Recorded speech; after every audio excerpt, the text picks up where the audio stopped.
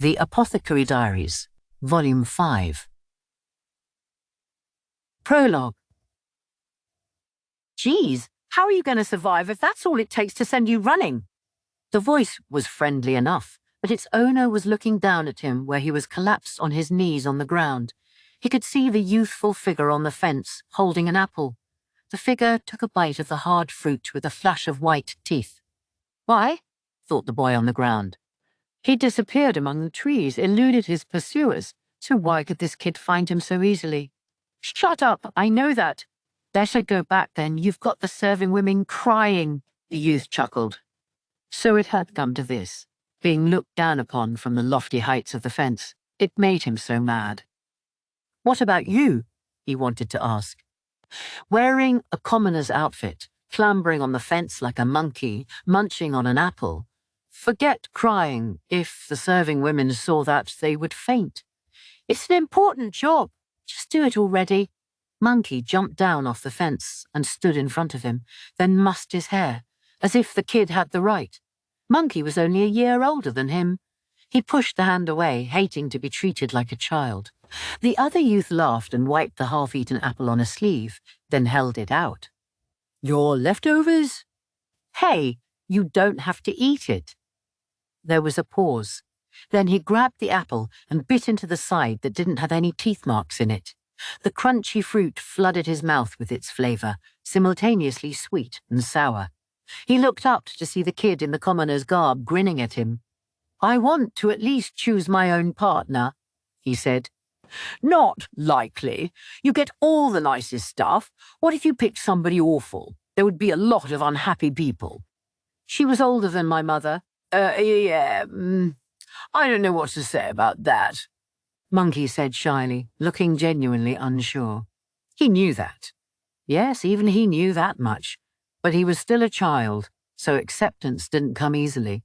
Grow up, Monkey said. You're one to talk. You're only a year older than me. What, you think that makes you a grown-up? He wanted to ask.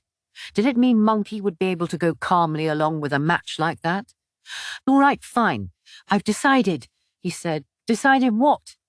He raised his finger, then pointed directly at the faux commoner. My partner for tonight. Excuse me? A sardonic smile, meant to hide embarrassment. Chapter 1. Locust. Morning was a lazy time in the pleasure district. These caged birds had been singing till dawn, and when the customers finally went home, the obsequious masks came off. For the brief time until the sun was high in the sky, they would sleep like logs. Maomao left her little shack, yawning. In front of her, she could see steam rising from the verdigris house, the men servants working hard to ready the morning baths, most likely. The chilly air prickled her skin. The sun was late in rising.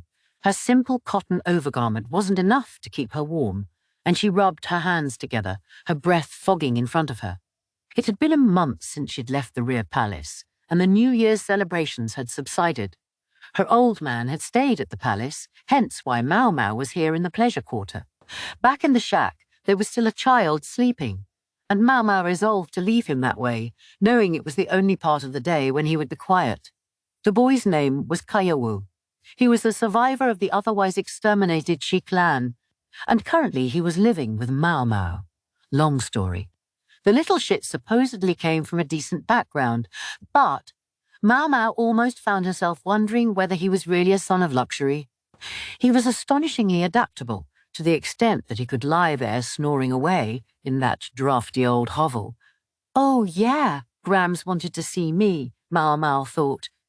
She could get some hot water from the verdigris house while she was at it.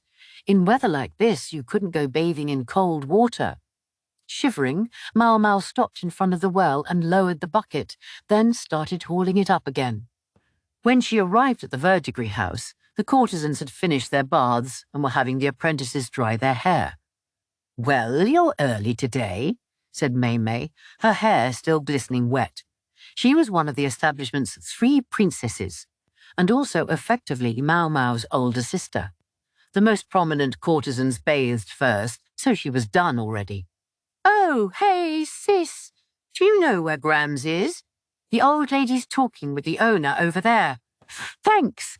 It was the elderly madam who ran the day-to-day affairs of the Verdigris house, but she didn't own the place. The man who did stopped by about once a month to confer with the madam about the brothel, the courtesans, and anything else that might be on his mind.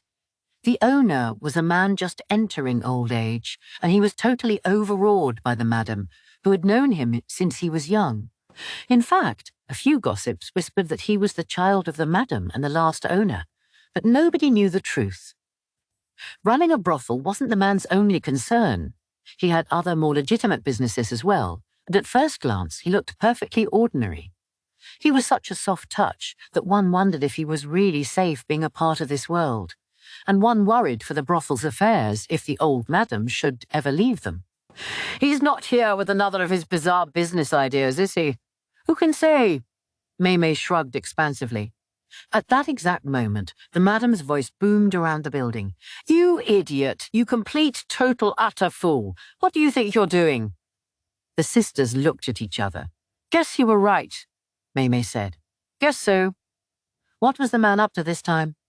A few minutes later, the madam emerged from an inner room. The nearly elderly man, looking thoroughly cowed, followed her. Everyone called him Mr. Owner. It was the only way to remember who actually did own the place. Considering the way Mr. Owner was rubbing his head, it looked like he'd gotten a good rap from the madam's knuckles. Oh, Maomao, you're here, the madam said. Yeah, Grams, I am. You asked me to come, remember? Yes, of course. Damn it, she forgot. Maomao was sure she had only said the words to herself. Yet the next instant, she felt knuckles smacking into the top of her head. Sometimes she wondered if the old lady wasn't actually a mountain spirit who could read minds. Mr. Owner gave Maomao a look of sympathy. He kind of reminds me of the Quack. If she was having a little déjà vu, maybe it was because the two men actually looked somewhat similar. I know that look. You want to take a bath? And have breakfast too, I suppose. Bring the kid with you. Someone's in a good mood. I do have my days, the old woman said, then all but strutted over toward the kitchen. I'll show myself out then, Mr. Owner said, and promptly did just that. Too bad, Maomao thought, watching him go. He usually stays for breakfast. No one said a word. Everyone in the dining area was struck dumb. Finally, Perrin, sitting beside Maomao, announced, Awful. Her face was a scowl of disgust. She was considered one of the 3 most lovely flowers to bloom at the Verdigris house, but if any of her callers had seen her with that look on her face, all their fantasies would have been dashed. As for Maomao, she looked like she'd found a maggot in her drinking water. The table was long enough to seat about 20 people, and everyone had a bowl full of congee, another of soup, and a third small bowl, while 3 large trays were placed at intervals along the table. At the Verdigris house, meals usually consisted of a single bowl of soup, and maybe, if you were lucky, a modest side dish. Today the small bowls contained raw fish and pickled vegetables, while 2 of the trays had separate side dishes in them, a very generous breakfast by normal standards. Something dark glinted on the trays. Bugs normally treated as pests in farmers' fields were here being served as food. Locusts. Grams, can you explain this? Shut up and eat. It's a gift from Mr. Owner. Maomao could well understand why the old lady was upset. Mr. Owner had other business concerns besides running this brothel, legitimate businesses that allowed him to hold his head high in polite company. But he could hardly be called a talented businessman. The harvest was bad this year. I guess they wept until he gave in. The madam angrily poured some black vinegar on her congee. Mr. Owner dealt in crops. Farmers in this nation gave part of their harvests as tax, and the state purchased another part of the yield. Mr. Owner's business involved trading in what was left. I don't care if they cried their eyes out. What was he thinking, letting the seller dictate the price? He won't be able to sell this stuff either. And look at it all. A mountain of fried locusts towered on the tray, seasoned as best as could be managed with soy paste and sugar. He said he'd bought too much, that they wouldn't keep and would go to waste. Then he ought to just throw it out, instead of using sugar on it. Sugar was expensive, and here he'd cooked bugs in it. Who was going to eat that? No one. That's who. That's why he had so many left over, and how they had made their way to the verdigris house's table. Mr. Owner had considered eating the costs himself, so to speak, but he had another concern. He had a wife who didn't think highly of the verdigris lady's profession, and he had evidently chosen the madam's knuckle over his wife's rage. Maomao scratched the back of her neck. She was used to less than refined food, but even she wasn't eager when confronted with this mountain of insects. After 2 or 3 of them, she would be ready to declare herself full. And the courtesans, far less accustomed to such base fare, frowned openly and refused to even touch the bugs. "Hurry up and eat. You won't shut up about wanting side dishes. Well, here you go, 5 each. Eat up," the old woman growled. Everyone looked at each other, and finally the first pair of chopsticks reached out toward the large dish. "Well, now," Maomao was surprised by the first person who put one of the locusts into their mouth.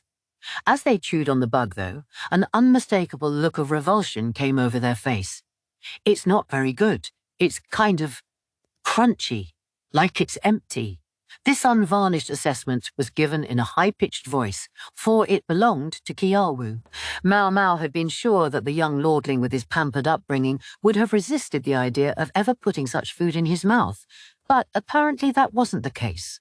Maybe the loss of his memories had taken any aristocratic inhibitions with it, or maybe he'd actually eaten something like this before, or perhaps it was simply a child's adaptability at work. "Wow, I'm amazed you can stomach that," said Perrin, who was sitting beside Maomao. "It's not great, but it's not like you can't eat it. It is super crunchy, though." Crunchy? That made some sense. You remove the innards of locusts before cooking them, so they were hollow on the inside. Hence, Maomao really thought nothing of it as she reached for a locust and unenthusiastically took a bite. Huh? Yes, it was crunchy, all right.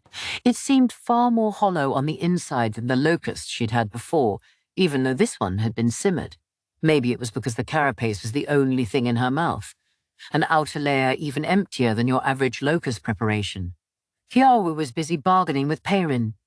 "You want me to eat yours? I'll help you out if you give me a mooncake." Maomao got a firm grip on his head and shoved him down in his seat. "Ow! Ow! Oh! Ow!" Ukyou yelped. Maomao took one of the locusts in her chopsticks and glowered at it. It was her bad habit. Once something had gotten her interest, she simply couldn't let it go. "I want you to do a little shopping for me." After breakfast was over, the madam finally remembered why she'd summoned Maomao in the first place. She wanted to send her on an errand to the market that occupied the city's central thoroughfare. The courtesans weren't allowed to leave the brothel, but the menfolk around here were too dense to trust with the shopping. There were a lot of strange and unusual products available at the market, but there were also a lot of con artists looking to rip you off. The market was a cheap place to sell things because one didn't need to maintain a storefront, but by the same token, there was nothing to identify the bad actors and places to stay away from. You had to have your wits about you to find worthwhile purchases. "I want you to get some incense." "The usual stuff," the old woman said. She meant the mild incense that was always burning in the entryway of the verdigris house. It was a consumable, so she wanted to get it as cheaply as possible, but she couldn't be burning low-quality stuff at the door to her establishment either. "Yeah, sure. What's it worth to you?"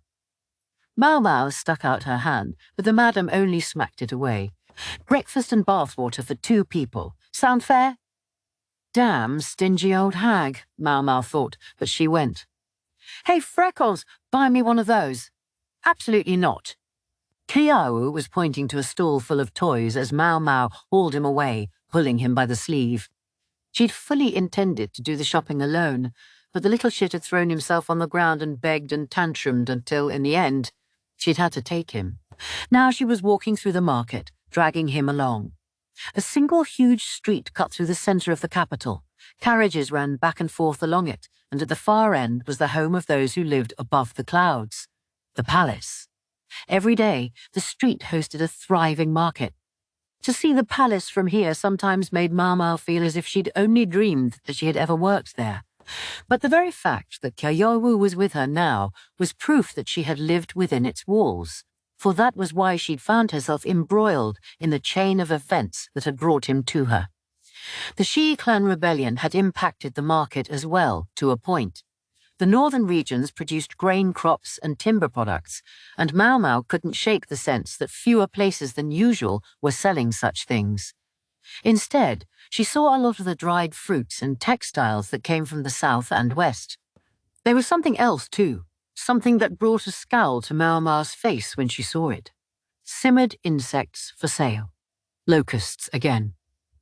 "I guarantee that stuff sucks. Who would actually buy it?" Ukyou said, causing Maomao to slap her hand over his mouth and drag him away, the stall owner glaring fearsomely at them as they went. "What I do?" Ukyou demanded. "It's true, isn't it?" "Just shut up," Maomao said, looking at him almost as grimly as the shopkeeper had. This, she thought, was why she hated children. "Hollow shells like that are never going to be good." Then Ukyou said, more quietly, "Man, so much for the harvest this year." Maomao blinked. "Wait, what did you say?" That stuff's gonna suck." No, after that." Ukyou looked at her curiously. "That the harvest is toast this year?" "Yes. How do you know that?" How do I know that?" Ukyou scratched his head with his right hand. His left hung limply at his side, spasming occasionally.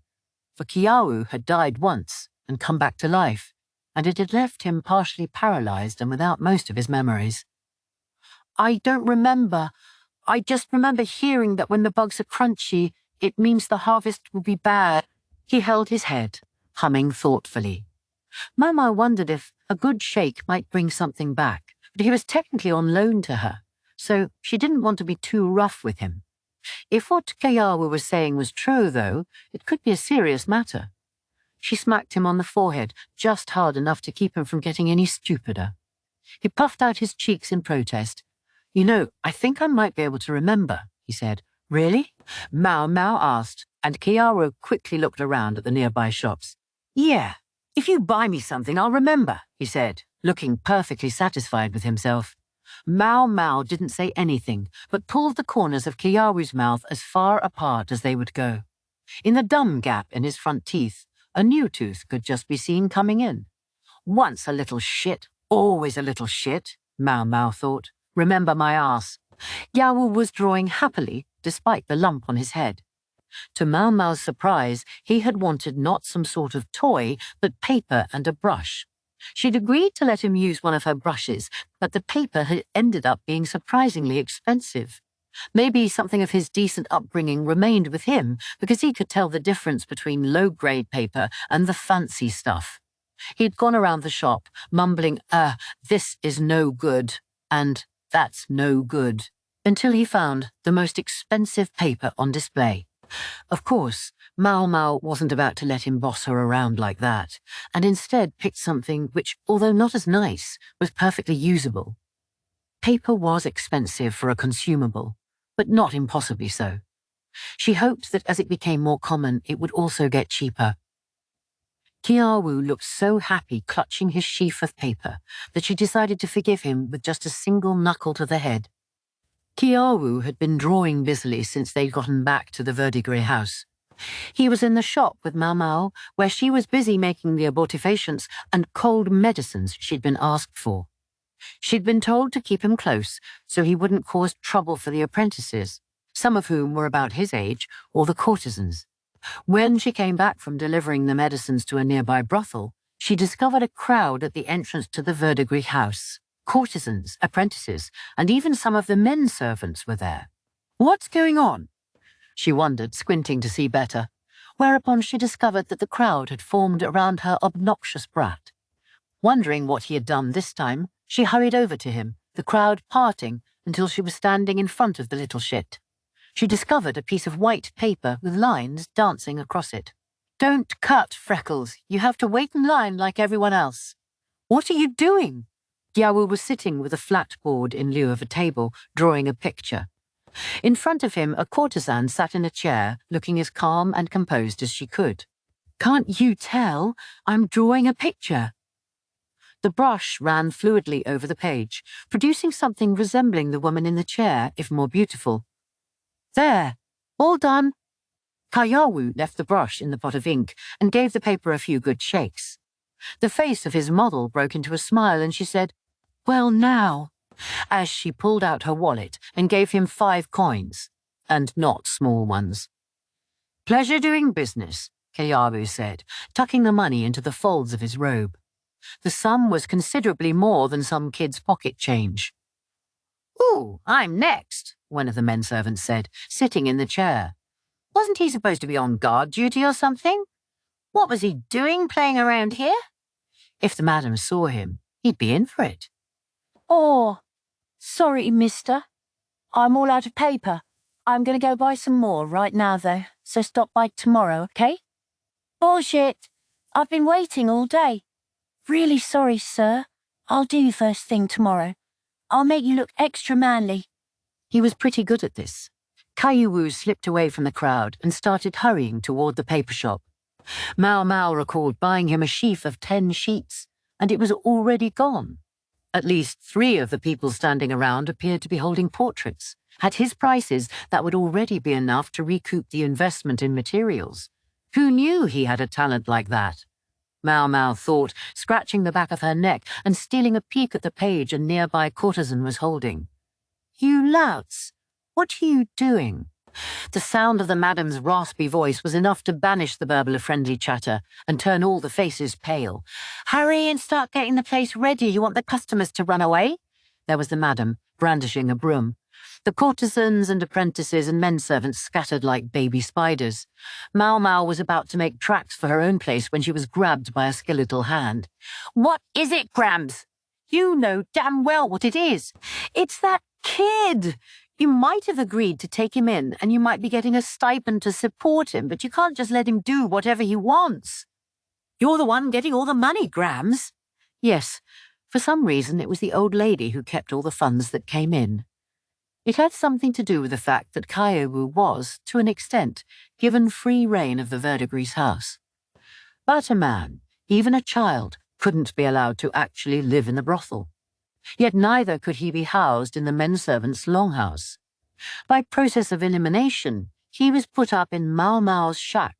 "He's using my facilities. He owes me a cut of the profits. I'll let it go at 10%. Greedy old hag." Maomao didn't think she'd said the words out loud, yet mysteriously she found a knuckle cracking down on her head. "You, clean up that brush and ink pot." "Why me? Don't question me. Just do it, or it's locust soup tomorrow." "Hag," Maomao thought, but she sullenly began to clean up, pressing one hand to her head all the while. When Ukyou got back to their shack that evening, Maomao looked at him in a way that showed she was not pleased. "Freckles, where's my brush?" "No brushes for boys who don't clean up after themselves." Maomao pointedly turned her back on him and put some wood in the cook stove. "Don't be stingy with me." "If I'm stingy, I learned it from the madam." Maomao stirred the congee in the clay pot on the stove, tasting a sip of it. She concluded it was a little bland and added some salt. "Who, by the way, says she's going to charge you for using her place?" "I know! I'm going to do my portrait somewhere else from now on." That caused Maomao to frown. She perched the ladle in the soup pot, then went over and stood in front of Ukyou, who was lounging on the rush mat on the floor. She crouched down and looked at him. "What?" "You stay close to the Verdigris house. I don't care if she charges you for it. You're not to get too far away from the guards. And no more going by yourself to buy paper. Hey, I can do what I want." He tried to look pointedly away from her, but Maomao grabbed his head and forced him to look in her eyes. "Yes, you can do what you want, if you don't mind ending up as a lump of meat." "Lump of meat?" Ukyou looked at her. She wasn't joking. The Verdigris house was boisterous and friendly, but this was still the pleasure district, and the seamy underbelly of the capital was always near at hand. Maomao pointed out the window of the shack. "You'll end up with the likes of her." The light of a lantern could be seen almost floating through the evening darkness. It was held by a woman who was hooded and carrying a rush mat. She looked ordinary at first, but then Ukyou caught his breath and stood abruptly. He must have noticed that this night walker had no nose. She had no proper home either, but could only take customers by the roadside. Women like her, the lowest of the whores, were often physically ravaged by sexual diseases. The woman outside didn't look long for this world, but if she wanted her next meal, she would have to find a man to service. What was she doing around here? Maybe Maomao's old man, good-hearted as he was, had given her medicine once, or maybe she was looking for the leftovers from some other brothel. Whatever it was, Maomao thought, it was causing trouble for her. "This isn't a nice place," she said. "It doesn't matter if you're some little kid. There are people out there who would line up to kill you if they knew you had a few coins." In other words, if he didn't want to die, he would do as she said. Ukyou pursed his lips a little, but nodded, his eyes brimming with tears. "You understand? Then hurry up and eat your dinner and go to bed." Maomao went back and stood in front of the stove again, where she resumed stirring the congee. Ukyou was already up when Maomao woke the next morning. She could hear him bustling around, and looked up to discover the tabletop covered in paper. Ukyou was working his brush vigorously. "That little shit!" He was using the brush and inkpot she'd hidden from him. Maomao got up, about to give him a taste of her knuckle, when one of the pages came drifting down off the table. Curious, she picked it up. It showed a bug drawn in precise detail. In fact, it was almost too real. It made her a little squeamish to look at. Brings back memories. It made her think of the young serving woman. No, the consort, who had loved insects. That young woman, Shisui, had done drawings like this too. Maomao felt a pang at the thought. Suddenly, Ukyou stood up. "Done," he said, presenting her with a piece of paper. "I finished, Freckles." "Finished what?" "This. Right here." He fluttered the paper at her, looking downright proud of himself. It showed two subtly different bugs. "I had a little trouble remembering exactly, but I think this is it. I think this is what I saw with the thing that talked about bad harvests." Luckily, his pictures spoke far more articulately than he did. They were very clear. This is your normal locust, and here on the bottom is a locust from when there's going to be a bad harvest. The two locusts showed legs of different lengths, and although it was hard to tell in an ink drawing, the richness of their coloration might have been different too. "Are you sure about this?" "Pretty sure. It sort of came to me in bits and pieces." Ukyou was still largely amnesiac, but apparently he was recovering bits of his memory. That could be highly inconvenient depending on what he remembered. It might prove very important too. Two types of locusts. Maomao would have to find out more about this. A plague of insects could destroy an entire nation when they ate all its crops. Insects were always a threat to crops, but plague was something else altogether. The bugs would devour anything and everything. In bad cases, they might even eat hempen ropes and straw sandals. Maomao didn't know what caused such events, but they happened at least every few decades. By good luck, no such thing had occurred since the accession of the current emperor. Some people insisted this was because the current emperor's rule was humane and enlightened, thus heaven saw no need to send plague. But Maomao didn't believe that for a second. It was just happenstance that there hadn't been any plagues of insects. That meant, though, that if and when such a plague occurred, it would be a chance to test the emperor's power. He had only recently punished the Shi clan, the most powerful in the land. The timing could hardly have been worse. If a plague of locusts occurred now, many people would assume it was a heavenly rebuke for the destruction of the Shi. Not my problem. Nothing to do with me, Maomao thought. No, it was nothing to do with her, but she was already moving. Almost before she knew what she was doing, Maomao was heading for a particular bookstore. No way they'll have it. Ukyou's detailed drawings had reminded her. She'd seen such illustrations before. She walked among the shops until she reached one that was particularly gloomy and mouldy-smelling. A bell chimed as she entered, and the owner, resting within like a piece of the furniture, nodded to her. That was as much civility as he was prepared to offer, after which he appeared to go back to sleep. The place looked deserted, bereft of customers, but she knew his purse must be comfortably full these days. He supplies books to the rear palace, after all. Most of the stock was either used books or for rental. There were a few brand new items for sale, but not many. If you wanted something new, you would probably have to order it. The shop owner left these business matters largely to his children, living an almost hermetic life himself. They're not going to have it. This shop specialized in popular fiction and erotic illustrations, not what one would call refined material. Maomao had come here nonetheless, because sometimes one could make unexpected finds in shops like this. Almost as soon as she got inside, she rubbed her eyes. What was going on here? She frowned. What was this? Some convenient plot twist? She pointed to a book sitting on a pile on a desk. Hey, mister, can I have a look at that? The shopkeeper grunted. Maomao took it for permission and picked up the book. It was thick and heavy, and the cover depicted a bird. This is ridiculous. In fact, it seemed impossible. And yet, there it was. The book was filled with pictures of birds accompanied by descriptions, and there were handwritten marginal notes peppering the pages. What's the story with this thing? Got it in yesterday. The clerk didn't sound very excited. More like he wished she would stop interrupting his nap. Did you get anything else in along with it? Only the one. But the guy said he would come back, I think. Maomao's face began to sparkle. This was the second time she had held this book. Yes, it was exactly the same one she'd seen back then, back in the chamber where she'd been confined. It was one of the books she'd been given as research material on the elixir of immortality, and here it was in her hands.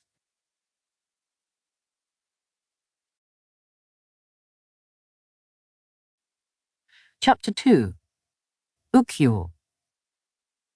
Maomao wondered how this could be. Shisho's stronghold was supposed to have been sealed off. It made no sense for something from there to be here. Even if the clan's possessions had been moved out of the fortress, the fact that she had found one of them here in this marketplace implied some shady dealings somewhere along the line. Well, if that was the game that was afoot, then Maomao had an idea. She found the culprit quickly. And how? It was really quite simple. Young lady, you can't call me all the way out here just for something like this. The annoyed speaker was Lihaku, and despite his complaint, he was eagerly trying to get a good look at the verdigris house. They were in Maomao's apothecary shop, Lihaku's considerable bulk making the place feel even more cramped than usual. I don't have time to go chasing after petty thieves, Lihaku added, glancing toward the ceiling of the atrium, hoping to catch a glimpse of a countenance like a blossoming flower.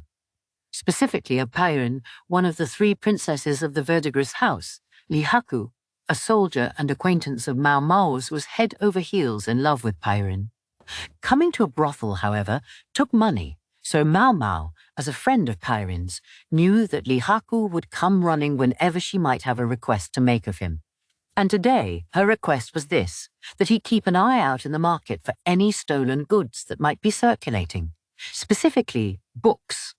Encyclopedias were unusual. If one had been stolen, it would be easy to trace when it was sold. And because the thief might go to any number of shops besides the used book place Maomao had visited, she wanted Lihaku to be on the alert. Ha! Well, you'll be glad to know I've been watching the place all morning. You didn't ask one of your subordinates to do it? Apparently he'd been so set on making a good impression that he'd handled the matter himself. Given that it was still the cold season, it was a pretty good effort to stake a place out. Lihaku handed Maomao a package, a gift of rice dumplings. He accompanied it with another glance toward the atrium. He seemed to be suggesting that he and Maomao should have tea together, and that she should call Pairin to snack with them. But Maomao still needed something from him first. Where's your captive? Out front. One of your guys is watching him. Ah. Maomao looked out the window to see 2 of the brothel's guards standing on either side of an emaciated, beardless man. He was wearing fairly heavy clothes. In fact, Maomao recognized the cotton-padded jacket. It was dusty and obviously hadn't been washed in days, but she knew it. Well, now, where had she seen him before? Hey! Lihaku called, but Maomao ignored him. She put on her shoes and headed toward the men. Flanked by the 2 large guards, the thief looked smaller than he actually was. Don't get any closer. He's dangerous. one of the guards, a long-serving manservant, said, catching Maomao by the collar. She hated being handled like a cat, but this was how it had always been, ever since she was little. She didn't bother squirming away, but only looked at the thief. He didn't say anything. She didn't say anything. But their eyes met, and he studied her face for a second, and then he went pale. He opened his mouth, and what should he say but, "Snake girl!" He shouted so loud he sprayed flecks of spittle. "Hey, I think you mean cat girl," the guard said teasingly. The other one laughed. "Ooh," Maomao fumed. She didn't have much memory for faces, and the man's appearance was altered by his hollow cheeks, but she was almost sure he had been at the fortress. He was the one who had been guarding her room, the one who had helped her escape from the torture chamber, the one who had interrupted her delicious meal of snake meat. At least it makes sense now, she thought. When he'd told her to run, that it was dangerous, he'd looked like someone who'd just looted a burning building. Since he'd been guarding her room, it would have been a simple matter for him to snatch the books out of it. "What's the matter, young lady?" Lihaku arrived on the scene and looked at the man, who trembled visibly. If they found out he was a runaway from that fortress, they'd treat him as something much worse than a thief. Maybe, Maomao thought, she could use that to her advantage. "I'm sorry, sir. He's an acquaintance of mine." "Huh?" Lihaku said, taken aback by the bluntness of Maomao's declaration. She smirked at the criminal. Lihaku was clearly dubious, but when Maomao produced some snacks and called Pyrin, he quickly went off wagging his tail. And so it was that Maomao was left in the apothecary's shop, herself, the thief, and— "You know, you don't really have to be here," she said, shooting a withering look at the long-serving manservant. Everyone else had gone on tea break, but this man had insisted on following Maomao. He'd cleverly helped himself to a handful of dumplings. "Afraid I can't leave you two alone. If anything were to, happen, I'd catch hell from Mr. Fox and Mr. Mask."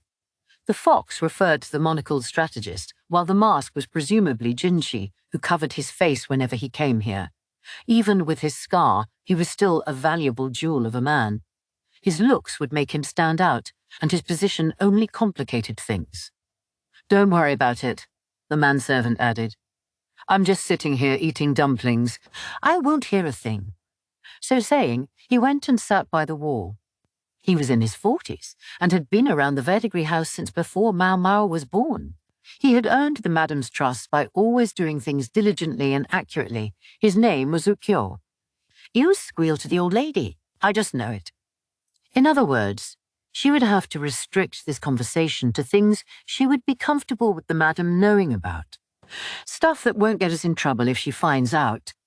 Maomao looked at the man sitting across from her. 2 books lay on the table between them. The one Maomao had found at the used bookstore, and the one the thief had intended to sell today. "What happened to the rest of the books?" she asked. The man refused to look at her, like a recalcitrant child. It wasn't a good look for a full-grown man. "I don't have time for this. If he'd sold them at other shops, someone else might already have bought them." Maomao slammed a fist down on the table. "That soldier we saw, he was part of the assault on the stronghold," she said, quietly, slowly. "Are you saying you don't care if I tell him you were there?" The man's colour got even worse. Maomao hated to threaten him after he'd helped her.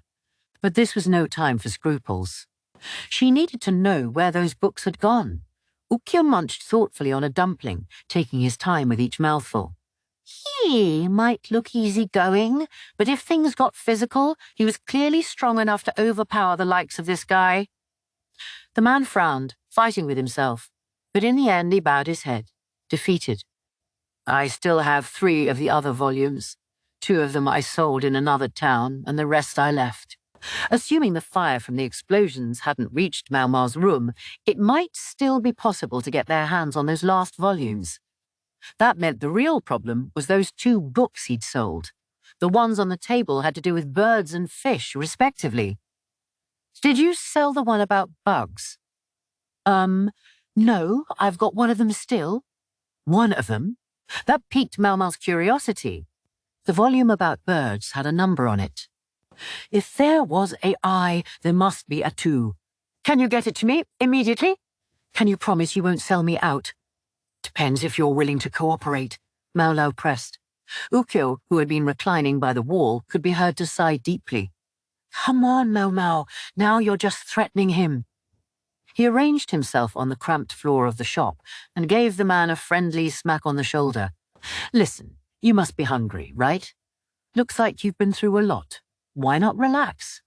The thief didn't say anything. Ukyou, meanwhile, simply left the shop. He was soon back holding a tray with a bowl of rice and a side dish. The side dish was nothing more than the leftover stewed locusts. But no sooner had Ukyou offered the man chopsticks than the thief took them. Maomao was surprised by the man's enthusiasm. Ukyou slapped her on the shoulder. Not there yet. The thief, virtually obsessed with his meal, didn't even look at them.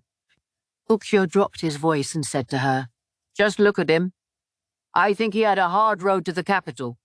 Maybe he did sell the books, but it looks like it was either that or starve. The books themselves seem to have been treated well. I don't think he's a bad person. You might be right, Maomao said, but she was absolutely dying to know what had happened to the other books. You have to know when to use the carrot and when to use the stick.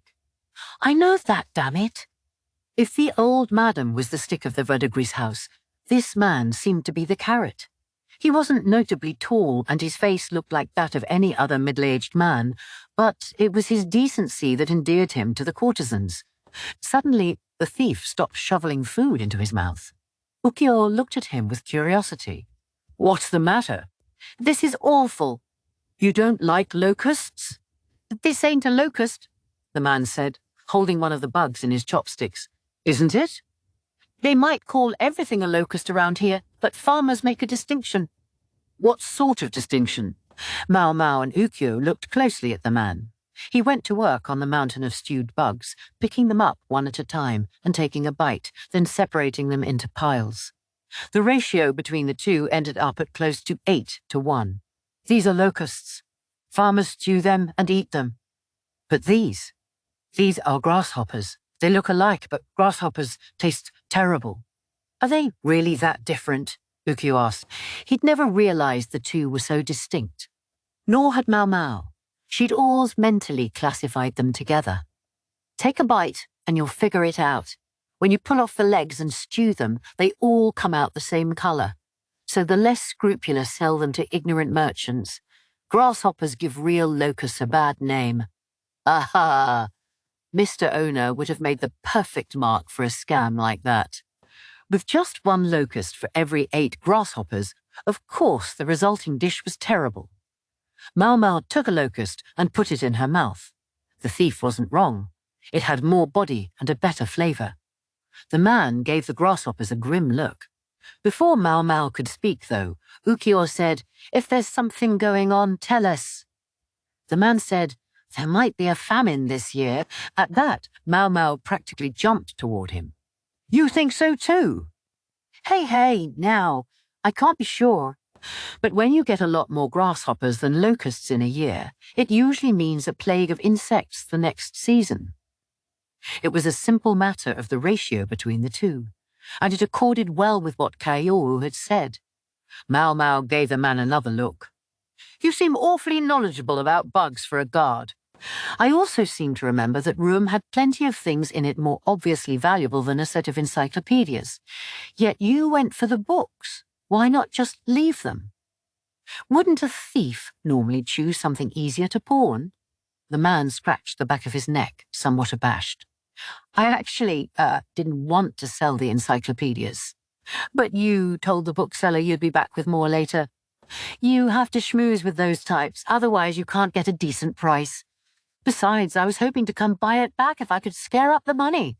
I mean, nobody would voluntarily buy an encyclopedia.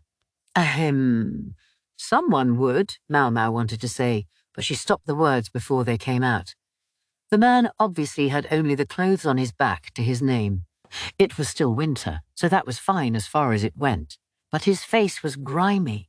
He was so dirty that Maomao had somewhat balked at letting him into the apothecary shop.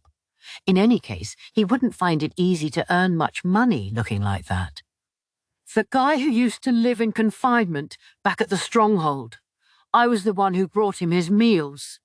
Maomao's eyes widened. This was unexpected. I guess they brought him there to make some kind of new drug or something, but that wasn't the only thing he was researching. What else was there? This right here, the man said, indicating the grasshopper. You mean how to prevent a plague? So that was what her predecessor had been trying to discover.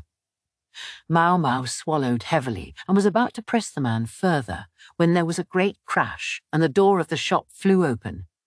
Hey, Freckles! Can I eat your dumplings or what? It was Ukyou, holding a skewer of dumplings in each hand. The thief blinked several times. What? Young master, before he could get the words out, Maomao grabbed some medicine she'd been pulverizing and flung it into the man's open mouth. Ah, that's bitter. He practically convulsed. She felt bad for him, but he'd been about to say something extremely inconvenient for all of them. She'd do it again if she had to.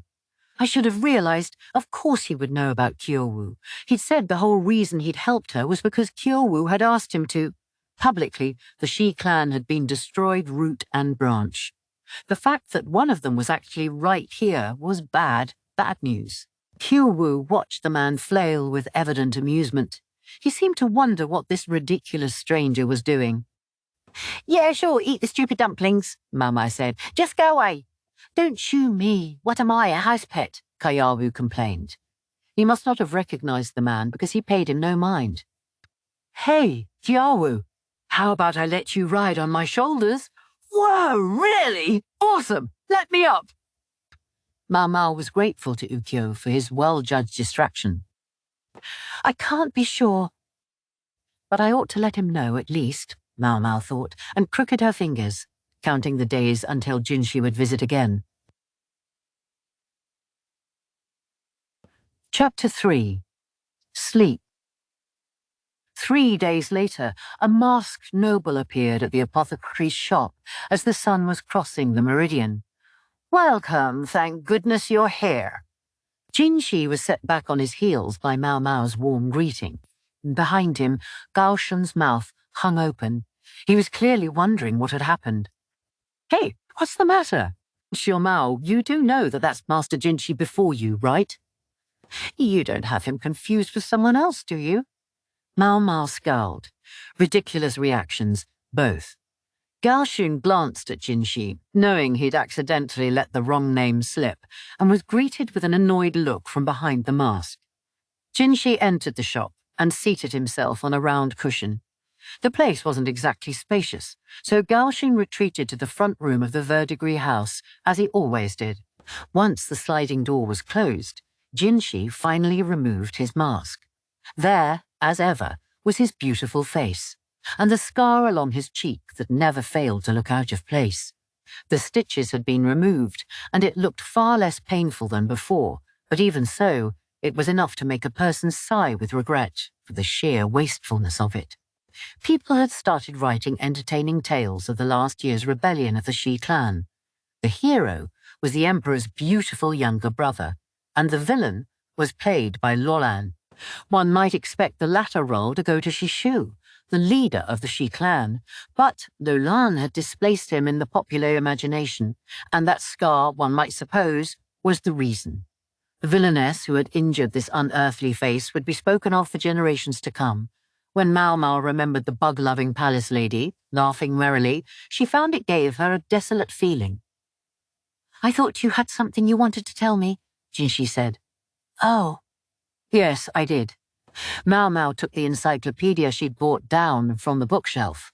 What's this? Some opportunist plucked it from the flames of the stronghold and sold it. She would keep quiet about the former guard for the time being. He was under the care of the verdigris house's chief manservant, Ukyou, who would know what to do with him. The man who had fled the fortress had decided to start calling himself Sazen. Maomao had wanted him to use an assumed name just on the off chance his real one caused the little brat, Ukyou, to remember his past. Luckily enough, Sazen seemed to have no special attachment to his former name. Now he was learning the business from Ukyou. We were able to recover the books he sold. Ukyou had acted immediately to gather them up, Sazan said he'd sold them to a procurer with whom Ukyou happened to be acquainted, so the chief manservant talked to the other man and bought the books from him, meaning there was just one problem left. I think the last of these books is at the fortress. Now I want to get my hands on it. Jinchi gave her a look. And why are we collecting these books? Maomao decided the best answer to that question was a practical demonstration. She placed a bowl of food in front of Jinchi with a none too elegant thonk, a mountain of stewed bugs of a rather unappealing colour. Jinchi frowned openly and backed away. What in the world are those? Stewed locusts, although the chief ingredient is actually grasshoppers. Maomao picked one up in her chopsticks and leaned toward Jinchi. He backed away again, but soon found himself stymied by the wall, where he simply crumpled. "I'm not eating that." No one said anything about eating it. Maomao put the grasshopper on a plate and took out a piece of paper with a picture of two insects on it, a comparative study of a locust and a grasshopper. It had been based on the fried versions, but it captured the essentials. She'd given Kayawu some pocket change for the work. "It seems grasshoppers proliferated last year. Weren't there any complaints from the farming villages about damage from insects?" Jinchi's face clouded, and he scratched his head with a sigh. "Oh yes, we had some reports. There was significant damage to farms in the northern region. Not enough to cause starvation, though. For better or worse, autumn the year before had been cold, helping to take care of the bugs. They were wiped out before they could increase uncontrollably. Devastation from locusts can continue for several years. What do you plan to do this year?" Jinchi's mouth twisted. Maybe the question had already occurred to him. The northern region had, Maomao suspected, largely belonged to the Shi clan. With them gone, responsibility for governing the area would fall on the emperor. "We're planning to cover for last year's shortfall by distributing some of the excess from the south." But they hadn't yet, it seemed, planned further ahead than that. Jinchi had a furrow in his brow worthy of Gao Shun. "If it happens again this year, things are going to be hard," Maomao said. People would claim that the plague was a sign that the emperor was not ruling the country properly. They're just bugs, you might think. But such plagues had spelled the end of more than one nation in history. And for this to come the very year after the emperor had destroyed the Shi clan, what would the people make of that? Ridiculous superstition, Maomao thought. But in the minds of many, the connection couldn't be dismissed so easily. And the emperor and his relatives had to rule the credulous as well as the skeptical. "Insect plague is a natural phenomenon," Jinchi said. "What are we supposed to do about it? Set up bonfires to draw them off? Or should we go out and swat every single one individually?" He was right, of course. Such an endeavour would be futile. "That's why I'm looking into this," Maomao said, holding the encyclopedia out toward Jinchi.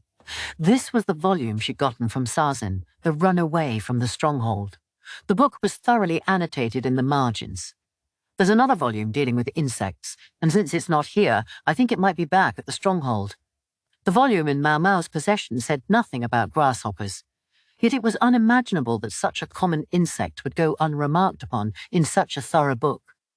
Also, I believe the apothecary who was at the stronghold before me was researching something about grasshoppers. Truly?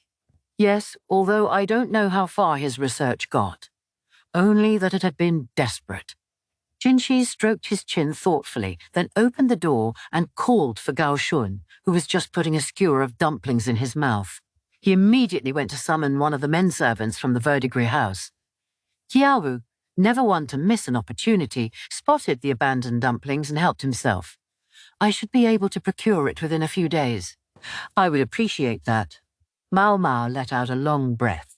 This didn't mean things were over, but it did bring some relief for something that had been swirling in her mind for some days now. Jinchi, however, looked pale. He often seemed fatigued recently, now that he could no longer pretend to be a eunuch. And what Maomao had said had only added to his workload. "Tired, sir? You could say that, but I'll be fine." He had big bags under his eyes, but the officials and court ladies around him didn't seem to notice them. In fact, they seemed to think he was fine. Even with a scar on his face, his beauty was still virtually superhuman. and that threw people off. They seemed to take it for the bloom of health. He's going to collapse at this rate. People whose senses became dulled by fatigue eventually ceased to understand even that they were fatigued. If even Gaoshun were to insist that Jinshi was fine, there would be nothing she could do to stop any of it. He needs some sleep. If he had the time to come all the way out here, he should have spent it resting in his room instead. Maomao looked at him with some exasperation. Master Jinshi, wouldn't you like to rest? What's this all of a sudden? I'll prepare a bedroom immediately. I want you to sleep.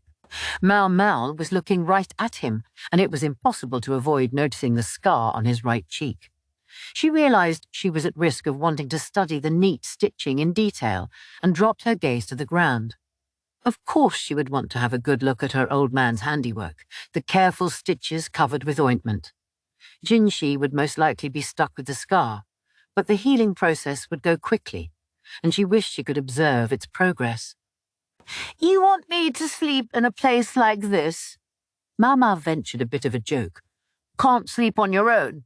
Thinking maybe he would resent being spoken to like a child, though, she started to add, that's a joke. No, I can't, Jinshi said before she could finish. It seemed he got lonely by himself. I get it. Maomao popped her head out the door of the shop and called to a nearby apprentice, asking her in turn to call the madam. What is it? The old lady asked, not very enthusiastically when she arrived. But when Maomao explained what she wanted, a light started to shine under those baggy old eyelids. Give me half an hour. Is that really enough time? Maomao thought, but she proceeded to leave the madam, who suddenly seemed quite invested, to her own devices. Instead, she offered Jinshi some restorative tea. This way, please, Maomao said, directing Jinshi into the Verdiger's house. She led him to a room on the top floor, a chamber appointed with the finest furnishings and a very large bed. Incense was burning, filling the space with a rich, sweet scent. You may rest here, sir. Work is important, but you must take care of yourself. She'd half expected the madam to simply shoot her down, but the old lady seemed to have had some sort of plan, for she offered the establishment's best room for free. And she'd gotten it ready in 30 minutes. An impressive display. Maybe she'd figured it would be best to make a good impression on a member of the nobility. If you want to bathe, a medicinal bath is ready for you. If you'd like pajamas, you can use these. Maomao handed him a set of soft cotton sleepwear. Jinshi looked surprised at first, but his smile grew progressively more gentle. It wasn't the smile of a celestial nymph, but it could still have melted the heart of any woman or man. I believe I shall bathe, Jinshi said, heading for the adjoining bath. The tub, filled with hot water painstakingly brought by the men servants, would be the perfect temperature. How they must have struggled, first to boil it and then to bring it here before it cooled. Maomao felt a wave of relief, and it seemed like the furrow in Gaoshun's brow. He was in a corner of the room, softened as well. And yet he also seemed uneasy. I shall not be sleeping alone, Jinshi reiterated. No, you shall not, sir. On that count, at least, there would be no question. Jinshi opened the door to the bath with an inscrutable expression, and then immediately slammed it shut again and scuttled back to Maomao in a tizzy. His scurrying looked somehow comical. He was wearing his mask again. Why are there scantily clad women in the bath? He demanded. No need to worry, sir. They're professionals. The guy could hardly peel his own tangerine. So Maomao figured bathing himself was out of the question. She'd asked for clothing to be ready for him, just like when the emperor bathed, and figured that while they were at it, he should get a massage too. Don't you like massages, sir? Does it stop at a massage? He ventured. Often not. This was a service industry after all, and if the customer requested it, many practitioners would add extra services that they didn't bear speaking of. Everyone knew that was how the pleasure quarter worked. Still going to have that bath, sir? Thank you, I'll pass. Change of clothes. I can do it myself. Jinshi took off his overgarment and pointedly pulled on the sleepwear on his own. He's surprisingly well built, Maomao observed, although she had no particular emotional reaction to that fact. She picked up the overgarment off the floor, folded it neatly, and put it away in a chest. It still carried a wisp of perfume, an aroma that conveyed its owner's excellent taste. Maomao took a cup and a small teapot from the bedside and poured something for Jinshi. He tilted his mask up and took a drink. Sleeping medicine or something? Maybe it had tasted funny. Perhaps Maomao should have taken a sip to show that it was safe. It contains nutrients to boost your energy, sir. Jinshi spat out the tea. Maomao, finding herself veritably drenched in it, couldn't help giving him a bit of a scowl. Why in the world would you give me that? I've heard it's the most effective remedy when a man is tired. Do you, mean what I think you mean by that? What else could I mean, sir? The look on Jinshi's face was a mixture of disgust and shyness. In fact, he seemed to be making that sort of face a lot today. Maybe there's some problem with me being so direct.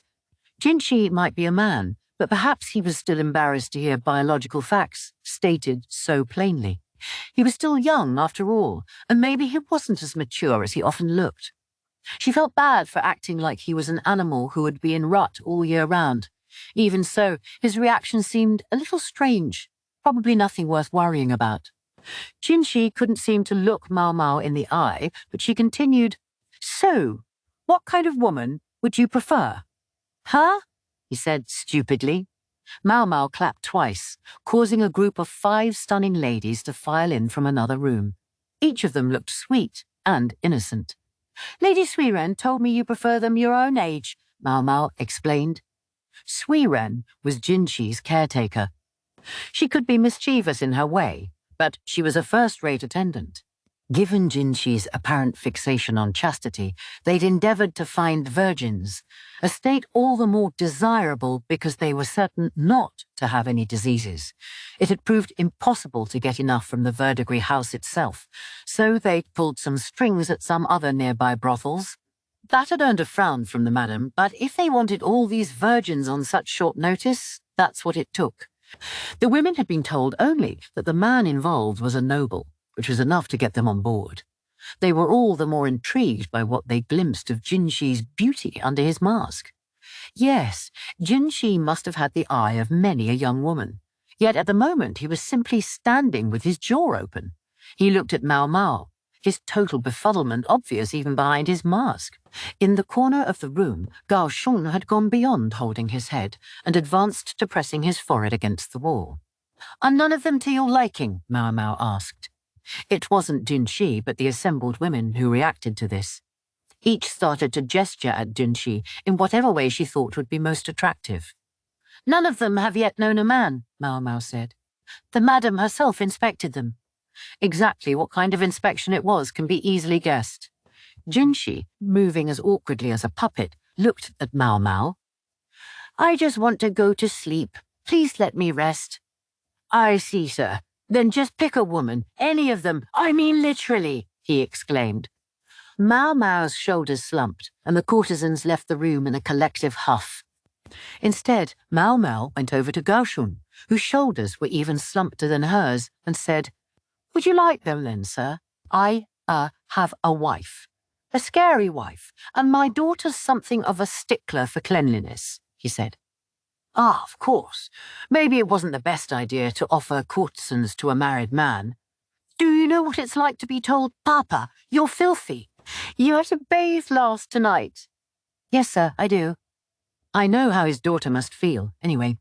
She did feel bad for Jinshi's attendant having to stand around, though, so she offered him a nice sofa to sit on.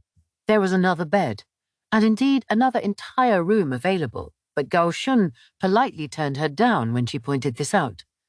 If anything, he worried that a divorce might be in the offing if he were ever to be discovered in a place like this. Maomao went back to where Jinshi was reclining and pulled the covers over him.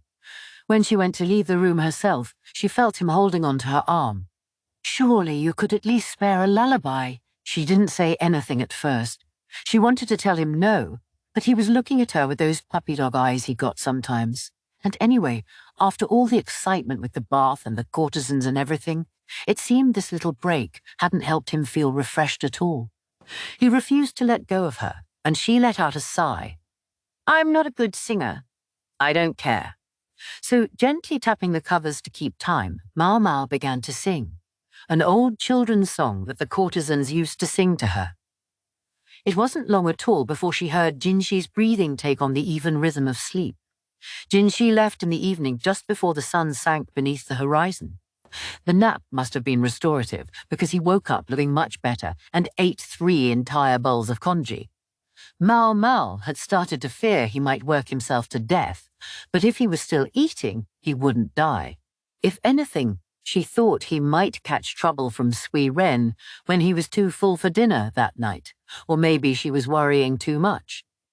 With his mask back in place, Jinxi boarded his carriage, and Maomao watched it leave. As she stood there, she thought she felt a pair of eyes on her. Turning, she saw a courtesan looking wanton, leaning against the second-floor railing and smoking a pipe. It was Perrin, one of the 3 princesses. Her robe didn't do much to hide her abundant chest. "Isn't it about time you gave in?" she asked. "Gave in to what?" Maomao asked, turning away from her elder sister and heading back to the shop.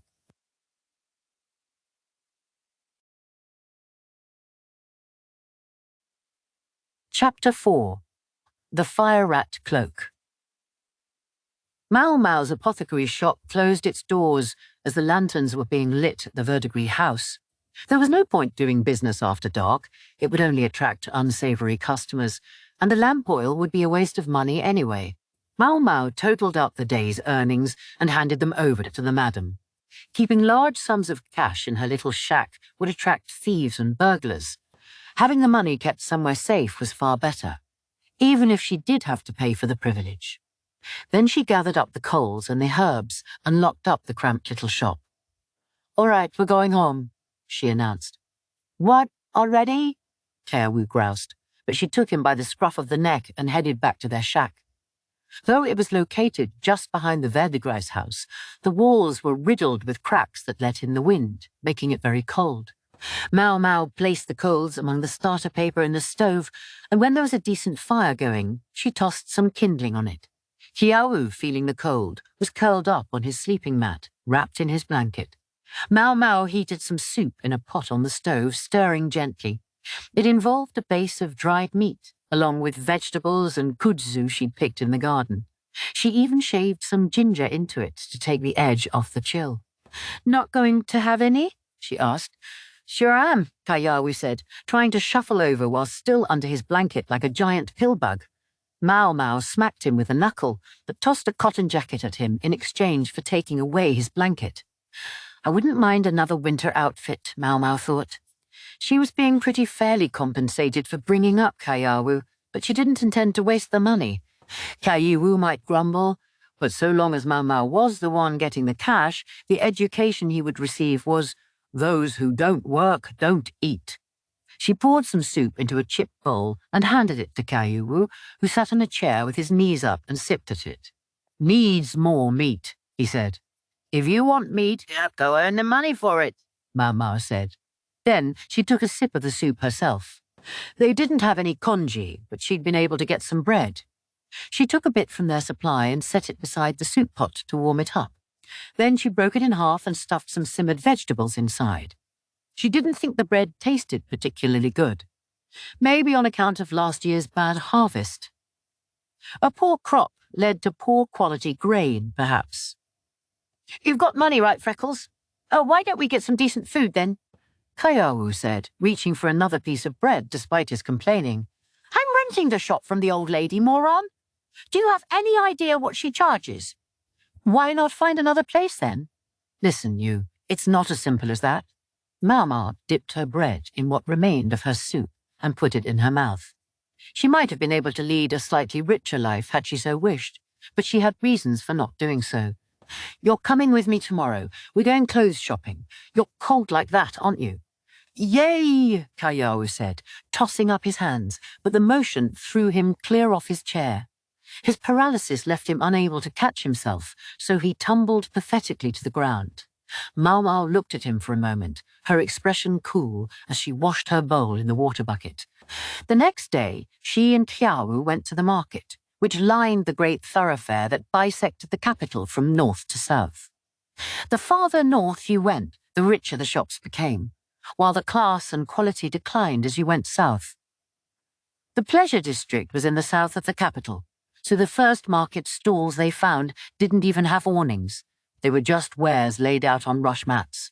The farther you went into the side streets, the shadier the shops became. The proximity of the pleasure quarter seemed to breed places selling dubious medicaments. Naturally, an apothecary like Maomao wasn't taken in by such products, and the merchants knew it. None of them called to her as she passed their stores. They were looking for men who weren't yet used to the pleasure district. Those made the best marks. Maomao worked her way toward the center of the capital, grabbing Ukyou by the scruff of the neck each time he threatened to wander away. It was sometimes said that buying cheap could actually cost you money. A cotton jacket from one of the street stalls would certainly be inexpensive, but the material would be poor. It would never stand up to the brat running around in it and doing all the things children do. Any merchant with an actual building would know they needed the trust of the local shoppers. A jacket from somewhere with an actual storefront would cost a little more, but would inspire much more confidence in the product. Maomao picked a place from the tangle of shops and went in, a place that sold clothing to commoners, including used clothing. When she brushed past the curtain and into the shop, she saw clothes hanging from the ceiling. Within, the shopkeeper was mending a garment and yawning. A brazier beside him was filled with crackling coals, but it was surrounded by a shield to prevent the sparks from landing on any of the wares. "Oh, used clothes. Don't be picky." Ukyou was still small. He would hit a growth spurt soon. It would be more economical to buy something they wouldn't have to hesitate to replace. Maomao was looking through the merchandise for a child's padded jacket when something caught her eye. "What's that?" Ukyou, ever eagle-eyed, came over. It was a robe hanging on the wall, a long-skirted outfit of pure white. The lack of colour made it look somewhat plain, but it also had a whiff of the exotic. It was most unusual. Maomao's eye was drawn to embroidery in what looked like a pattern of vines on the sleeves. "Could this be— Geez, that looks pretty cheap," said the little shit. Heaven forfend he ever hesitate to say whatever came into his head. Maomao gave him a smack, alert that the shopkeeper might be listening, but from the proprietor all she heard was laughter. "Ha ha, you think that's cheap, boyo? Isn't it? Girls' clothes are supposed to be colourful." "I suppose you're right." The shopkeeper put a pin in a pincushion, then rubbed his stiff shoulders and smiled at them. He let his gaze drift to the robe. "But this robe, you see, a celestial nymph wore it once."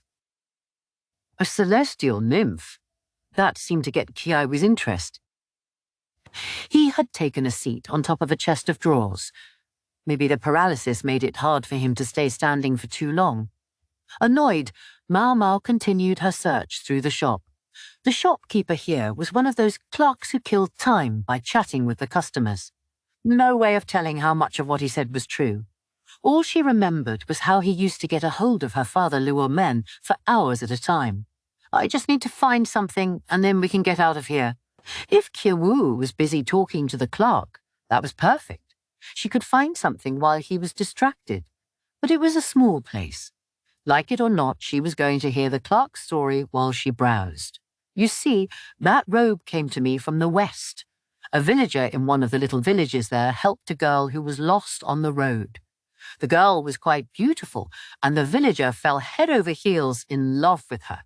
She was a most unusual young lady. She had white skin and golden hair. She knew how to spin a thread that was unlike any other, and with it she wove several robes to repay the villager who'd helped her. The robes were embroidered with mysterious designs and sold for several times what any other cloth was worth. The girl insisted she wanted to go back to her hometown, but she didn't seem to know where she lived. Must have come from some far land, I suppose. The villager proposed to the girl, and then again, and finally she decided to accept him. But it was poor timing, for just then the girl's family arrived in the village looking for her. You could tell it was her family because they had the same sort of hair and skin. The villager had finally gotten the girl to agree to his proposal, though, and he wasn't about to give her up. So he hid her away, and the entire village pretended they knew nothing about the matter. The girl's family went away, but they were suspicious. The villager decided he'd better hurry up and hold the wedding and make the young lady his bride.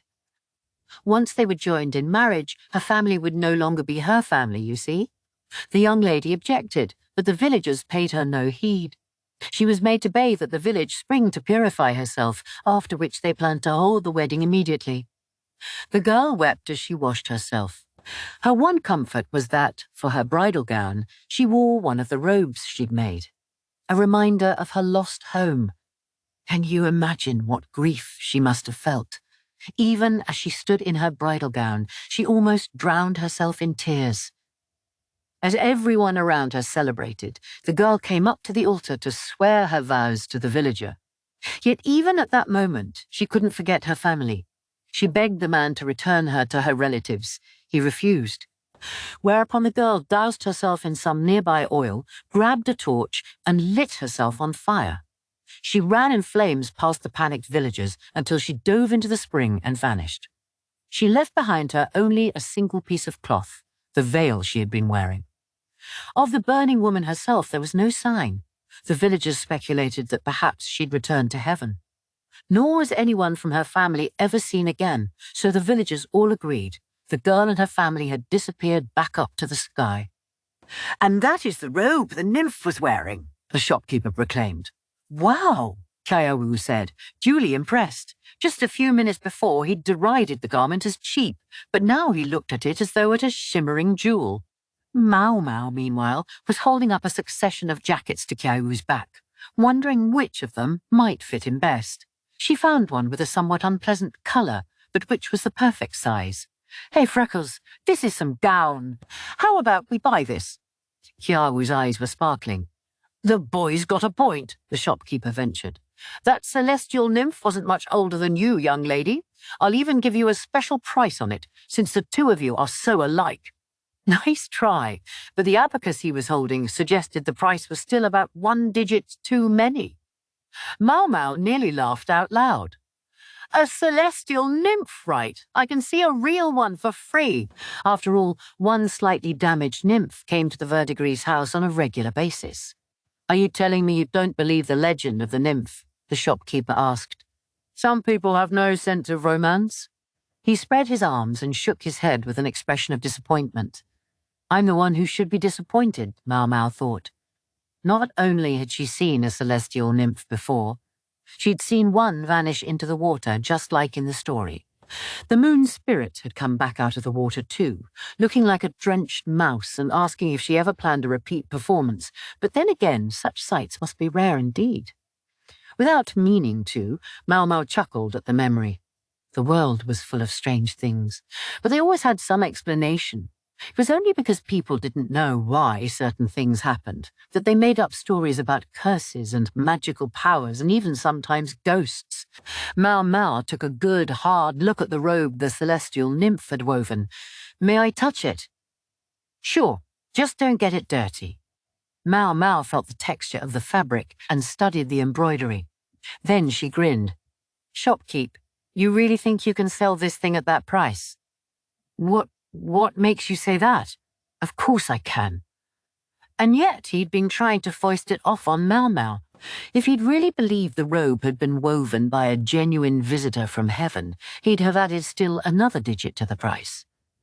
And what if you could sell it for 10 times what you're asking? 10 times? Huh, well, I'd certainly be a happy shopkeeper. I'd give you everything you're holding for free. The clerk sounded like he was joking. But Maomao said, "Would you now?" "You heard the man, Ukyou?" Yeah, I did, but you can't get 10 times the price for that thing, can you? You're out of your mind, Freckles." Even Ukyou was making fun of her now. Maomao scowled and grabbed a coal from the brazier with a pair of metal chopsticks. "I'm going to borrow the robe in this coal for a few minutes, mister." "Hey, what are you doing?" Maomao took out her purse and put it down on the chest of drawers. Thunk. It was all the money she had with her, but it ought to cover this one robe. The shopkeeper stopped complaining when he saw the cash. Maomao, meanwhile, took the robe and the coal out into the street. and then she threw the garment on the ground. Hey! The shopkeeper started shouting again, looking a little crazed, but Maomao ignored him. Instead, she took the coal in her chopsticks and dropped it on the dress. "Hey, Freckles, I'm kind of hot," Ukyou said from under several layers of cotton jackets. She overdressed him, layering jackets until he looked like a pudgy Daruma doll. "Take a few layers off, then." Ukyou was only wearing them because he'd complained about having to carry them. Maomao herself was holding a new robe of her own. She usually preferred less eye-watering colours, but she wasn't about to complain about something she'd gotten for free. It fit her, and that was what counted. "Hey, Freckles, why didn't the robe burn anyway?" Ukyou asked. Maomao had snorted in spite of herself at what the shopkeeper had called the celestial nymph's robe. There was a much better name for it than that. The fire-rat cloak, she'd suggested, whispering it into the shopkeeper's ear. The robe had refused to catch fire when she dropped the coal on it. In fact, it had emerged without so much as a scorch mark. Passers-by were amazed, so amazed that they might indeed have believed her if she told them the robe had belonged to a celestial nymph. "What are clothes made from, Ukyou? What are they made from? You mean like cotton and hemp and stuff? It's just grass and fibres and maybe sometimes bugs or something." "That robe was made of rock." Ukyou's jaw dropped so fast, Maomao almost laughed. "Rock? You mean like rock? Rock? How'd they do that?" "Even stone can take many different forms. Rock fibre could be turned into cloth." It was an unusual technique, but one that had existed since ancient times, called wuhuangbu. But that didn't sound very impressive, so she'd borrowed a name used for the material in the Eastern Island country. And, of course, rock doesn't burn. Still, what must it have looked like to the people witnessing it? Even those who knew about wuhuangbu might be seeing it for the first time. The uniqueness of it would help drive the price up among curious collectors. And it had won Maomao a veritable wardrobe of free clothes. So that's the story. What about the celestial nymph, then? I suspect it was half true and half not. Maomao had recognized the embroidery on the sleeves of the robe. It was written in the characters of the foreign country that her old man, Liuomen, had often used to write his notes. When stylized, the characters could look like swirling, climbing vines.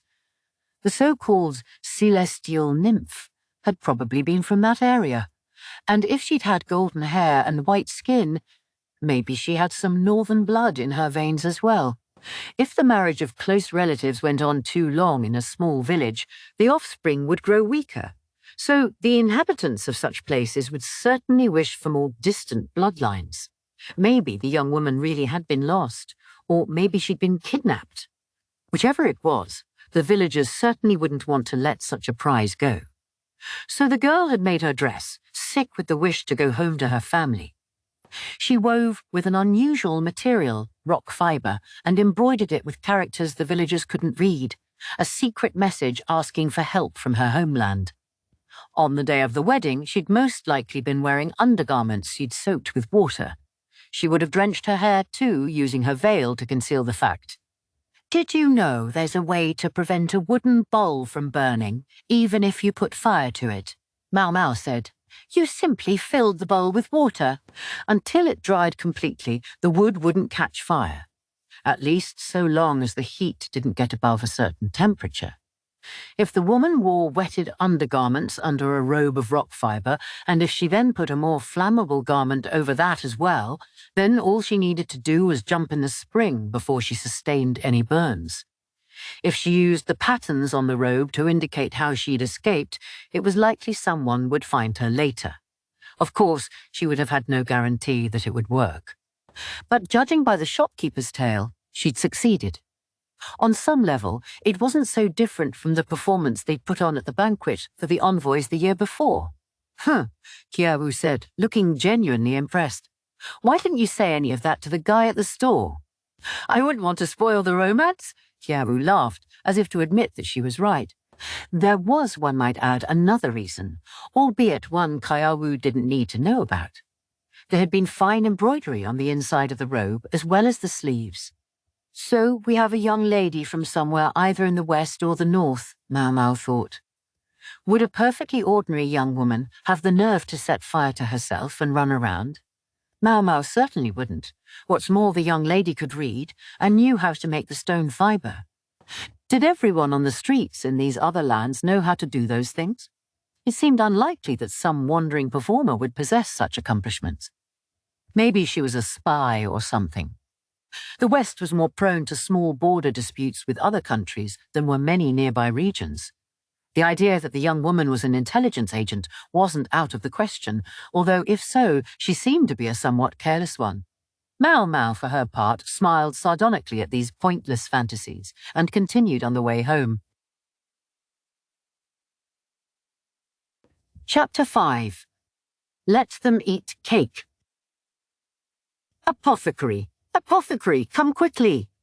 A haggard man was pounding furiously on the door of the shack. Maomao, not looking pleased, rolled out of bed and opened the little window at the entrance in a way that made it clear she found this a nuisance. A filthy, middle-aged man stood outside, not someone who looked like he had any money.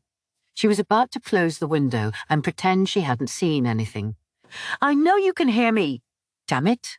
She didn't want to deal with this. Why would he come to her shop anyway? He'd probably come to her old man once, tugged at his heartstrings until some charity had been forthcoming. This was why her father never had any money. What happened to the old guy who used to be here? He's gone, went to find his fortune. What? Don't bullshit me. The man pounded angrily on the door of the tumble-down house, but Maomao only gave him a cold stare. She even found herself grunting, "Fa," somewhat in spite of herself. You're supposed to be running an apothecary shop? Don't you even have any medicine? Yeah, I'm running an apothecary shop, all right? As a business? That means money talks. Maomao would hardly be averse to seeing the man, if he had cash, but he didn't seem to be here in that kind of good faith. You'd take money from the poor and needy. If you can't pay, then stay away. It's because the likes of you come rooting around that I have to live in this shack. Maomao gave the door a good rap herself to scare the man away. Ukyou hid behind her, holding a soup pot and a ladle. If anything happened, he would smack them together to make as much noise as possible. He might be impudent, but he had a decent head on his shoulders. It would be loud enough to bring someone from the Verdigris house. The visitor, though, had gone silent. Maomao hated this sort. If people thought you'd hand out donations to them, they wouldn't hesitate to take advantage of you. The man's grimy face broke into a scowl when he saw Maomao wasn't going to give in. He leaned weakly against the door. If it's money you want, I'll pay you.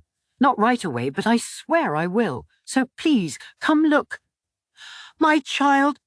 The old collapse in a crying heap routine. Nice. Still, the man sat there with his head down, showing no sign of moving. Now we can't get out the door, Maomao thought. Hey, Freckles. Tiawu, still holding the cooking utensils, was glancing at her. This is ridiculous, Maomao thought, but despite her frustration, she grabbed a brush off the table and plunged it into some ink. She opened a beat-up old cupboard, revealing a sheaf of paper and some wood strips. She took out one of the strips and jotted something on it, then flung it at the man. Can you at least write your name? After a beat, the man said, No, I can't. Thought not. Next, she tossed a knife to him. Use that to make your mark. Just your thumb's plenty. The man squinted at the wood strip, but he couldn't possibly read what was on it. What does it say? He asked. That you'll pay for the treatment. It's an IOU. Reluctantly, the man pressed the knife into the pad of his thumb, then made a mark in blood on the strip. Seems like a lot of trouble, Ukyou muttered from behind her, but she nudged him with her toe to shut him up. This all right? The man asked, looking at his thumb and handing the wood strip back to Maomao. Guess it'll have to be. Maomao smiled, a bit villainously, but smiled all the same, and undid the door bar. The man eventually led her to an alleyway not far from the pleasure district. Men with haggard bodies and dirty clothes watched them. The man who had brought her gave the others a threatening look. Maybe we should have brought another bodyguard or two. Maomao wasn't stupid enough to just run off after the guy. She'd asked Ukyou to come along. He might be a bit excitable, but as the head of the men servants, he knew his way around rough company. "What have we come all the way out here for?" Ukyou asked. "I don't like it any more than you do, but what else was I supposed to do?" "Huh. So, you take after your old man, after all?" he said, mussing her hair fondly. She pushed his hand away. "This is it," the man said, leading them into a shack that had a piece of cloth instead of a door. A rancid smell filled the air, along with the odours of sweat and grime, not to mention old trash and even human waste. A child, not so different in age from Ukyou, lay on top of something dirty. It might have been a reed mat, or maybe rushes. Maomao couldn't tell. Beside her, a rather older child looked at the man with empty eyes.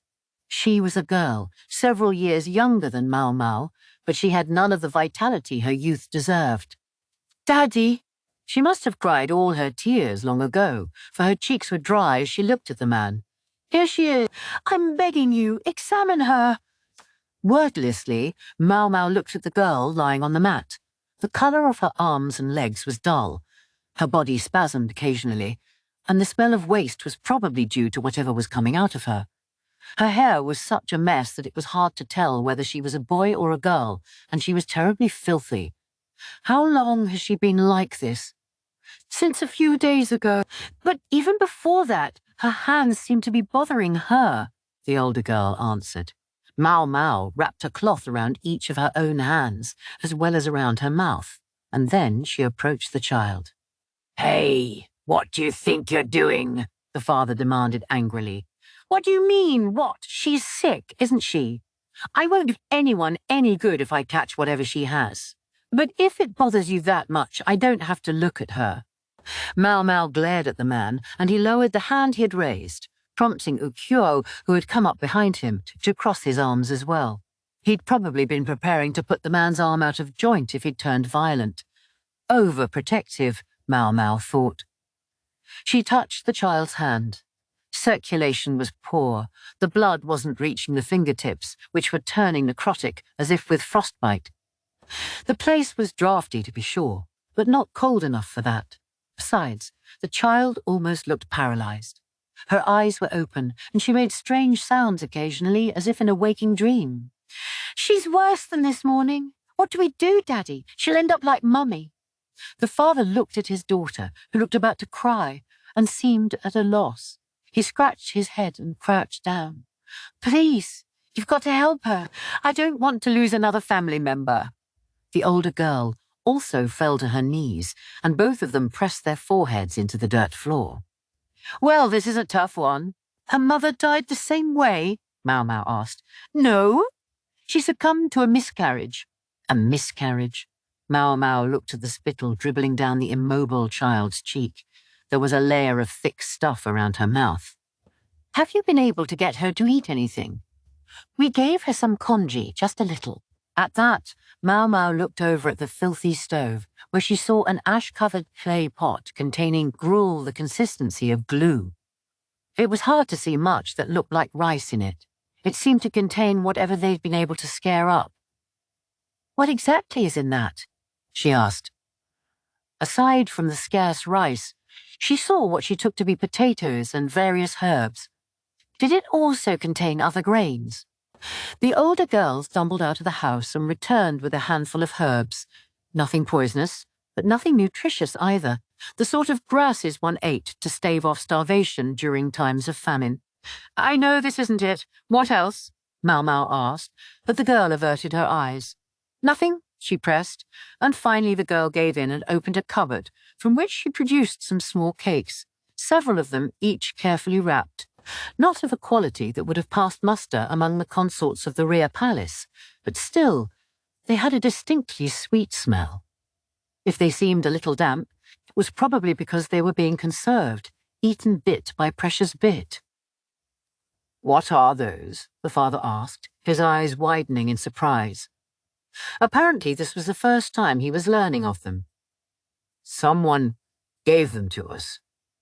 We decided to have them a little bit at a time when there was nothing to eat.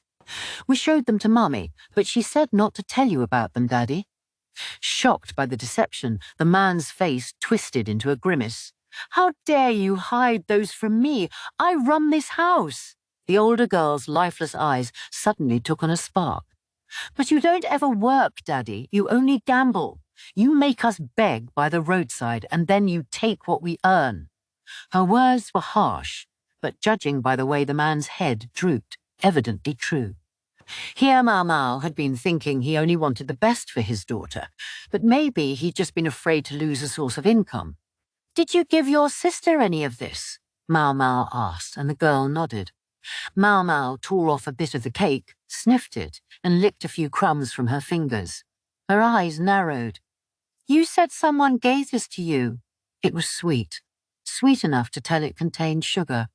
An awfully rich donation to give a waif on the street. "Who gave it to you?" Maomao asked. "When?" "Don't know. My little sister was the one who got it, and she can't talk. It was before Mummy died, so I guess maybe a month ago."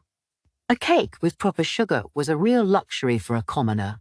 Surely anyone who found themselves in possession of such a thing would simply eat it before it was taken from them.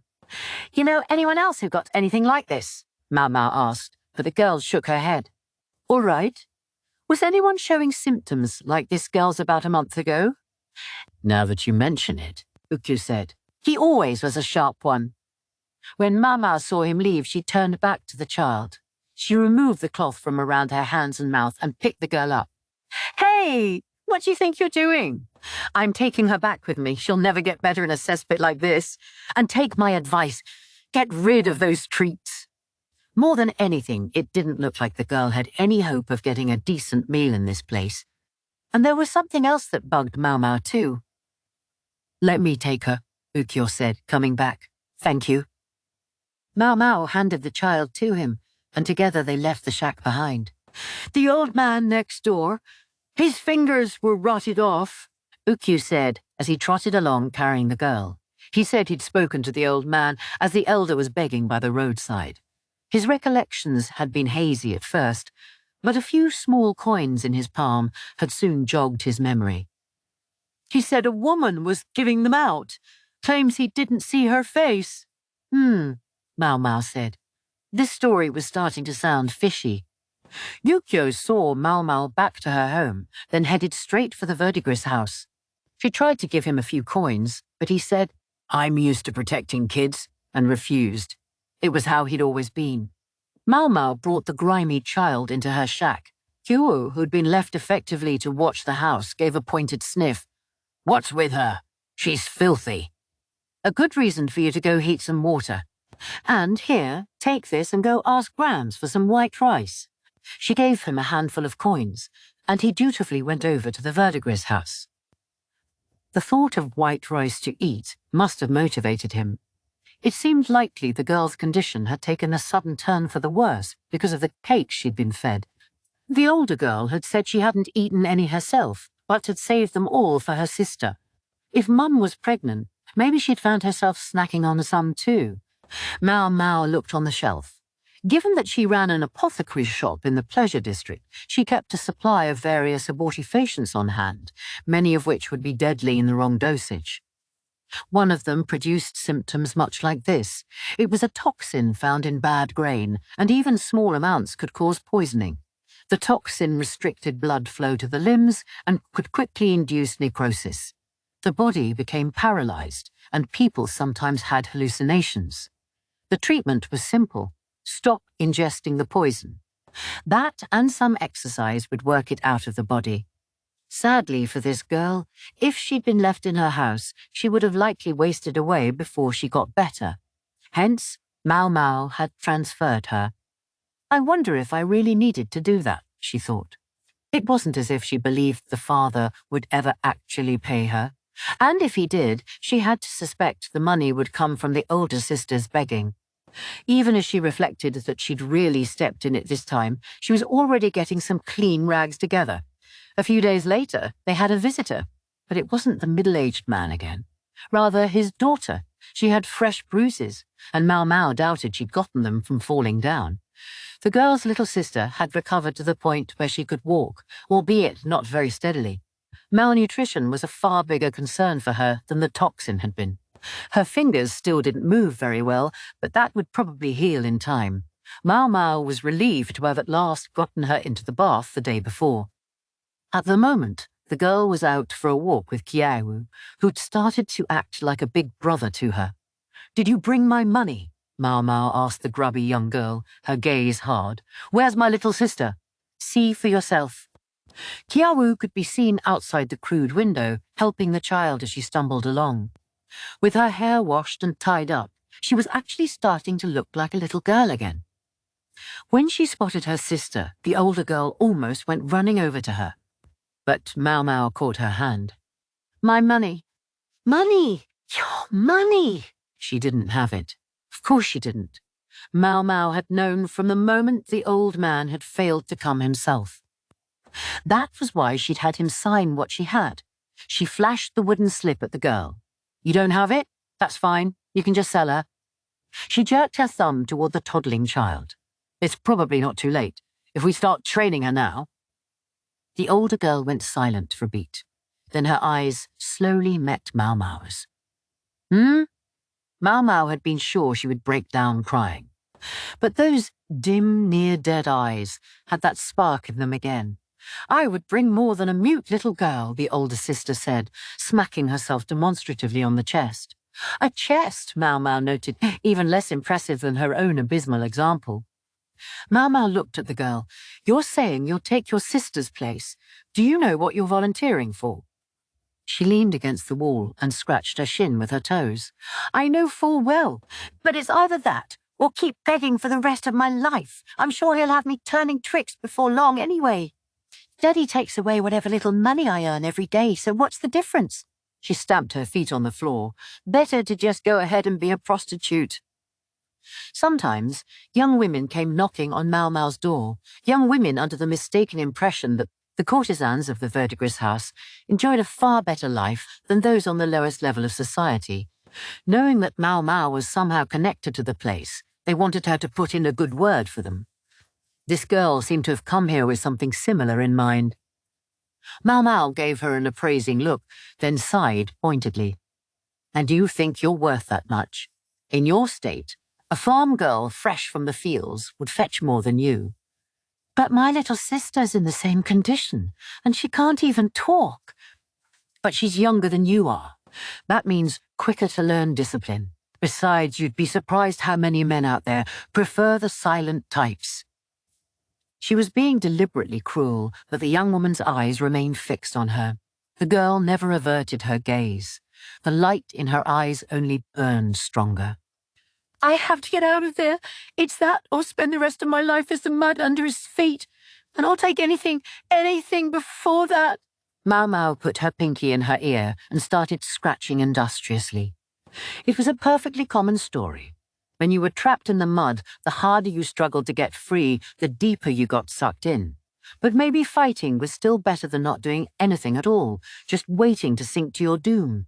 Maomao liked the ones who tried to take matters into their own hands, even if it was futile, instead of waiting and hoping someone would miraculously show up to pull them out. Even so, she had no special reason to help this girl, but also no special reason to stop her. "The lady who runs that brothel is the most miserly old hag in the entire capital," Maomao said. "If she doesn't think you'll make her money, she won't give you the time of day. And even if she does purchase you, she'll lowball you as hard as she can." The young woman still didn't flinch. "If you come to her with nothing to offer but your own haggard body, she'll probably slap a collar on you so you don't run away. And if you manage to escape anyway, or at least try to, well, get ready to pay for it with a rib or two." "Is that all? That would be nothing next to having my own father break my arm. I'm through living like a rat in a hole. So what do we do with your little sister?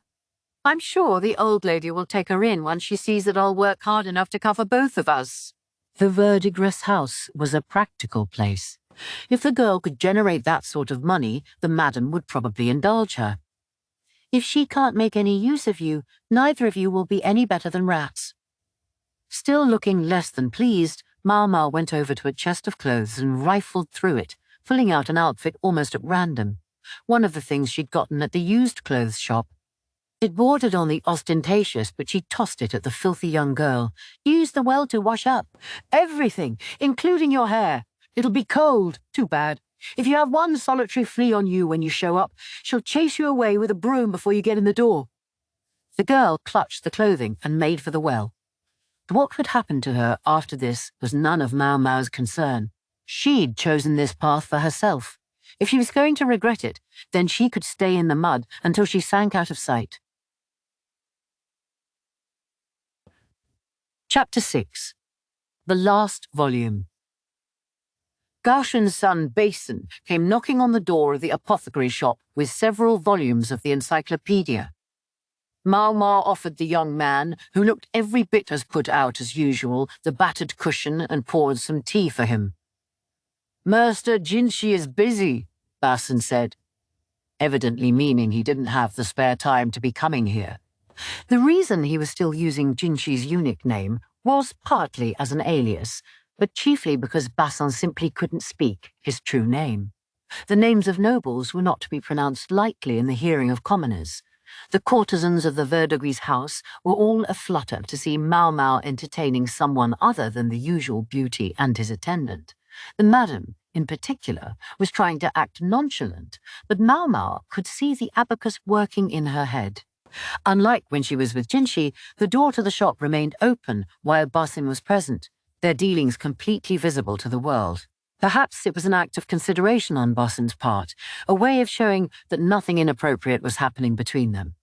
I've brought what you asked for, Basin said, and undid a package wrapped in cloth to reveal several thick books, one of which Maomao recognized quite well. An encyclopedia of bugs, part of a set that included books about birds, fish, and plants as well. Maomao's interests were primarily herbal in nature. She'd devoured the volume on plant life, but this one on bugs she'd merely skimmed. I hope it's in here, she thought. Sarzen had said her predecessor had been working on research regarding locusts. It must be here. But she didn't see it. No matter how many times she looked, she couldn't find anything on them. Eventually, even Basin started flipping the pages, searching for the elusive entry. It's not in here, he finally asked. It would seem not. You said it would be. So what if she had? What wasn't there, wasn't there. It was confusing at best, though. Had Sazen pulled a fast one on them? Not likely. What would he get out of it? Did anyone handle this book while it was in storage? Maomao asked, even though she knew that this was to cast suspicion on the soldier who'd obtained it. Who would be interested in something like this? People like what they like. Nonetheless, the possibility seemed remote. If someone was going to loot the place, there were more obviously valuable things to steal. Maomao groaned dispiritedly, but then she spotted someone coming toward the shop. Someone moving with all the grace of a willow tree, in a gentle breeze, yet profoundly well endowed. It was her older sister, Byron. Maomao watched her with a scowl forming on her face. The madam was trailing behind Perrin, making no effort to stop her. She'd already sized up Basin, it seemed. Perrin was a very pleasant courtesan. She was the oldest one working at the Verdigris house, but her beauty was undiminished, and she still caught the eye of many a man. The big dog, Lehaku, was a prime example. She was also reputed to be the greatest dancer in the capital. Not to mention a fine older sister. She was always kind to the younger courtesans and the apprentices. However, she wasn't without her faults. Perrin sidled up and stood behind Basin, then ran one beautiful, shapely finger along his cheek. Basin just about jumped out of his skin, although he somehow managed to remain seated while he did it. No, it might not make much sense, but evidently he was agile enough to jump without ever getting up. Sis, oh, pardon me. He had some dust on his shoulder. There was no way that was true. If the dust was on his shoulder, why brush his cheek? Perrin's every movement was studied and elegant. Each gesture exuded womanliness. Her eyes were smiling gently, but to Maomao she looked like a hungry carnivore. Perrin had been taking tea the past several days. In other words, she hadn't been seeing clients. This was no indication that she couldn't attract paying customers. Rather, it was a sign that working every day was beneath her. But there was a wrinkle. Perrin didn't like taking tea. Her appetite was going unsatisfied. What's going on? Bazin tried to back away, but it was a small shop. Perrin soon had him cornered. Gracious, it's still there. Here, hold still and I'll get it for you. Maomao slid her mortar and pestle out of the way and put them up on a shelf before Bazin could stumble over them. The tray of teacups and snacks she held in her hand. She'll give him the first time free. Bazin's face was somehow simultaneously both pale and flushed. If Lihaku were to show up at this exact moment, things would really get interesting. Maomao put on her shoes and munched on one of the snacks she was safeguarding. They weren't as nice as the ones that were brought out when Jinshi visited. That was just like the old lady. Still, they were perfectly luxurious. Thin rice crackers with a mild taste of shrimp. Just the sort of thing Maomao liked. Oh man, I got it! He's a virgin, she thought. There was just something about him that said it. It made sense now, she thought, leaning against one wall and taking another bite of rice cracker, then washing it down with tea. She saw an apprentice watching her enviously, but she could hardly give the girl a snack right in front of the madam. Instead, she resolved not to eat the last cracker, but save it to give the girl later. Ugh, I gave you what I was sent here to give you. I'm leaving, Basin said, trying to pull his belt tight again. Perrin had almost gotten it off him as he fled the shop. Maomao wondered if she should tell him that his underwear was showing. Oh, Perrin said, sitting down. A virgin, and I almost had him. So she thought so too. Perrin would have been an exemplary elder sister, if not for behavior like this. And Maomao felt she was getting worse every year. And to think, one taste and it's paradise, the madam said regretfully. Pretty sure you mean hell, Maomao thought. She'd better tell Lihaku to hurry up and save his money to buy Perrin out. Before Kaoyawu got old enough to catch the princess's eye, Sazen was sweeping by the front gate. Until he got strong enough to serve as a proper manservant, he was stuck doing what amounted to apprentice's work. That was how Ukyou, the foreman of the men servants, ran things. If the candidate seemed too content with menial labour, Ukyou would decide he didn't have the right stuff to make a worthwhile member of the staff, and in due course he would be released. Men who displayed indignation at having to do the work of young girls and tried to learn other jobs would be taken on board. The sight of Sazen humming a tune as he swept the ground left little doubt in Maomao's mind that he was not long for their establishment. Hey, Maomao said brusquely. Having changed out of his dirty clothing and shaved his beard, Sazen looked several years younger. The book's here. She showed him the volumes Basin had brought her, which she had wrapped in a carrying cloth. There was an audible thunk as she set it down, and it's not what you said it would be. Including the book Sazen had had with him, the entire encyclopedia came to 14 volumes. None of them, however, seemed to contain anything about locusts. Maomao remembered the 14 books from when she had been in that little room, so she knew the numbers matched. What? But that doesn't make any sense. Sazen undid the cloth and looked at the books. He squinted, inspecting them closely, and then his face darkened. This isn't all of them, he announced. It's all the books that were in that room, Maomao said, confident that even she could count to 14. No, I mean these specifically, Sazen said, picking up the bug-related tomes. There were 2 of them, clearly labelled 1 and 2. There were supposed to be 3 volumes about insects. What? That meant there was at least 1 book that had never been in that room, or at least that someone had removed it before Maomao got there. Ha! I wonder who would ever take something like that, Sazen said. It looks like you would. No. During the old guy's time, the book was there. I know it was. The old guy was presumably the physician who had been banished from the Imperial Palace. He'd been researching an elixir of immortality, or so Maomao had heard. I wonder if they buried him with it or something, Sazen said. Why in the world would they do that? It's a tradition in my hometown. Well, she wasn't asking about Sazen's hometown, was she? But she was curious about the old guy. Why did he die anyway? Had it been simple old age? If he'd lived, he would have been about the same age as Maomao's old man, so it wouldn't be that surprising. The deceased physician was also said to have studied in the West at one point, so perhaps they'd known each other. Well, it was an experiment gone wrong. Gone wrong? They were trying to create an elixir of immortality, right? And to do that, you've got to test it out, don't you? Does that mean there was something Maomao had been wondering about? Something about the resurrection drug that had been used on Ukyou and the other children? Ukyou had gotten off with just some mild paralysis, but a drug that effectively killed you and then brought you back to life would never simply work that well on the first try.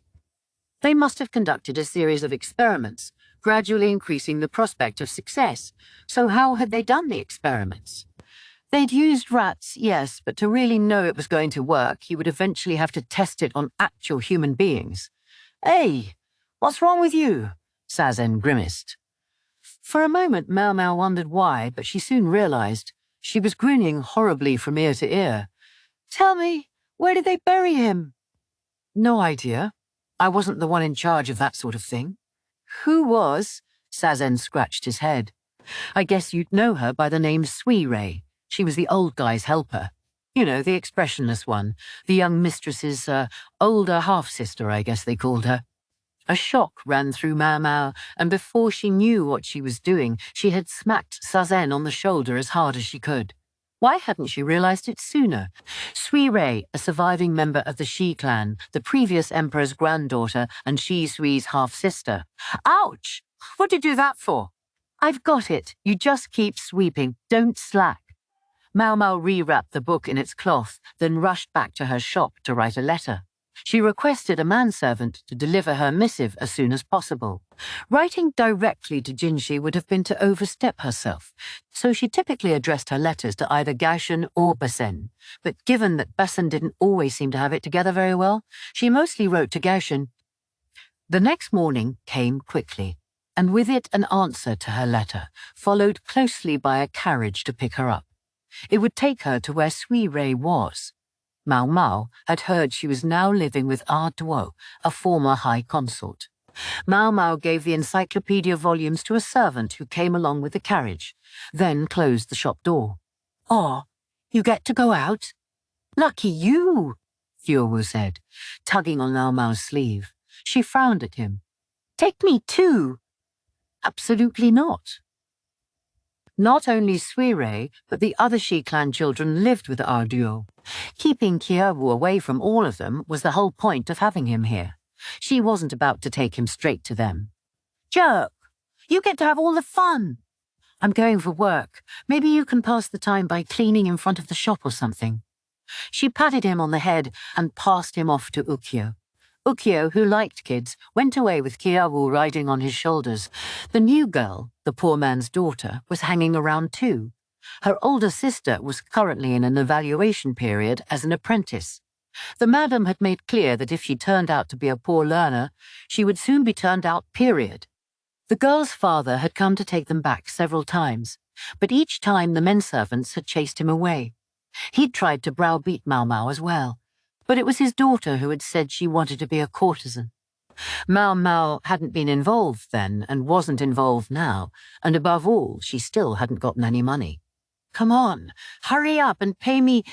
She hoped his payment would appropriately reflect the complete success of her efforts. Maomao looked over at Ukyou riding on Ukyou's shoulders. And what are we going to do about him?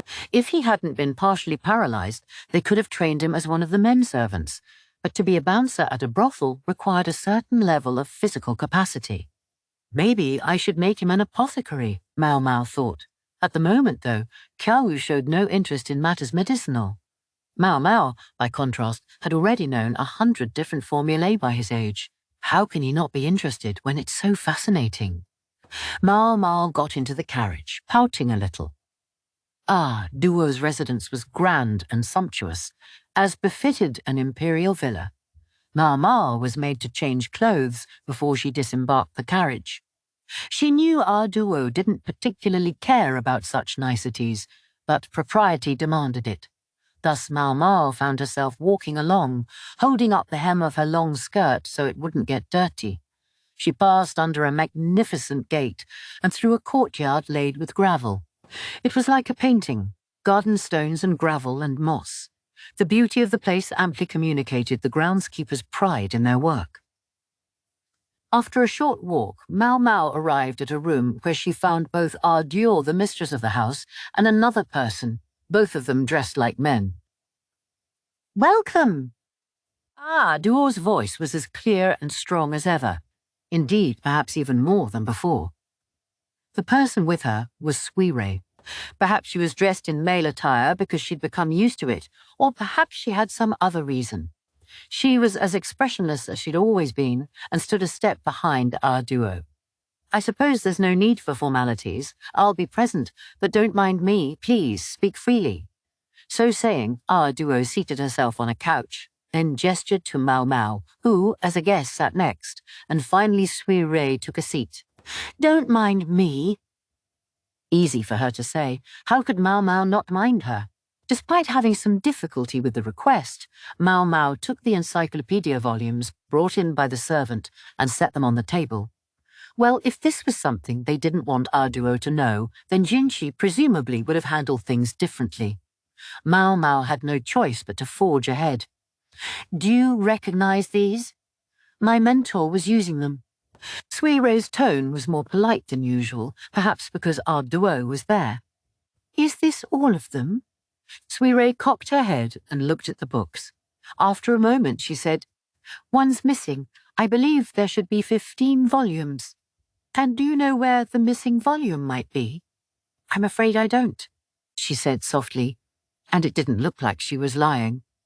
What reason did she have to lie, anyway? Any connection between her and the Shi clan was already moot, but neither could she show herself in public. Her only path in life was to be sequestered in a place like this. Maomao didn't know what might happen to her, what the Emperor had planned for her, but she felt it was a waste. Suirei was a talented pharmacist. If she didn't know where the book was, then they would have to move on to the next question. "This is a mentor of yours, then? Do you know where he is?" The little flinch this provoked from Suirei didn't escape Maomao's notice. Duo sipped her tea and watched them. "I knew it. He's alive," Maomao said, more a statement than a question. "He must have tested the resurrection drug on himself." Suirei lowered her eyes, then slowly closed them. Finally, she nodded in resignation. That's right. It was the only way out of that fortress. So Suirei's mentor had taken the resurrection drug himself, on the pretense of doing an experiment. And from the way she was talking, he had survived the experience. But Suirei added, "You won't be able to find out what you want to know from him. It doesn't even matter if you talk to him or not." "What do you mean?" Maomao asked. Suirei's eyes widened slightly. "The boy Ukyou, that's what you call him now, isn't it? You know what happened to him. Can't you connect the dots?" Ukyou had indeed taken the drug, died and come back to life. But it had impaired the movement on one side of his body, and he had lost his memories as well. "Are you suggesting your mentor is amnesiac?" "Not exactly, but you've got the right idea. In fact, you may have crossed paths with him already without ever knowing it." "What are you getting at?" Suirei's eyes drifted down sadly. "You remember the Hot Springs town?" "Yes, a hidden village that worshipped a fox deity. The light of the lanterns there still burned brightly in her memory. One of the bedridden old men there was my mentor. The Hot Springs town was a place for rejuvenation and recovery, and there had been more than one person fitting that description. He no longer remembers who or what he once was. If he had been well, I don't believe she would ever have imagined dragging you into all that." Her face darkened again as she spoke the word she. Maomao didn't know what kind of relationship the half-sisters Suirei and Shisui had built together, but she strongly suspected Suirei was smart enough to have realized that she herself was one of the reasons Shisui had done what she did. Shisui may have wanted to help the country prosper, but she had also wanted to get her older sister out from under their mother's thumb. "I see," Maomao said, her body going limp with disappointment. She'd finally dared to hope they might get some answers. No, it was too soon to give up yet. In that case, I'd like to know about the research on locusts that your mentor was doing. Maomao placed the 2 volumes about insects in front of Sui, but the other woman shook her head again. I had nothing to contribute to that research. I hate bugs. They were more her specialty. Ah. Sui had developed a phobia of snakes and bugs because of the discipline, really torture, she'd been subjected to. And the other girl to whom Sui alluded was gone now. Maomao's shoulders slumped again. When my mentor was ordered to create the elixir of immortality, almost all the research he'd done to that point was destroyed. He was able to preserve little more than what was in that room. So they destroyed his other work in order to make him focus on the elixir. Suirei's mentor, intent on continuing the Locust project, had used Sazen, who was in charge of obtaining supplies for him, to conduct some investigations. Suddenly, our duo, who'd been silent throughout the conversation, spoke up. "Now I see." She set her teacup on the table and looked at Suirei. "She appears to have been a most intelligent young woman. It doesn't matter how intelligent she was, she's gone now, and nothing could bring her back." Suirei seemed to have resigned herself to her sister's disappearance. Maomao clenched a fist. "And do you think someone so smart would have failed to leave something behind?" Maomao's mind reeled. There was a bang. Maomao put a hand on the table as Suirei stood up abruptly. "My apologies," Suirei said. "Not at all. You don't need to be so stiff," Arduo said. "I hate undue formality. Just relax. You know I don't stand on ceremony." No, Maomao thought. This was an appropriate time for an apology. Nonetheless, what Arduo had said teased at something in her memory. What was it? What was it? She tried to think back. Something that had happened in the fortress. Or perhaps before that. Before that? In the rear palace? Or at the medical office? No. It must have been... Maomao smacked the table. The clinic. What about the clinic? What's happened to it? Just before being kidnapped from the rear palace, Maomao had been at the clinic. That was where she'd seen it. A book on the bookshelf. An encyclopedia. About insects. She was nothing if not thorough. Maomao pictured the young woman she would not see again and smiled. The idea that she'd found the one possible moment to show Maomao what she'd shown her overpowered the pain and made her smile wider. With Shisui's grinning, mischievous face in her mind, Maomao gave the table a hearty smack. The clinic had been temporarily closed, Maomao was told. It was possible that not all the women who worked there had been privy to the escape plan, but any who had been were guilty of a serious crime, and Shen Lu's crime was the most serious of them all. She'd attempted to commit suicide, but had been stopped and arrested. Still, the rear palace couldn't go on without the clinic, and so it had been reopened, albeit with a eunuch overseer. Everything that had been at the facility at the time of Maomao's kidnapping, however, had been confiscated, including the encyclopedia. "Is this what you're looking for?" Jinchi asked, handing her a book. He'd evidently gotten the day off. Outside the apothecary shop, Gao Shun accepted a cup of tea from one of the apprentices. "If I may," Maomao said, taking the volume and flipping the pages until she found the place with the most marginal notes. She opened the book slowly, and a sheet covered in writing fell out. She set the book on the floor so that Jinchi could see it, then gently picked up the fallen sheet. "Yes, this is it." The sheet was covered in detailed illustrations of insects. They all looked similar, and as the caption read, "grasshoppers," that was probably what they were.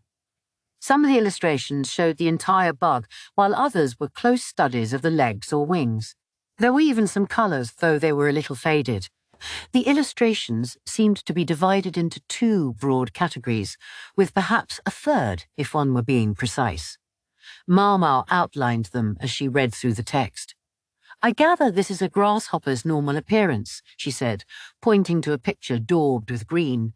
It was hard to tell from the full-body illustrations, but the wing studies made it appear the wings of these insects were a bit shorter than the other 2 types. "And this is the kind that are expected to proliferate this year?" she continued. "It's this variety that causes a plague of insects." Jinshi was perfectly capable of reading the text himself, but Maomao still wanted to say it out loud. That helped the information lodge in her mind and made it easier to remember. Jinshi didn't stop her. Perhaps he had the same idea. The brown-coloured grasshopper had longer wings than the green one. Finally, Maomao indicated the illustration in the centre, whose size was in between the green and brown grasshoppers, its colour likewise a blend of the two. And the text speculates that these may have been the cause of the limited crop damage that occurred last year. In other words, a transitional stage to the brown grasshopper. So it appears. Under certain circumstances, the grasshopper's coloration and the shape of their wings changed. This change took place over the course of several generations, their number increasing with each successive brood. As to whether their bodies changed because of the increased population, or whether the population increased because of the changed body shape, the text ventured that it might be the former. In other words, the bugs that caused limited crop damage presaged much more serious destruction later. You're saying that there's going to be more widespread famine this year? Yes, although we can't say just how big the scale will be. Only that if they misjudged the situation, many people could die of hunger. They're just bugs, one might scoff, but sometimes those bugs could block out the sun and consume every crop in sight. Maomao, born and raised in the capital, had never seen such a thing, but more than a few of the girls in the pleasure district were farmers' daughters who had been sold when just such a plague had left their families with nothing to eat.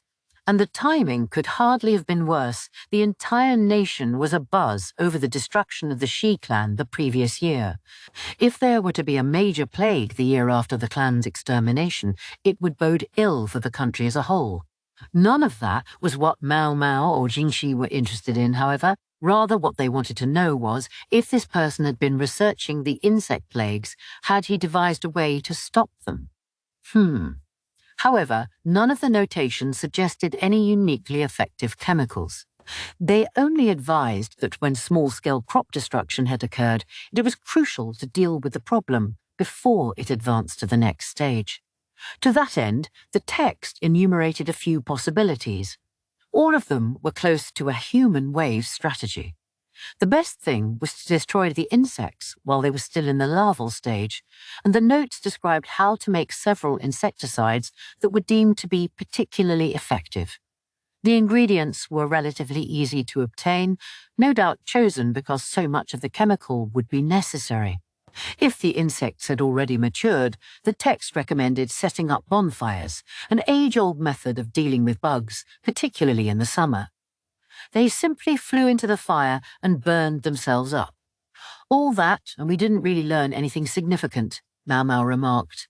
I disagree. Things could have been much worse. We got along not knowing any of this. Even just the formula for insecticide can be considered a worthwhile result. Jinshi scratched his head, but then produced a large map from his robe. It depicted the country of Li, from the capital in the centre to the province of Shihokushu in the north, and even the western reaches. Several locations had been marked with circles in scarlet ink. The name of the central area, incidentally, was Kaishu. How the name of Shihokushu, which included the very name of the Shi clan, might change in the future remained to be seen, but for the moment there seemed to be no move to alter it. These are the locations of farming villages that have reported crop damage, Jinshi said. Do you notice anything about them? I'm afraid I'm not sure what I'm supposed to notice, Maomao said. She'd heard that crop damage from insects often occurred out on the open plain, and indeed each of the indicated villages was on such a plain. Perhaps being out on the plain gives the grasshoppers room to grow. Perhaps, but there hasn't been serious insect damage in this region in decades. Jinshi swept his finger around a particular part of the map, the northern lands that had formerly belonged to the Shi. The area boasted abundant natural resources and bordered on forests and mountains. Jinshi tapped his finger irritably on the forest. Wouldn't one normally expect a forest to be home to enough birds to eat the bugs? Maomao said. Funny you should say that. Jinshi scratched his head awkwardly. Shihokushu was, in principle, richly forested, but the timber in the area had already been stripped bare. The Empress Regnant had forbidden the untrammeled cutting down of the country's trees, but upon her death, it seemed some of the less scrupulous members of the Shi clan had resumed harvesting timber without informing the capital. They raised the price on what they sold domestically so as not to attract suspicion, and the rest they sold to neighboring nations. The deforestation had continued until the region's natural resources were badly depleted. Let me guess, thanks to that, there are no more birds, which means nothing to check a plague of insects. It seems a most reasonable guess. Wow, that was depressing. So at least part of Jinshi's despondency could be explained by his dashed hopes for Shihakushu's timber resources. He'd probably hoped to make up any shortfall in the crop by selling off wood and using the profits to purchase grain, but this pulled the rug out from under that plan. Wait, if he was right, then Maomao thought she could take a guess as to why the Empress Regnant had limited timber harvesting in the first place. But she would think about that later. Instead, she looked at the diagrams in the encyclopedia. Then she reviewed the formula for the insecticide several times, then finally stood up. She took a book from the shelf, paged through it, and showed it to Jinshi. I don't think this formula is going to yield enough chemical. I'll prepare something else as well, although it might not be as effective. Then she had another thought. I don't suppose it would be possible to burn off the areas where larvae are found. Depends on the place, I guess. I agree fire might be the quickest way. She tried to think of any other suggestions. All I can come up with is perhaps forbidding the hunting of sparrows. Sparrows were routinely treated as pests themselves, but they ate insects, and that could prove important. If they could act before the grain ripened, it might be possible to limit the damage. But it seemed likely to provoke protests from those who hunted sparrows for a living. It was hard to say how much destruction might be prevented if all of these ideas were put into practice. Of course, it might be that nothing happened in any case, but if so, it would only be a matter of good fortune. The role of those who practice politics was to eliminate the possibility of crisis, even if people didn't always appreciate what they were doing. A ban on sparrow hunting introduced that too suddenly. And you might just have a rebellion on your hands, Jinshi said. Even here in the capital, there were places that specialized in sparrow cuisine. It was a basic dish. You could find it anywhere. Maybe if we had something to replace them with. Maomao had a flash of inspiration. What if you were to convince people that grasshopper dishes are all the rage at court? Then people would think the aristocrats were looking for grasshoppers for their food, and more people would catch them. And if the emperor was eating them, the aristocrats who followed his whims would no doubt adopt the habit too. There was just one problem. Jinshi was sitting there frozen, his usually gorgeous countenance ashen. I can't believe this guy, Maomao thought. She had half a mind to produce the rest of the simmered grasshoppers right here and now. Jinshi finally moved again, but it was only to look up, press his fingers to his brow and groan. He was, it seemed, conflicted. At last he said, perhaps we could consider that a last resort. If there aren't too many of them, it won't come up, Maomao said. But she was a little disappointed. She could at least tell, though, that Jinshi was more set on doing something than he had been before.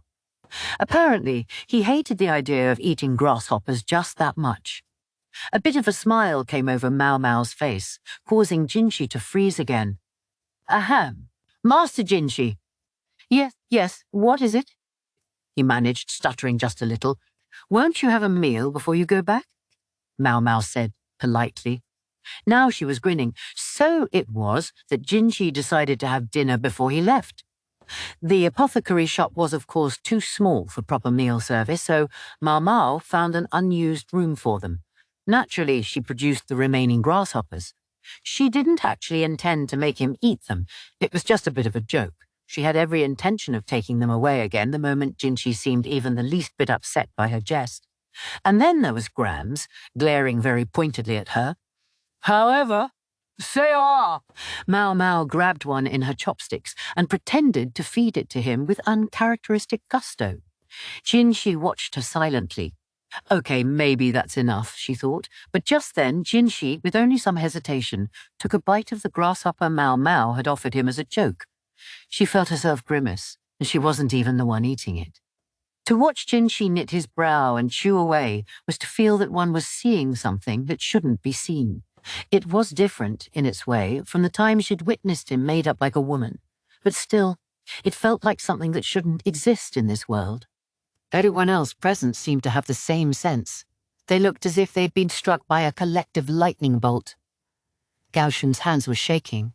The apprentice who'd brought the meal looked like she might burst into tears, as if she'd dropped her favorite doll in the mud. Ukyou, who'd come along to snatch some food, was frowning profoundly and shaking his head as if to say, "This is bad news." Even the madam wore a look of distaste. Jinshi ignored them all as he chewed and swallowed. He still looked profoundly disturbed, but nonetheless he turned beseeching eyes on Maomao. "Kanji?" Ahem, right away, sir. She held out the bowl of congee to him, but Jinshi made no move to take it. Instead, he looked from the congee to Maomao and back. It's gonna get cold." Maomao picked out some lotus, wondering what Jinshi was trying to get at. Maybe he didn't like the ingredients. Whatever the case, all he was doing was staring at the porridge. Then, finally, Jinshi practically ate the lotus out of her hand. Maomao didn't say anything, but she thought, "What is he, an infant?" She scooped up a bit of congee with the lotus. It looked in danger of spilling over, so she brought it to his mouth, and he ate greedily. Scowling, Maomao next picked up a grasshopper with her chopsticks. Jinshi frowned too, but he took a bite of the insect nonetheless. Gaoshen could be heard to inhale sharply. There was a faint clatter as well. It was the apprentice, curling up on the floor on the verge of tears. Yawu patted her back consolingly. Maomao wondered if the sight was really that shocking. Maybe it was too much for the eyes of children. "I'm going to get her out of here, Freckles. And mister, you ought to take some responsibility for yourself." Jinshi was too busy chewing the grasshopper to reply. He certainly didn't look like he was enjoying the task, but when Maomao held out another to him, he obediently ate. Ukyou led the little girl out of the room. By now there was snot pouring from her nose. "I've done a bad thing," Maomao thought. Jinshi, being as beautiful as he was, tried not to show his face more than was necessary, even at the Vey de Gris house. The madam didn't want the courtesans seeing him, not if he wasn't going to provide any work for them. Thus, it was the little mute girl, the younger of the two sisters from the poor quarter, who'd brought his meal. She hadn't been formally sold, but rather than send her back to her father, they decided to let her stay at the Verdigre house. There was just one catch. The madam, needless to say, wasn't nearly altruistic enough to give free room and board, so she had the girl effectively doing the work of an apprentice. The child had a distinct timid streak, but again, if the alternative was to go back to her father, then she would rise to the work. Ukyou, who saw himself as king of the brats, frequently interceded on behalf of the nervous apprentice. "She's my loyal henchman after all," he explained, as if they were in some sort of gang together. Jinshi, who at length had successfully swallowed the grasshopper, looked at Maomao again. "Yeah, okay," she thought, and brought the lotus to his mouth once more. After Jinshi had gone home, Ukyou appeared, now finished protecting the apprentice. Hey, Freckles. To Maomao's surprise, he was carrying a brush and some paper. "Where'd you get that paper?" "Oh, Grams gave it to me, that tight-fisted old bag." She counted every coin that came into her hands. Maomao highly doubted she'd simply give away something as luxurious as paper. "Hey, all I know is," she said, "I could have it. Anyway, sit down over there." "What for?" Maomao wanted to clean up the shop and get home already, not indulge the demands of some kid. She was about to try to shoo him away when she heard a weathered voice from behind her. "Bah, listen to Ukyou. Sleep here tonight. It would just be a lot of trouble to have to get another fire going when you get home, no. I've even got pajamas ready for you." "Grams, what's going on here? Did seeing something that disturbing drive you insane?" Confronted with the madam acting nice, the words just sort of slipped out. Grams's knuckles struck Maomao's head with a speed one would never have expected from such an old woman. Despite having one foot in the grave, the old crone was still taller than Maomao, and the blow came down hard enough to send her reeling. Don't question me. I laid out a bedroll in the room we used earlier. Take a bath before you go to sleep. It should still be warm. This smells fishy, Maomao thought, but it didn't stop her from going to the room. As Ukyou spread out his paper, the madam solicitously prepared ink. So fishy. Maomao's sisters Perrin and Joker were there, looking on, although Maomao couldn't fathom why. They were both taking tea today. The other courtesans were busy entertaining customers. "Grams, don't you have to look after the incense?" Maomao asked. "Oh, Ukyou's taking care of it for me. It'll be fine." Maomao was still puzzling over why they were all in this room when there was work to be done, when Ukyou finished getting his brush ready and just looked at her. "What?" she said. "Tell me what kind of guy you like, Freckles," he said. "Excuse me?" Of all the things she'd thought he might say, she hadn't expected anything that stupid. She took the pajamas out of the basket and started to get ready to bathe. The madam, however, tugged on her sleeve to stop her. "Come on, be serious," she said. "Maomao, my dear, you mustn't argue with our lovely madam," Perrin said. Even she was getting in on it. Joker was smoking a pipe with a disaffected expression. Customers would be coming to the brothel at this hour, but this room was used especially for those who wanted to be discreet, and the chances of anyone stumbling across them were minimal. Even the madam didn't seem disposed to grumble about Maomao's rudeness. "Come on, Freckles, cough it up. What kind? Do you like 'em tall with lots of muscles?" I can't believe I'm doing this, Maomao thought, but she decided that it would be best just to play along. She sat on the mattress and said, "I prefer them not to be too tall." Her feet were cold, so she stuck them under the covers. Okay, Ukyou said, "and I'd rather they have a bit of meat on their bones, as opposed to being too thin. With a man who was too tall, the diminutive Maomao would strain her neck looking up at him, and if he was too scrawny, people would think she wasn't feeding him, and she didn't want that. What about facial hair? I don't mind it, but not too thick. A moustache or beard could be seen as manly, but to Maomao's mind it was just as likely to communicate filth. She was always annoyed when she saw a man who'd neglected his grooming so badly that he still had rice in his beard. Let's talk about faces. Soft, not sharp. She didn't want someone with the intense, cunning look of a fox. In fact, she hated it. Such people, in her opinion, could die in a fire. So soft their eyebrows do. You can take artistic license on that one. About like this, then, Ukyou said, holding up the paper so they could see it. "Gosh, a little boring, isn't he?" said Perrin, who liked burlier men. "A little sheltered, judging by that face," said the madam, unimpressed. "Wow, no way," was all Joker had to say. Although she was one of the 3 princesses, there was one major catch that could make her tough to deal with as a courtesan. She absolutely hated men. She dismissed most of them out of hand. Finally, Maomao got a good look at the portrait and went completely silent. "What's the matter?" the madam asked, eyeing her. "Nothing. I was just struck by the resemblance." "Resemblance? Maomao, have you got your eye on a special someone?" Perrin teased, but the madam looked no more pleased than before. True, she didn't hate him, as they said. "Who is this man exactly?" the madam inquired. "Well, man might not quite be the right word. He was a eunuch, after all. The picture, it looks exactly like the physician at the Imperial Palace." There was a long beat in which everyone registered this rather dispiriting answer. Then they all promptly left the room. "What a letdown," said Perrin, who'd been all set to dig into some talk of romance. Now, completely disenchanted, she was the first to leave. She glanced at Maomao as she went, but Maomao pretended not to notice.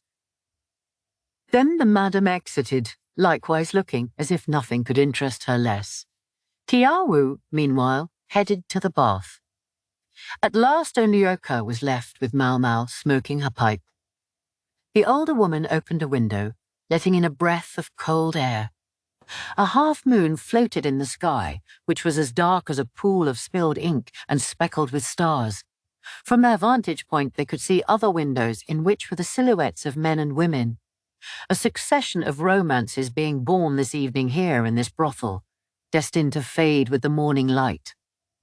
Ukyou looked at Maomao, purple smoke drifting from between her lips.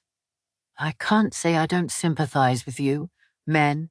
You never know when their feelings will change, and if they're powerful, they're only that much worse. She set down her pipe, the movement diffident and yet beautiful.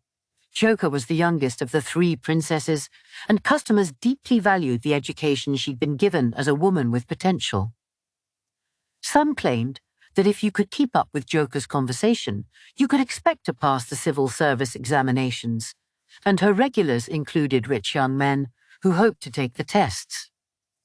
If you were more like our older sister Perrine, I wouldn't stop you. She's a bit of a devil lady. But you're different. Perrine gets impatient, but I wish she'd understand that you're not her. If anything, Maomao, you're more like me.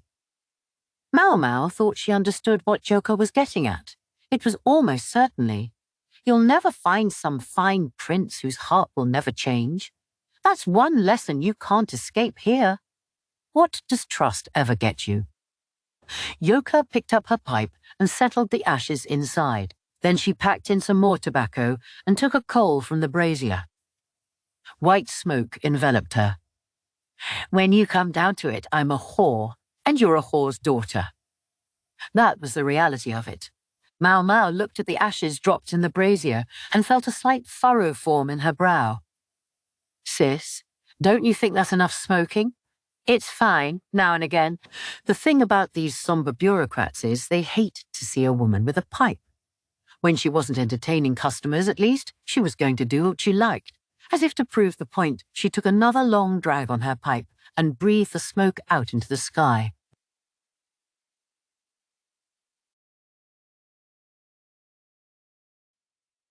Chapter 7. The White Snake Immortal. It all started with a story related by a customer. Well, at least that explains why there have been so few patrons lately, Maomao's older sister Maomao said, reclining on her side as she placed a ghost stone on a board. The apprentice assigned to her sat on the other side of the board, looking nervous as she set some stones on it. It seemed they were working life-and-death strategy problems.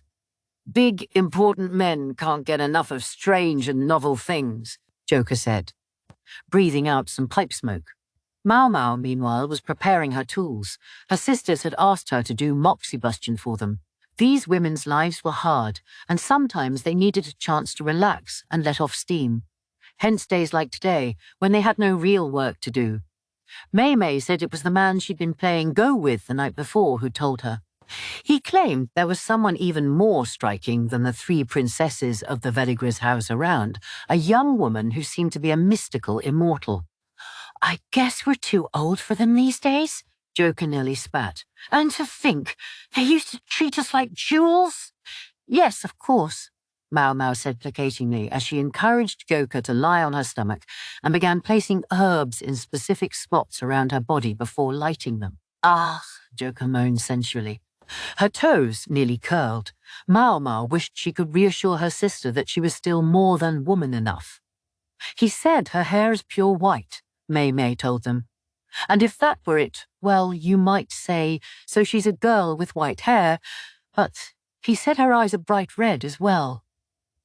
White hair and red eyes. That was indeed unusual, Maomao acknowledged with a nod. Finished with Joker, she began to place the moxa on Maomao. Maomao stretched a slim leg out from under the hem of her robe. Maomao rolled the fabric aside carefully so it wouldn't get scorched, then lit the herbs. Not just white hair, but red eyes too, so she's an albino? Maomao asked. Probably, Maomao said, she and Joker both nodding. The apprentice holding the ghost stones, not quite able to follow, tugged on Maomao's sleeve. It was the girl who'd nearly been reduced to tears by the sight of Jinshi eating the grasshoppers. Her name, Maomao had learned, was Zulin. Her older sister's name was similar, but the older girl intended to change her name to symbolize her break with her father. And Maomao had no intention of bothering to remember a name that was only going to change soon. Maomao gave the girl a look, but when she saw the child flinch back, she gave in. Very rarely a person is born without skin color. Their skin and hair are both white, and their eyes look red, because you can see the blood inside them. We call them albinos. It happened in animals too. White snakes and foxes were considered auspicious and venerated as gods. But what about people? Maomao had heard of a far land in which albino children were said to be considered panaceas and were sometimes eaten. She didn't give the story any credence, though. Maomao's old man, Luamen, had told her that the white hair and skin represented nothing more than a lack of coloration. Otherwise, albinos were the same as anyone else. Once, just one time, Maomao had caught a white snake. It was one of the strangest creatures she'd ever encountered. As for this albino woman, it seemed fascination with her had led people to treat her as an immortal. In other words, she was taken as a good sign rather than a bad one. "Those pompous assholes will get tired of her soon enough," Joker said. "I don't know," Maymay replied, sticking out her other leg. "They claim she really can use immortal arts." That caused Maomao to cock an eyebrow. According to Maymay's story, this woman could read people's minds and transform metals. That sounded as preposterous as anything Maomao had ever heard. But fools and their money was soon parted, especially fools with a lot of money. The Immortal had started in a small exhibition space, but now she was renting out the capital's biggest theatre. She put on only one show each night, and the moneyed men who usually patronized the pleasure quarter were lining up to see her instead. The ladies here might well complain. And when one of their customers finally did show up after a prolonged absence, all he could talk about was the unearthly beauty of this female immortal and her incredible powers. Hardly the stuff to light the fires of romance. The drop of 20% in the brothel's income was enough to make the madam smack her pipe on whatever was nearby. The middle-class courtesans were seeing as many customers as ever, but the Verdigris house was a high-class brothel. It lived and died on whether it could attract the best customers. "Who needs to see a show more than once?" Maomao muttered. She'd intended the remark for herself, but Ukyou, the chief manservant, replied, "Oh, you'll be surprised." Ukyou, a man of about 40, had had his hands full recently, looking after both Kiawu and Sazen. It looked like he had finally managed to catch a breath just before the lanterns went up for the night. He was munching on a big meat bun in lieu of a late lunch. Maomao offered him some tea brewed from leftover leaves. He said, "Thanks," and took a sip to wash down his food. "You know about Liandan Shu, right? You're bringing this up now?" Liandan Shu was an art which sought to help a person achieve a state of immortality.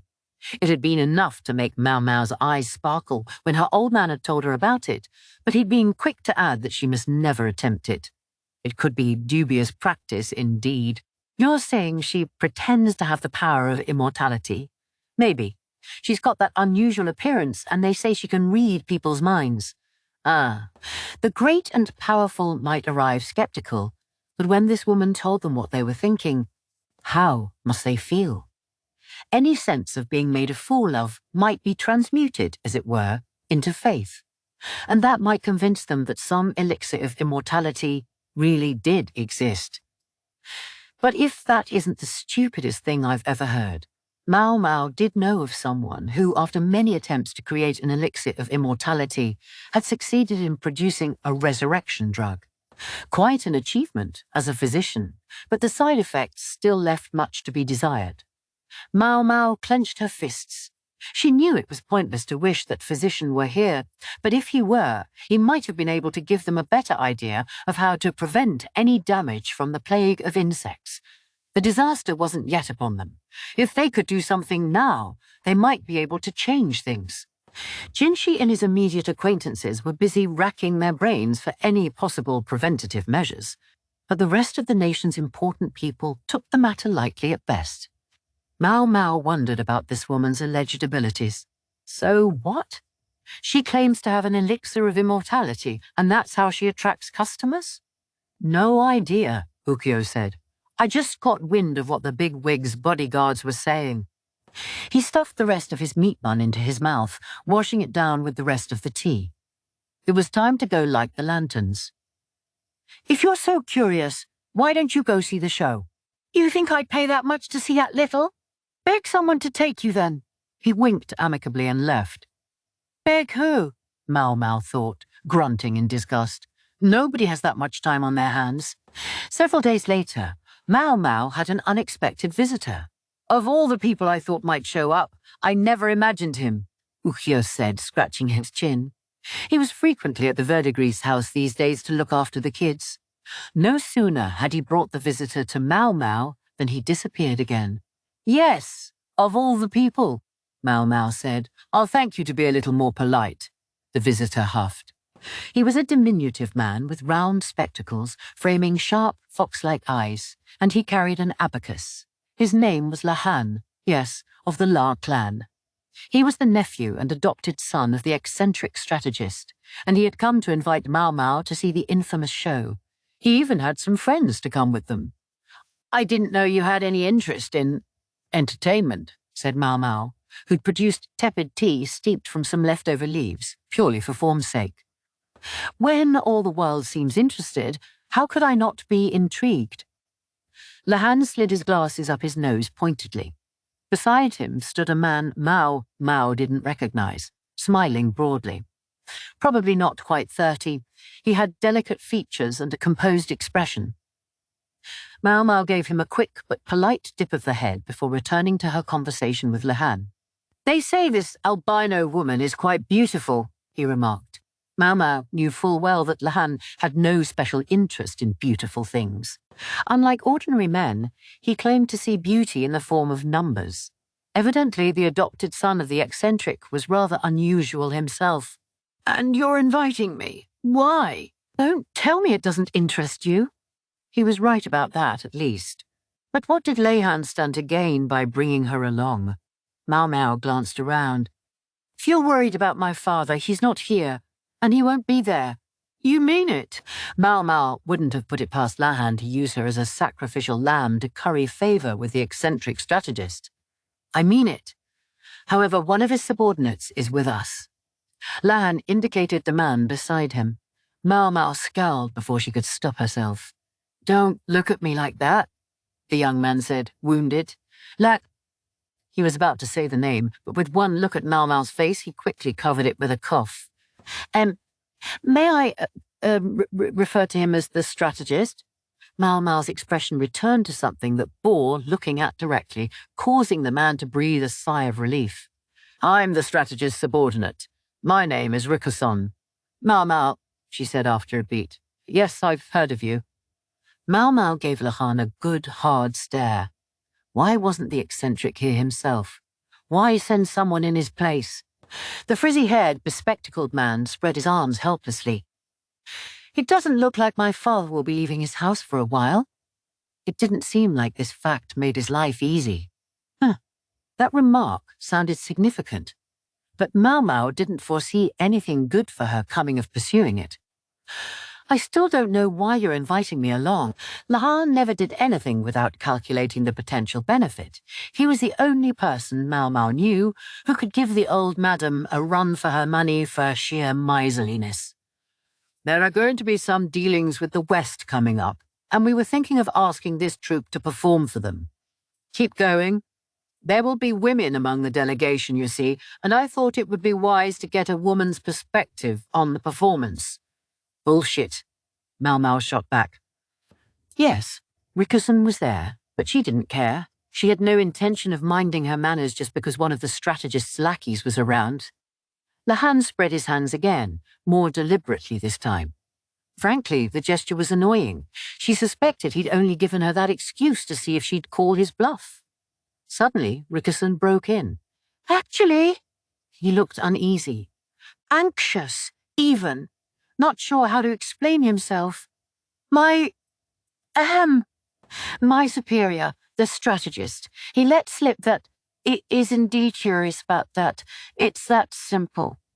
Rikuson, motivated by what had apparently been a passing remark, had begun to investigate this troupe of entertainers.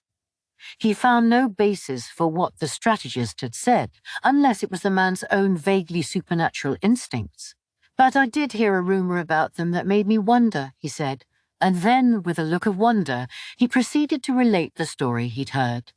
I hope this doesn't turn out to be more trouble, Maomao thought as she pulled on a cotton-padded jacket, an excellent item she'd gotten for free at the clothing shop. The colour was louder than she would usually have preferred, but she wasn't about to turn down free clothes, nor fail to use them. Suitably warm, she went outside to the waiting carriage. It was already dark, and snowflakes drifted through the sky. She'd instructed Ukyou to give Ukyou dinner. If she told the kid where she was going, he would only have demanded to come with. "Shall we be off?" Rickerson asked, politely opening the door of the carriage for her as if for a princess. Lahan was already seated inside. He was wearing a different pair of spectacles from normal, perhaps his idea of dressing up. Rickerson sat down beside him, and then the driver cracked the reins. The theatre where the alleged mystic was performing was on the eastern edge of the central part of the capital. Located near the high-class residences, this was the poshest part of a city whose every corner bristled with shops. This building, though, was usually used for performing theatre troupes. A single woman, even a supposed immortal, putting on a show by herself was most unusual. She seems to be one popular mystic, Maomao thought. When they disembarked the carriage, a whole crowd of people was already lining up. A man was taking coins and leading customers inside. The woman was known as Pai Nyang Nyang, the White Lady, after her appearance. It was a rather sumptuous name for a simple performer. "What's this about?" Maomao asked, though she hadn't intended to say it out loud. All of the patrons were dressed in finery, but most of them had covered their faces with veils or weird masks, only a few going without. Lahan covered Maomao's head with a veil that was pleasant to the touch, and then he, Rickerson, and the brawny man serving as their bodyguard all put on masks that hid half their faces. "It's the done thing," Lahan explained. "Things go so much better when you have a little something to give you a pretext for pretending you don't recognize anyone. In other words, some of the rich and important people drawn to this show might enjoy themselves a little too much. Or perhaps this was part of the allure of the carnival atmosphere, the chance to give yourself over to the sense of the uncanny. She must have sponsors, Maomao thought, when she saw what the tickets cost. It would be tough to rent out such a fine theatre at these prices. Even most full theatrical shows were backed by sponsors. A one-person show by a travelling performer would need them that much more. Meanwhile, Maomao could hardly notice something having to do with economics that escaped Lahan. She could see him glancing around, the abacus working in his head. Inside, there was a stage with a couple dozen tables set up in front of it. The ceiling was vaulted so that there was a decent view from the second floor. The place could probably hold 100 or more spectators. There were buildings at the rear palace that were bigger and permitted more people, but this one had been designed to ensure that everyone had some kind of view of the stage. In deference to the audience, the pillars and rafters were carved with delicate, lovely patterns. A huge lantern hung from the ceiling, bathing the space in a murky glow. Maomao and the others were seated on the left side, 2 rows from the stage. The table seated 4, meaning that with their bodyguard, they had the perfect number. The front and centre seats were occupied by a corpulent man and the young woman hanging off his arm. The centre section is the most popular, drives the price to outrageous levels, Lahan informed her, obviously annoyed. But the seats they were in couldn't have been cheap either. It must have been a source of irritation for such a penny pincher. I think we could have stood to be a little farther back, Rickerson said. True, the best seats implied something about the power and wealth of their occupants. It was clear that the man in the front and centre spot had plenty of money, if nothing else. Maomao seemed to recall a merchant who'd been living large in the pleasure quarter recently, someone not too dissimilar to him. Almost as soon as they sat down, smiling waitresses accosted them with drinks, and some baked cakes were provided as a snack. An unusual combination, Maomao observed. She gave the drink an experimental sniff. It's alcohol, not going to drink, Nahan asked. In fact, Maomao liked alcohol. But she wanted to have a clear head when she saw this white lady. Later. Or would you prefer I check it for poison? She said. Don't bother. Lahan likewise set his drink on the table. He wasn't much better at holding his liquor than the eccentric strategist was. Rickerson, taking his cue from Lahan, showed no sign of touching his refreshments. You don't want to drink? Maomao asked him. It wouldn't do for me to be the only one who ended up less than sober. And of course the bodyguard wouldn't imbibe, although his mouth, not hidden by his mask, revealed his disappointment at the fact. A quick glance around suggested the alcohol was quite tasty, and judging by the number of people taking bites of the snack cakes, the two went well together. Maomao, though thinking Rikuson didn't have to be quite so considerate, directed her attention to the stage. A white mist drifted through the dim room. At the sound of a gong, the main act appeared on the stage like a beam of light. Her skin was white, her clothes were white, and her white hair wasn't tied up, but was allowed to cascade down her back. Against this field of white, her red lips and eyes stood out starkly. As the sound of the gong echoed around the room, the white lady moved to the center of the stage, where a beautiful desk waited for her. She stood in front of it, then picked up a piece of paper lying on it and showed it to the audience. It contained a diagram showing the stage and the desk itself. A man dressed in white came on stage. His hair was black, but otherwise his appearance was much like the lady's. He was obviously her assistant. He took the diagram from her and stuck it to a wall on stage. Then he turned toward it and tossed something at it. Some sort of throwing weapon, perhaps. The long, thin object pierced the paper and stuck. The wall had obviously been prepared ahead of time to make it easy to stick the knife in it. There was now a hole in the paper. It was, in fact, precisely in the location of the second row on the left. Who, may we ask, is sitting in this seat? The assistant inquired. That's us, isn't it? Lahan asked Maomao. Yes, sir. It would seem so, she replied. What should we do about it? I'm afraid I don't know, sir. Lahan had scant interest in the subject, and Rikuson hardly seemed like the type to clown around on stage. Their guard, of course, was there to, well, guard them. How about you go up? Lahan said, pointing at Maomao. It's a perfect chance to see her at work up close. Maomao was quiet for a moment, wondering what she should do, but she decided this was an opportunity she couldn't miss. I'll be back in a few minutes then, she said, and walked up on stage. The white lady seemed even more brilliant under the flickering light of the lantern, her skin so pale that the veins were visible beneath it. This was clearly not someone simply pretending to be albino by dusting themselves with powder. Please write down a number. Any number, she said, her voice barely audible. The man beside her repeated the instruction loudly enough for the entire theatre to hear. The lady continued. Please don't let me see what you write. Fold up the paper when you're done, small enough that no one can see what's on it. Then she and her assistant both turned their backs on Maomao. Maomao took the brush that was provided and began to write. It was already loaded with ink, so much that it was almost difficult to write with. The slightly unpleasant feeling of the ink suggested they hadn't gone out of their way to get particularly high-quality writing implements. There was a pad on the desk so the ink didn't soak through. They didn't have to make the ink so tacky, Maomao thought. It felt almost gritty, just one of those weird things that bothered her. When she had written a number, she folded the paper up and said, I'm done.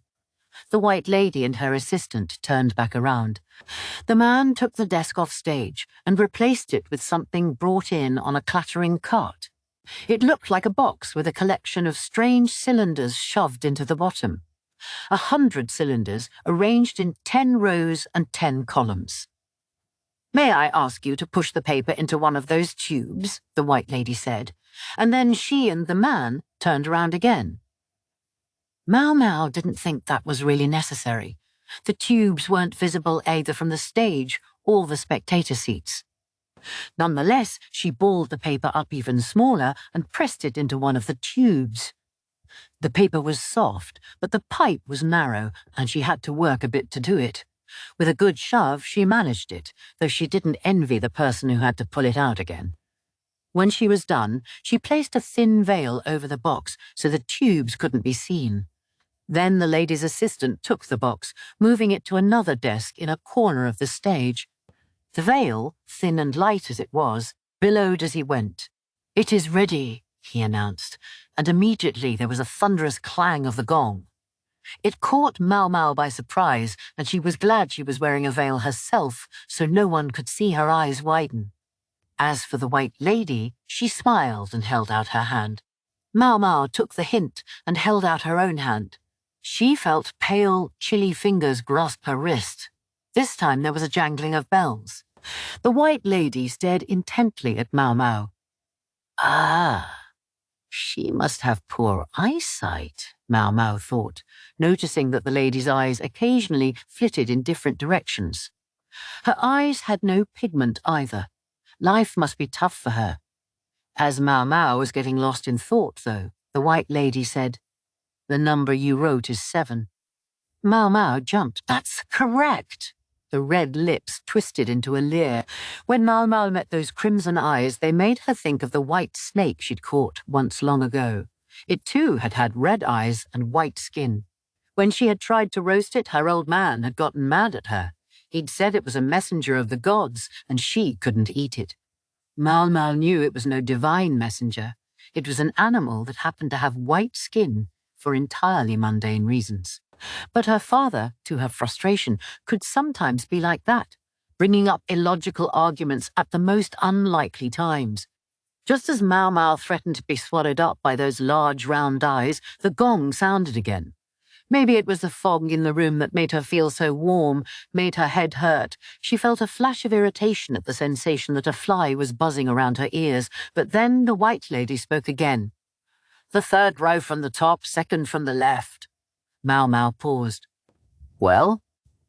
The assistant removed the veil to reveal to the audience what was in the box. He took the tube 3 rows down from the top and 2 from the left and drove a thin stick through it.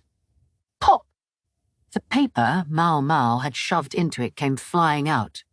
The man unfolded it to reveal the number 7, in Maomao's own writing, of course. Maomao went back to her seat, pondering what could be going on. The room was full of boisterous, cheerful voices. Much of the audience seemed to be pleasantly drunk.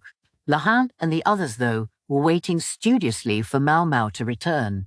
"So tell me, what was that?" Lahan asked, now full of enthusiasm. "Search me." "Wait, did she slip a little coin into your hand, perchance? Unlike some of us, I don't work that way." "Well, neither do I. There's no beauty in it." This man made no sense to Maomao. He adored even the smallest coins, yet he claimed there was a distinction between beauty and impurity in them. But she noticed Rickerson chuckling to himself. "You can see I've got nothing," Maomao said, opening her hands and rolling up her sleeves to prove she hadn't been bought off. "Did someone see you then?" "I really doubt it."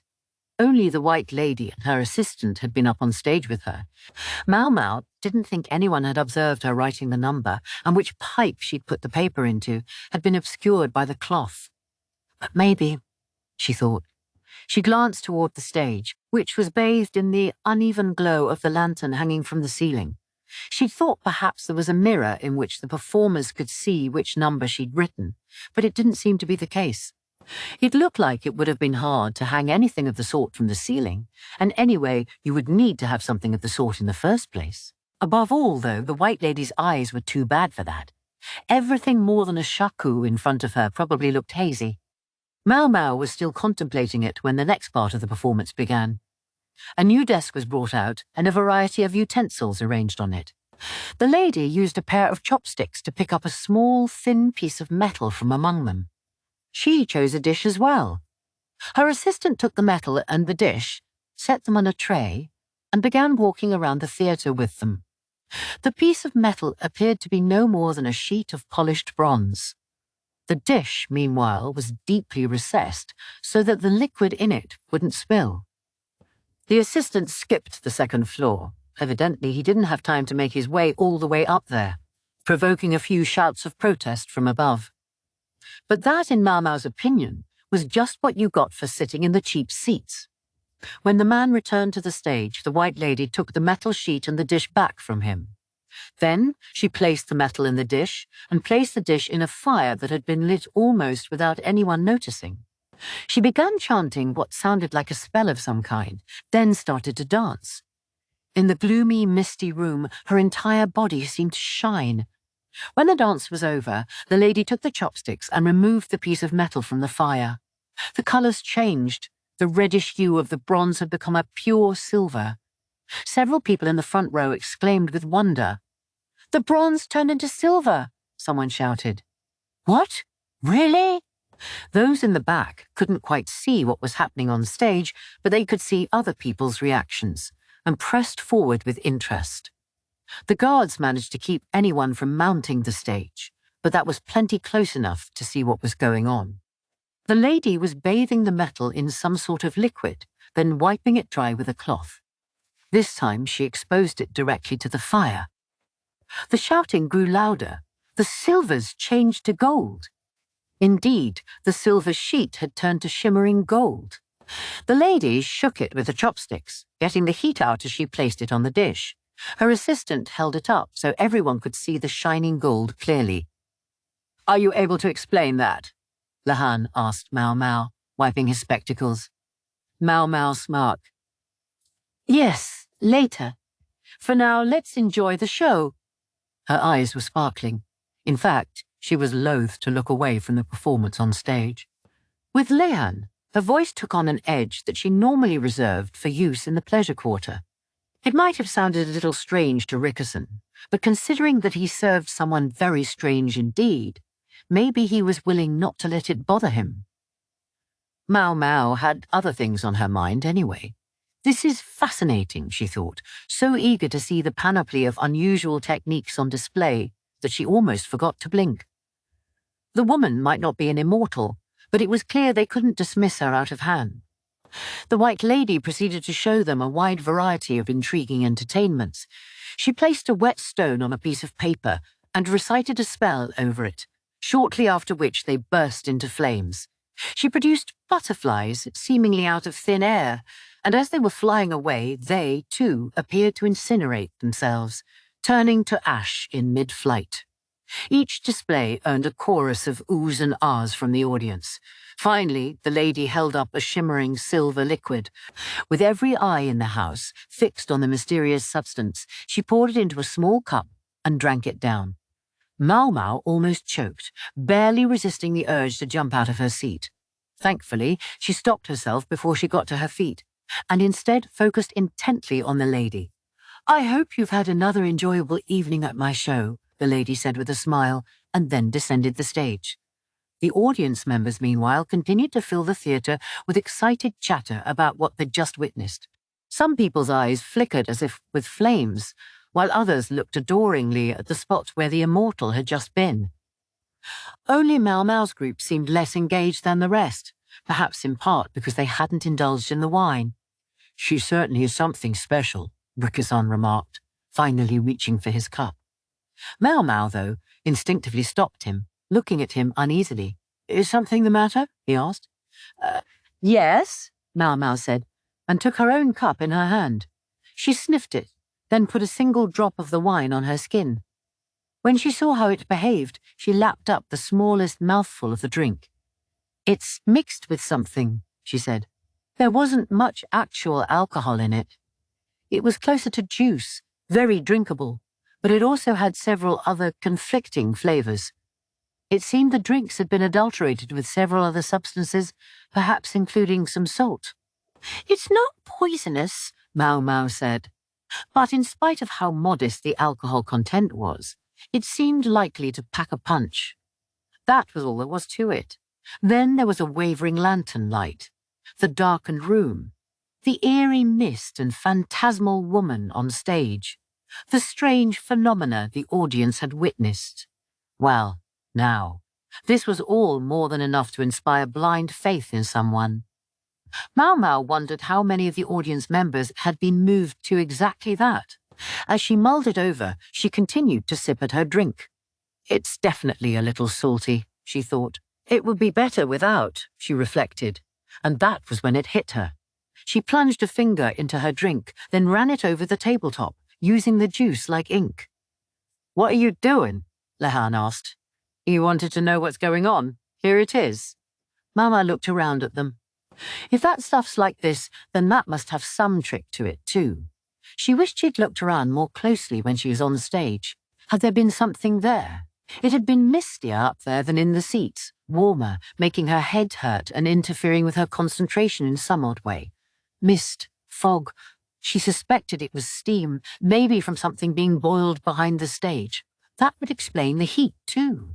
But why did it make her head hurt, then? She'd felt like there had been a fly buzzing around her ears. What was that? Just as she felt she was getting an inkling of what it might be, she caught a glimpse of the White Lady in the wings of the stage. Maomao stuck her fingers in her mouth, closed her lips, and blew. "What are you whistling for? What a base way to show your appreciation." Lahan was looking at her with narrowed eyes. Maomao's whistle hadn't been very loud, while the chatter around her was noisy. The sound shouldn't have carried far. And yet, she saw the lady look around when she whistled. "Ah, now I get it." Maomao grinned and started in on the snack cakes. It was cold outside. They could easily have waited until they got back to the Apothecary house to talk about what they had seen. But Lahan and the others seemed eager to learn what was going on as soon as possible, so they decided to stop at a restaurant and talk there. Maomao picked a place on the expensive side, which left Lahan less than thrilled, but she couldn't care less. A waiter showed them to their seats, and once they were seated around a round table, Maomao asked for whatever dishes the waiter recommended, along with a bottle of their finest alcohol. "Ever heard of moderation?" Lahan grumbled. "The big earner says what?" "My family bought something very expensive just last year. We're practically broke." She knew that perfectly well. He'd bought it from the Apothecary house. First, Maomao elected to explain how the White Lady had changed bronze into silver and gold. It's very similar to what they call transmutation. Maybe she should have simply said Lianden Shu.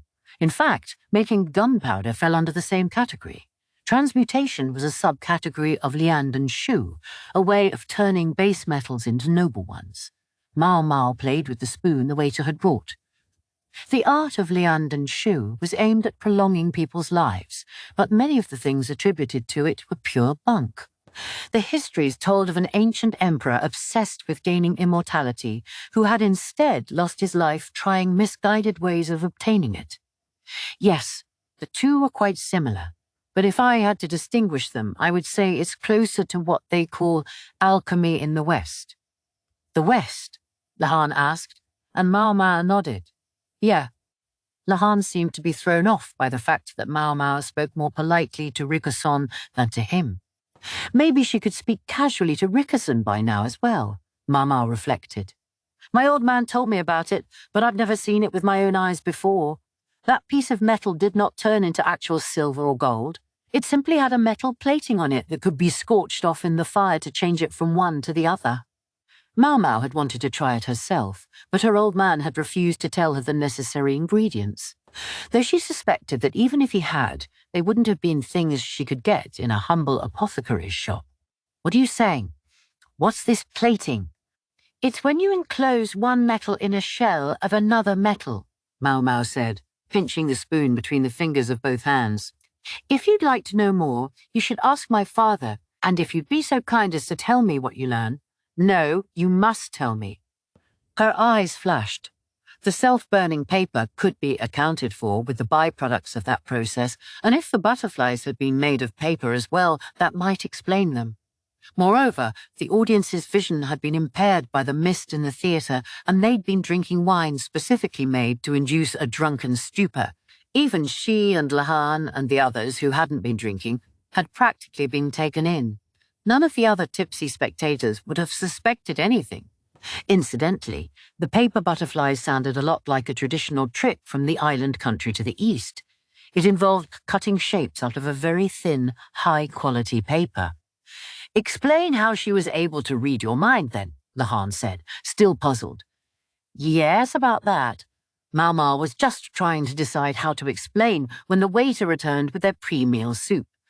"Maybe this will work," Maomao thought, and plunged her spoon into the soup bowl. "Paper," she said.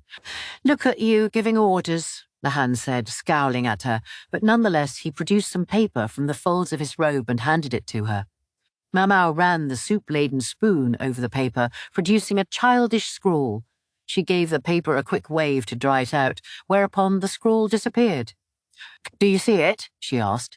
"The wet areas have shrunk slightly." "Bit too close an observation there." "Ah, show some respect to your adopted brother." "Absolutely not," Rikusan spoke up. "So, what does this have to do with what we saw?" "Watch." Maomao went over to one of the lanterns on the wall, gently removed the frame, and held the paper over the naked flame. Leihan and Rikusan looked shocked, and while that was gratifying, this shouldn't have been new to them. Jinshi and Gaoshun would have understood much sooner, Maomao thought. The soup-strewn parts of the page had singed and darkened in the flame. "You see?" "Hardly. What does this have to do with reading someone's mind?" Maomao shoved the spoon into Leihan's mouth. "How does it taste?" "Like they used seafood stock." "And a little salty?" "Yes, it has salt in it." "So what?" "Well, there was salt in it, specifically in that grainy ink she'd used. No wonder it had felt so unpleasant to write with." "There is salt in the ink. Blend it in well enough and you wouldn't necessarily see it, just like you don't see it in this soup. But it was there, just like it is here." Putting it to a flame clearly revealed that there was more than just water present. "You're saying she singed the paper to reveal the number. How?" "No, she didn't, but there are other ways." There had been a dark writing pad under the paper Maomao had used. Plenty of ink would have soaked into it. Leihan looked at the slightly blackened paper, tracing the lines with his finger. "So that's what was going on." "Yes, I believe so. It was something mixed into the ink. It didn't have to be salt. Anything that could be blended with the ink but then remained behind when the ink dried would do. Suppose for the sake of argument that it was salt. Maomao would have written her number with the salty ink, which would have soaked through into the pad underneath. When the ink dried, the salty numeral would have appeared, a pattern of white powder on the dark writing pad. I see, Rikusan said, clapping his hands in understanding. "What about the tubes then? How did she know which one you'd put the paper in?" "Oh, that. Maomao tore the paper in two, folded the halves, then put a hole through the middle. She stuck a finger through them, then blew between the two pieces of paper, producing a dull whistle. I'm assuming you know how a flute works. You blow into it and it makes a sound. And how do you change that sound? You change how many holes the air comes out of. Even I know that much." "Didn't he get it yet, then?" "No, maybe not." He hadn't seen the tubes where she'd hidden the paper up close. "Suppose the tubes acted like the holes of a flute." "I'm sorry, but I didn't hear them make any noise." The theatre had been full of sounds of bells and gongs. But there had been another, hidden by those louder noises. "I got a pretty bad headache standing there. I suspect there was a sound so high-pitched that it couldn't be heard," Maomao said. Loud noises could hurt the ears. She suspected that even if she didn't consciously detect a sound, it might have subconsciously bothered her. "A high-pitched noise?" "Yes," Maomao said, and then blew into her flute. "Did you hear that?" "Of course I did." "How about this, then?" She made the noise higher, whistling the same way she had back in the cave with Jinshi. Leihan made a face, and Rikusan looked puzzled for a second. The bodyguard, however, narrowed his eyes. "I heard that too," Leihan said. "I sort of heard it," Rikusan reported. Then the guard, sounding unsure whether he was allowed to join in the conversation, said, "I didn't hear anything." Maomao felt a bit bad for him. He was obviously embarrassed. "Good," she said. "You're not supposed to. It gets harder to hear as you get older." The guard was somewhere in his mid-30s. He was clearly shocked to realize he couldn't hear the sound. His reaction made him look somewhat like Goshen. Maybe all middle-aged people acted that way. "Not everyone can hear sounds to the same pitch," Maomao informed them. There were variations even among people of the same age bracket. The same way some people had better eyesight than others. Some had better hearing. What's more, Maomao suspected, although she had no way of proving this, that sometimes people with bad eyes compensated by developing better ears. "I think that mystic has extremely sensitive hearing," she said. like how the lady had reacted to Maomao's whistle from a substantial distance and despite all the intervening noise.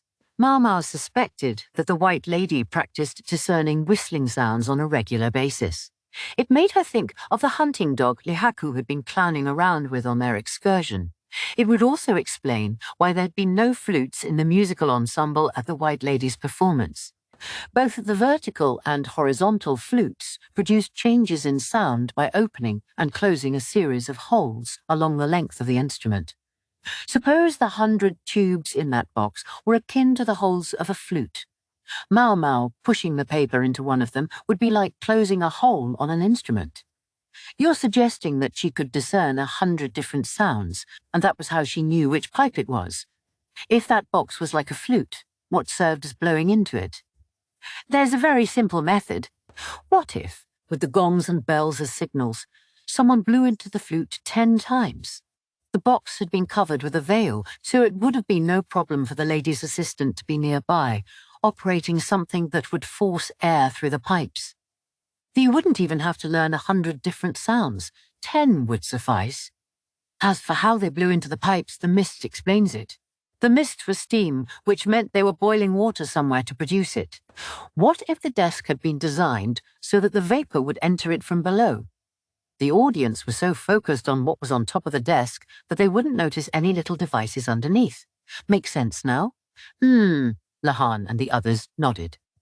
There's one last thing, Maomao said, thinking of the silver liquid the lady had consumed at the end of the show. That stuff is a very potent poison.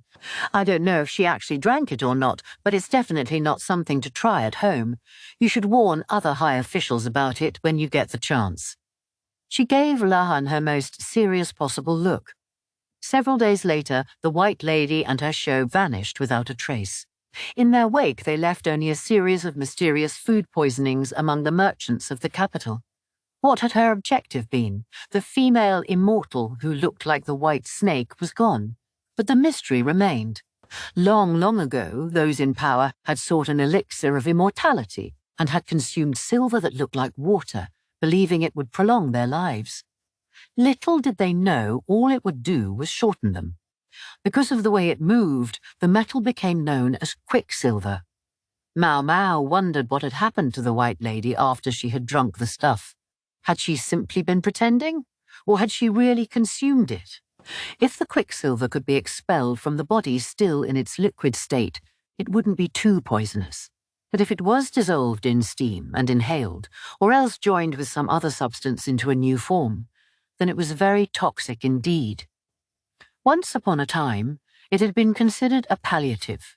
The difference between a medicine and a poison was often a matter of application, Maomao reflected, gazing at the vibrant scarlet of a chunk of cinnabar, and resolved to put the entire matter out of her mind. Chapter 8. Proficiencies.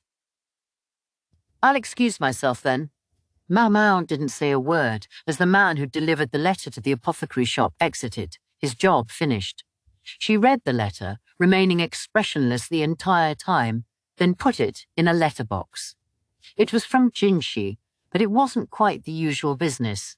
Maomao crossed her arms and cocked her head, thinking, What to do? Business from Jinshi always meant trouble, but this one seemed more trouble than most. She could hardly refuse, however, which meant the question was how best to prepare. How am I going to explain this one to Grams? Her ruminations were interrupted by the jabbering of a couple of noisy kids, Ukyou and Zulin, who were carrying baskets full of fresh herbs. Oh, yeah. They said something about wanting to eat kusamochi. She watched them idly for a moment, but when she saw them heading for the kitchen, she hurried to grab them by the collar. What are you doing? Ukyou demanded. Let me see those, she said, rifling through his basket and inspecting the plants within. How could he get this so wrong? Maomao glowered at the assembled herbs. How could you screw up enough to find wolfsbane around here?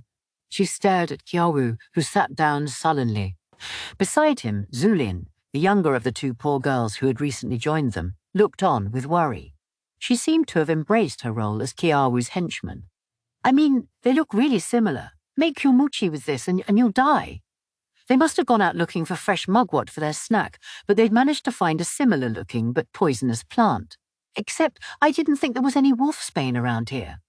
How had the kids found it when even Maomao didn't know about it? The question wouldn't leave her alone. Boo, so we can't make kusamochi? Ukyou and Zulin looked at each other, dejected. That's right, give it up. I know you picked some mugwort the other day, Freckles. You should share with us. That was for Moxie Bastian. Ukyou pouted indignantly at her, and Zulin followed suit. Maomao mercilessly jabbed a finger in each of their mouths and pulled at their lips. Ow! That hurt! You suck!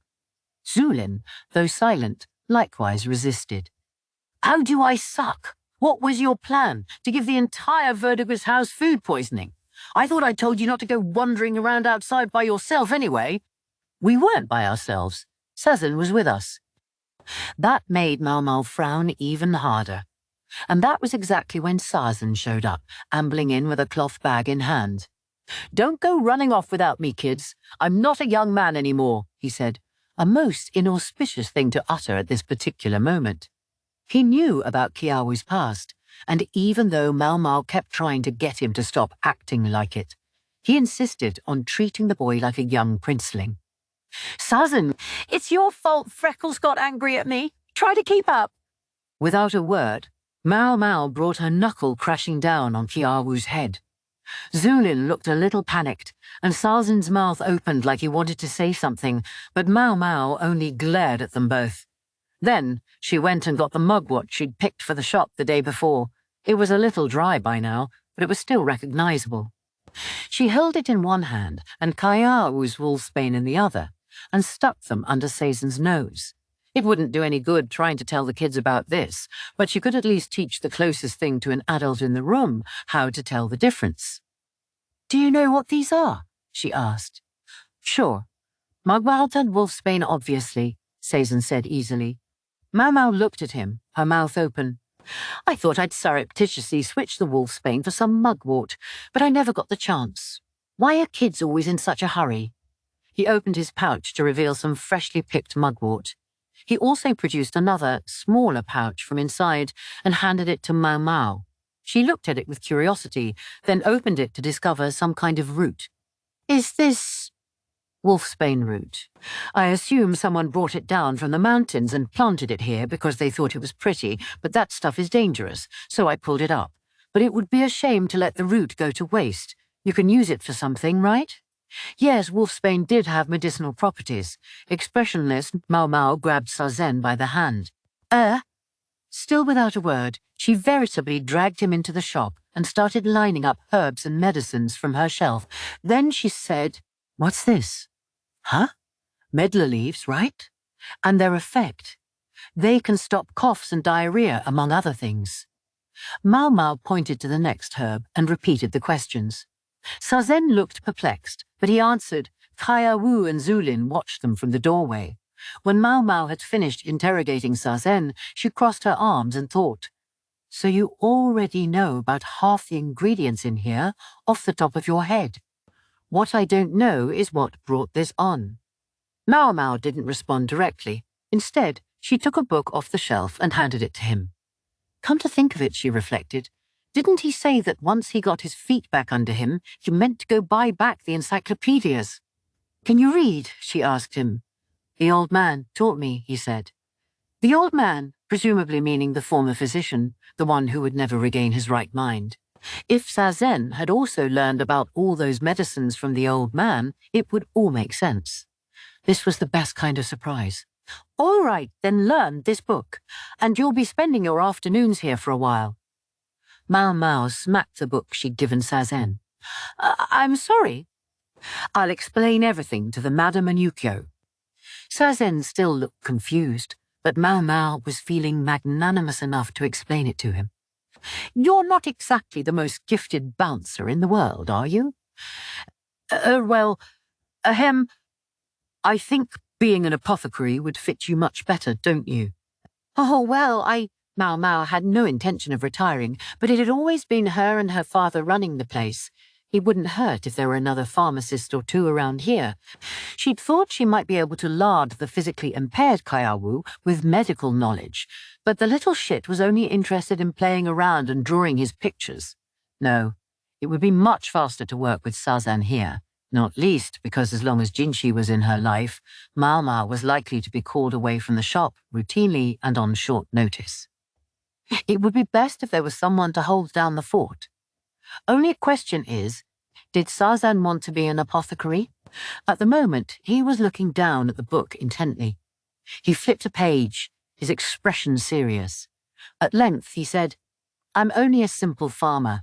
I went to that fortress because I was completely broke, and I only know how to read at all because the old guy taught me." "And medicine?" "The best I can do is pick whatever I'm told to pick." Being an apothecary carried a certain amount of prestige. Sazan seemed to be having a crisis of confidence. Too much rejection for too long had started to take a toll on him personally. In Maomao's eyes, this was a problem. She'd finally found someone with some knowledge, and she was going to put them to use. So she said, "What about it?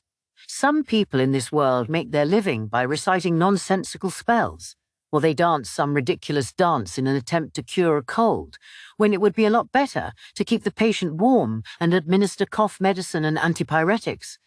You can make those at least, right?" "Well, yes, but what if somebody really sick comes to me?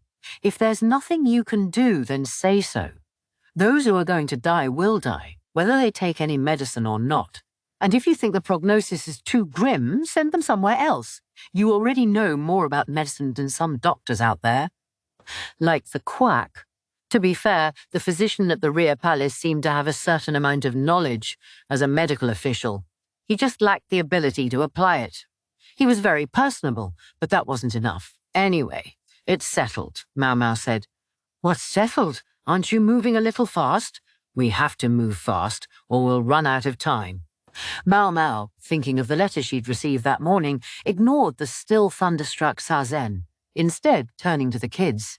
"You two, if you've got time to play around, you've got time to sweep the entrance to the shop, and be sure to learn what's in those books, and learn it well." This last was directed at Sazan.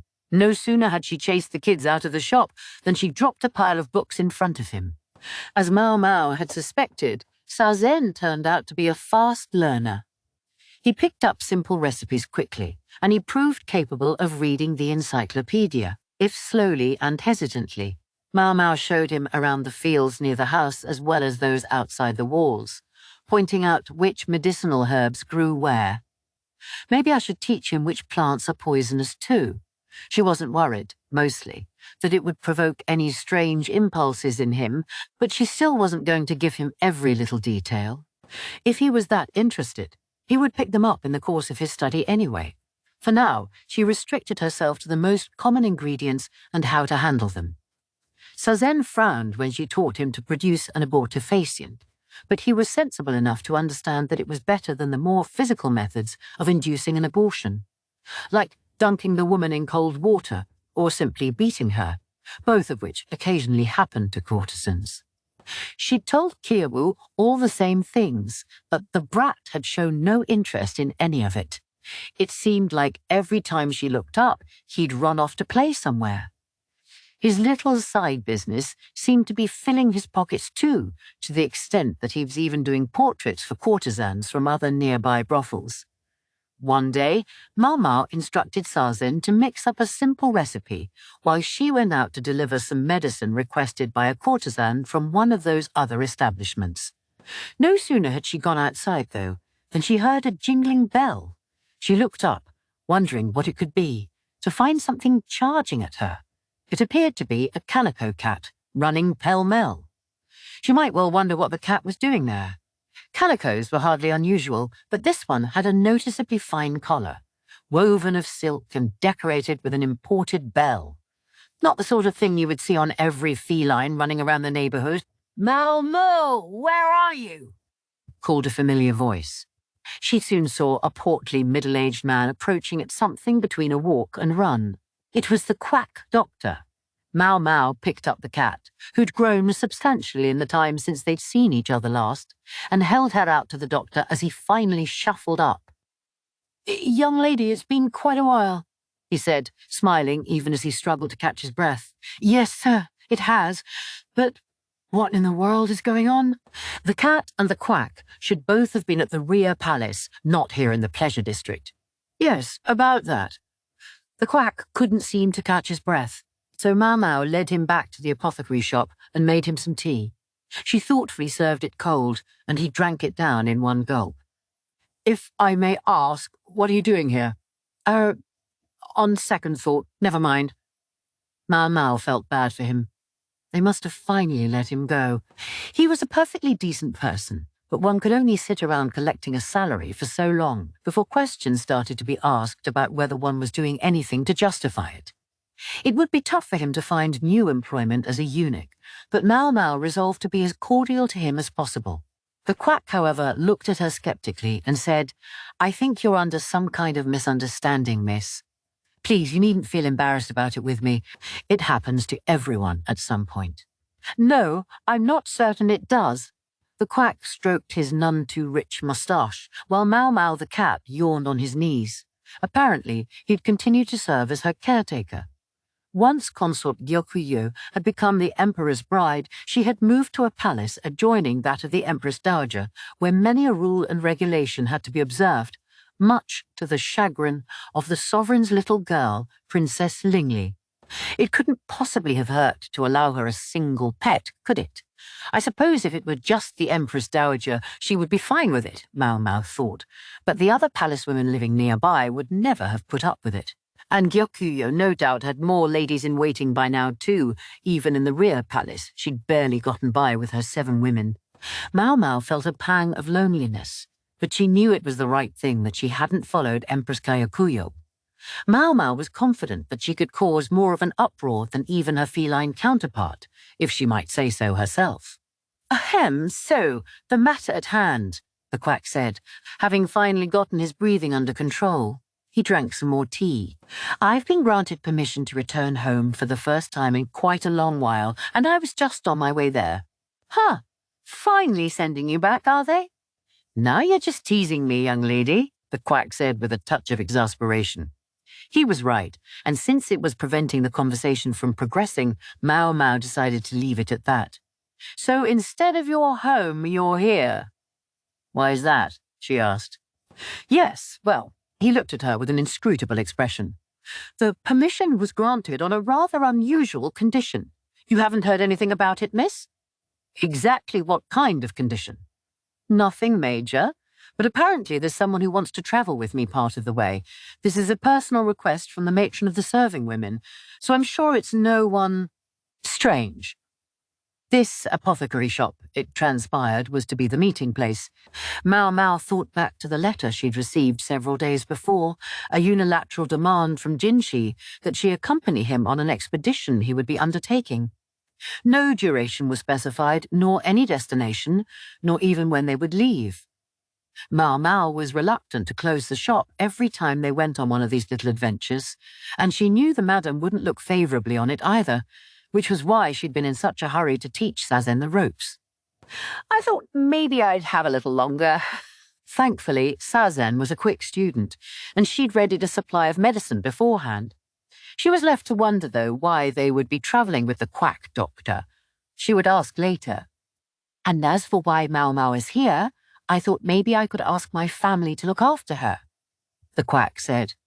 Considering that he himself was evidently the only alternative, it seemed like a wise choice.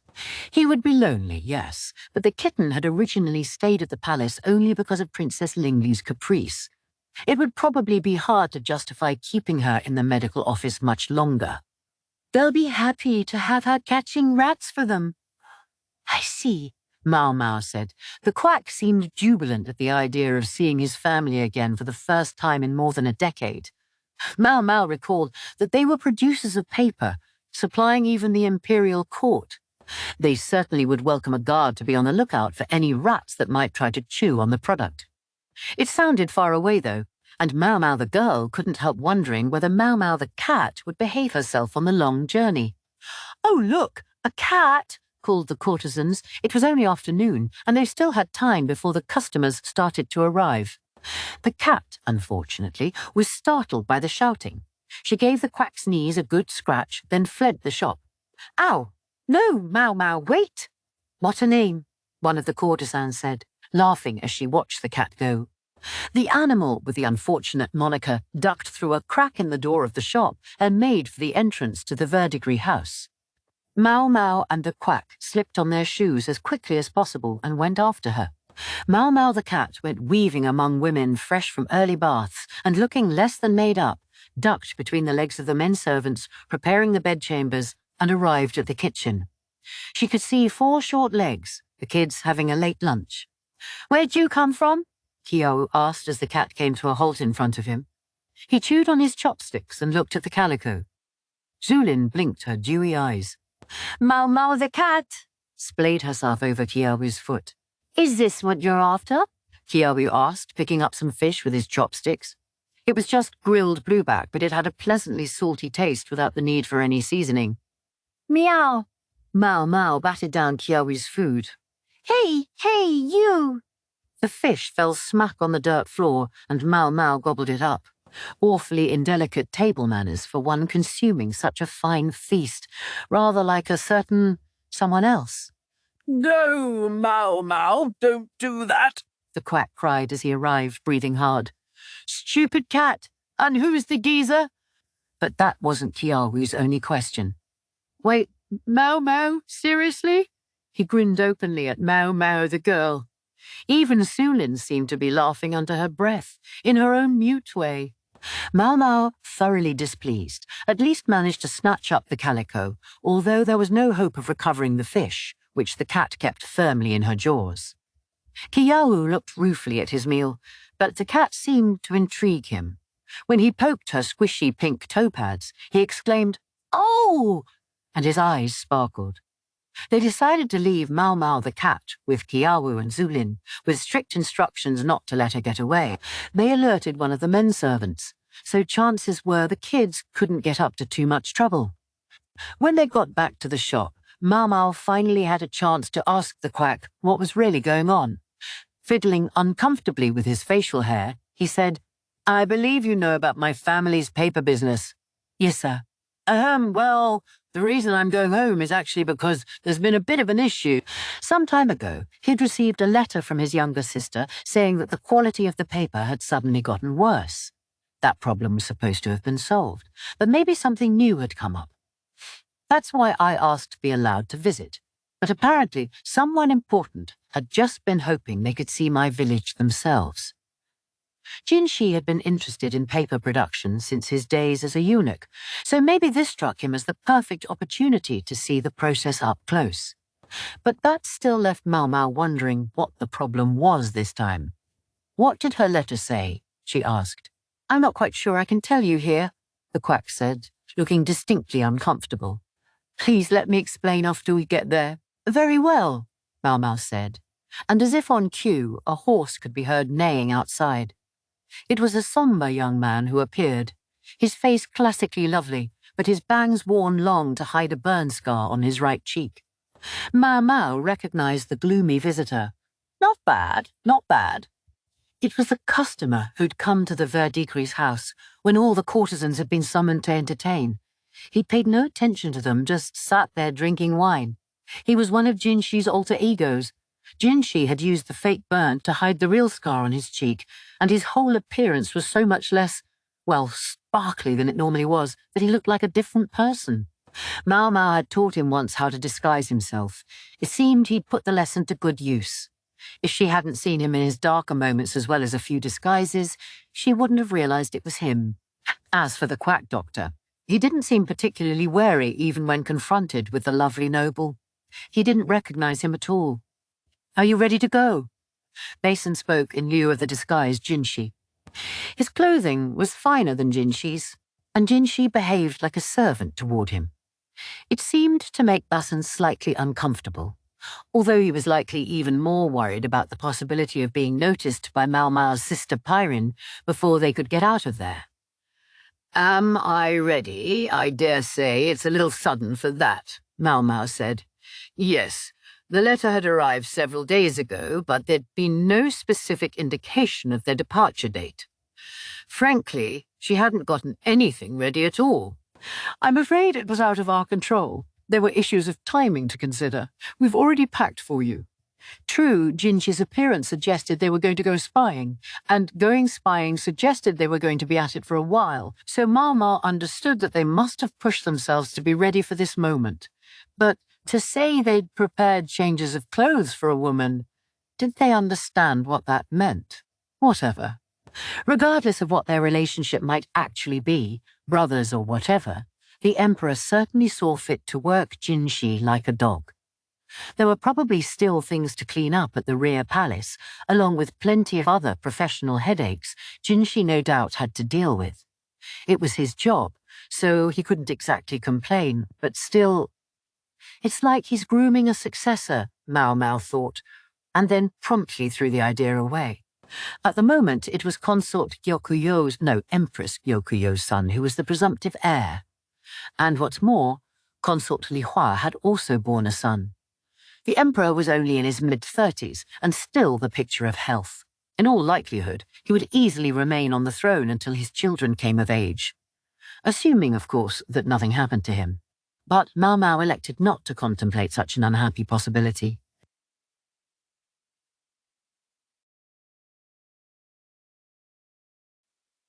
Chapter 9. The Paper Village.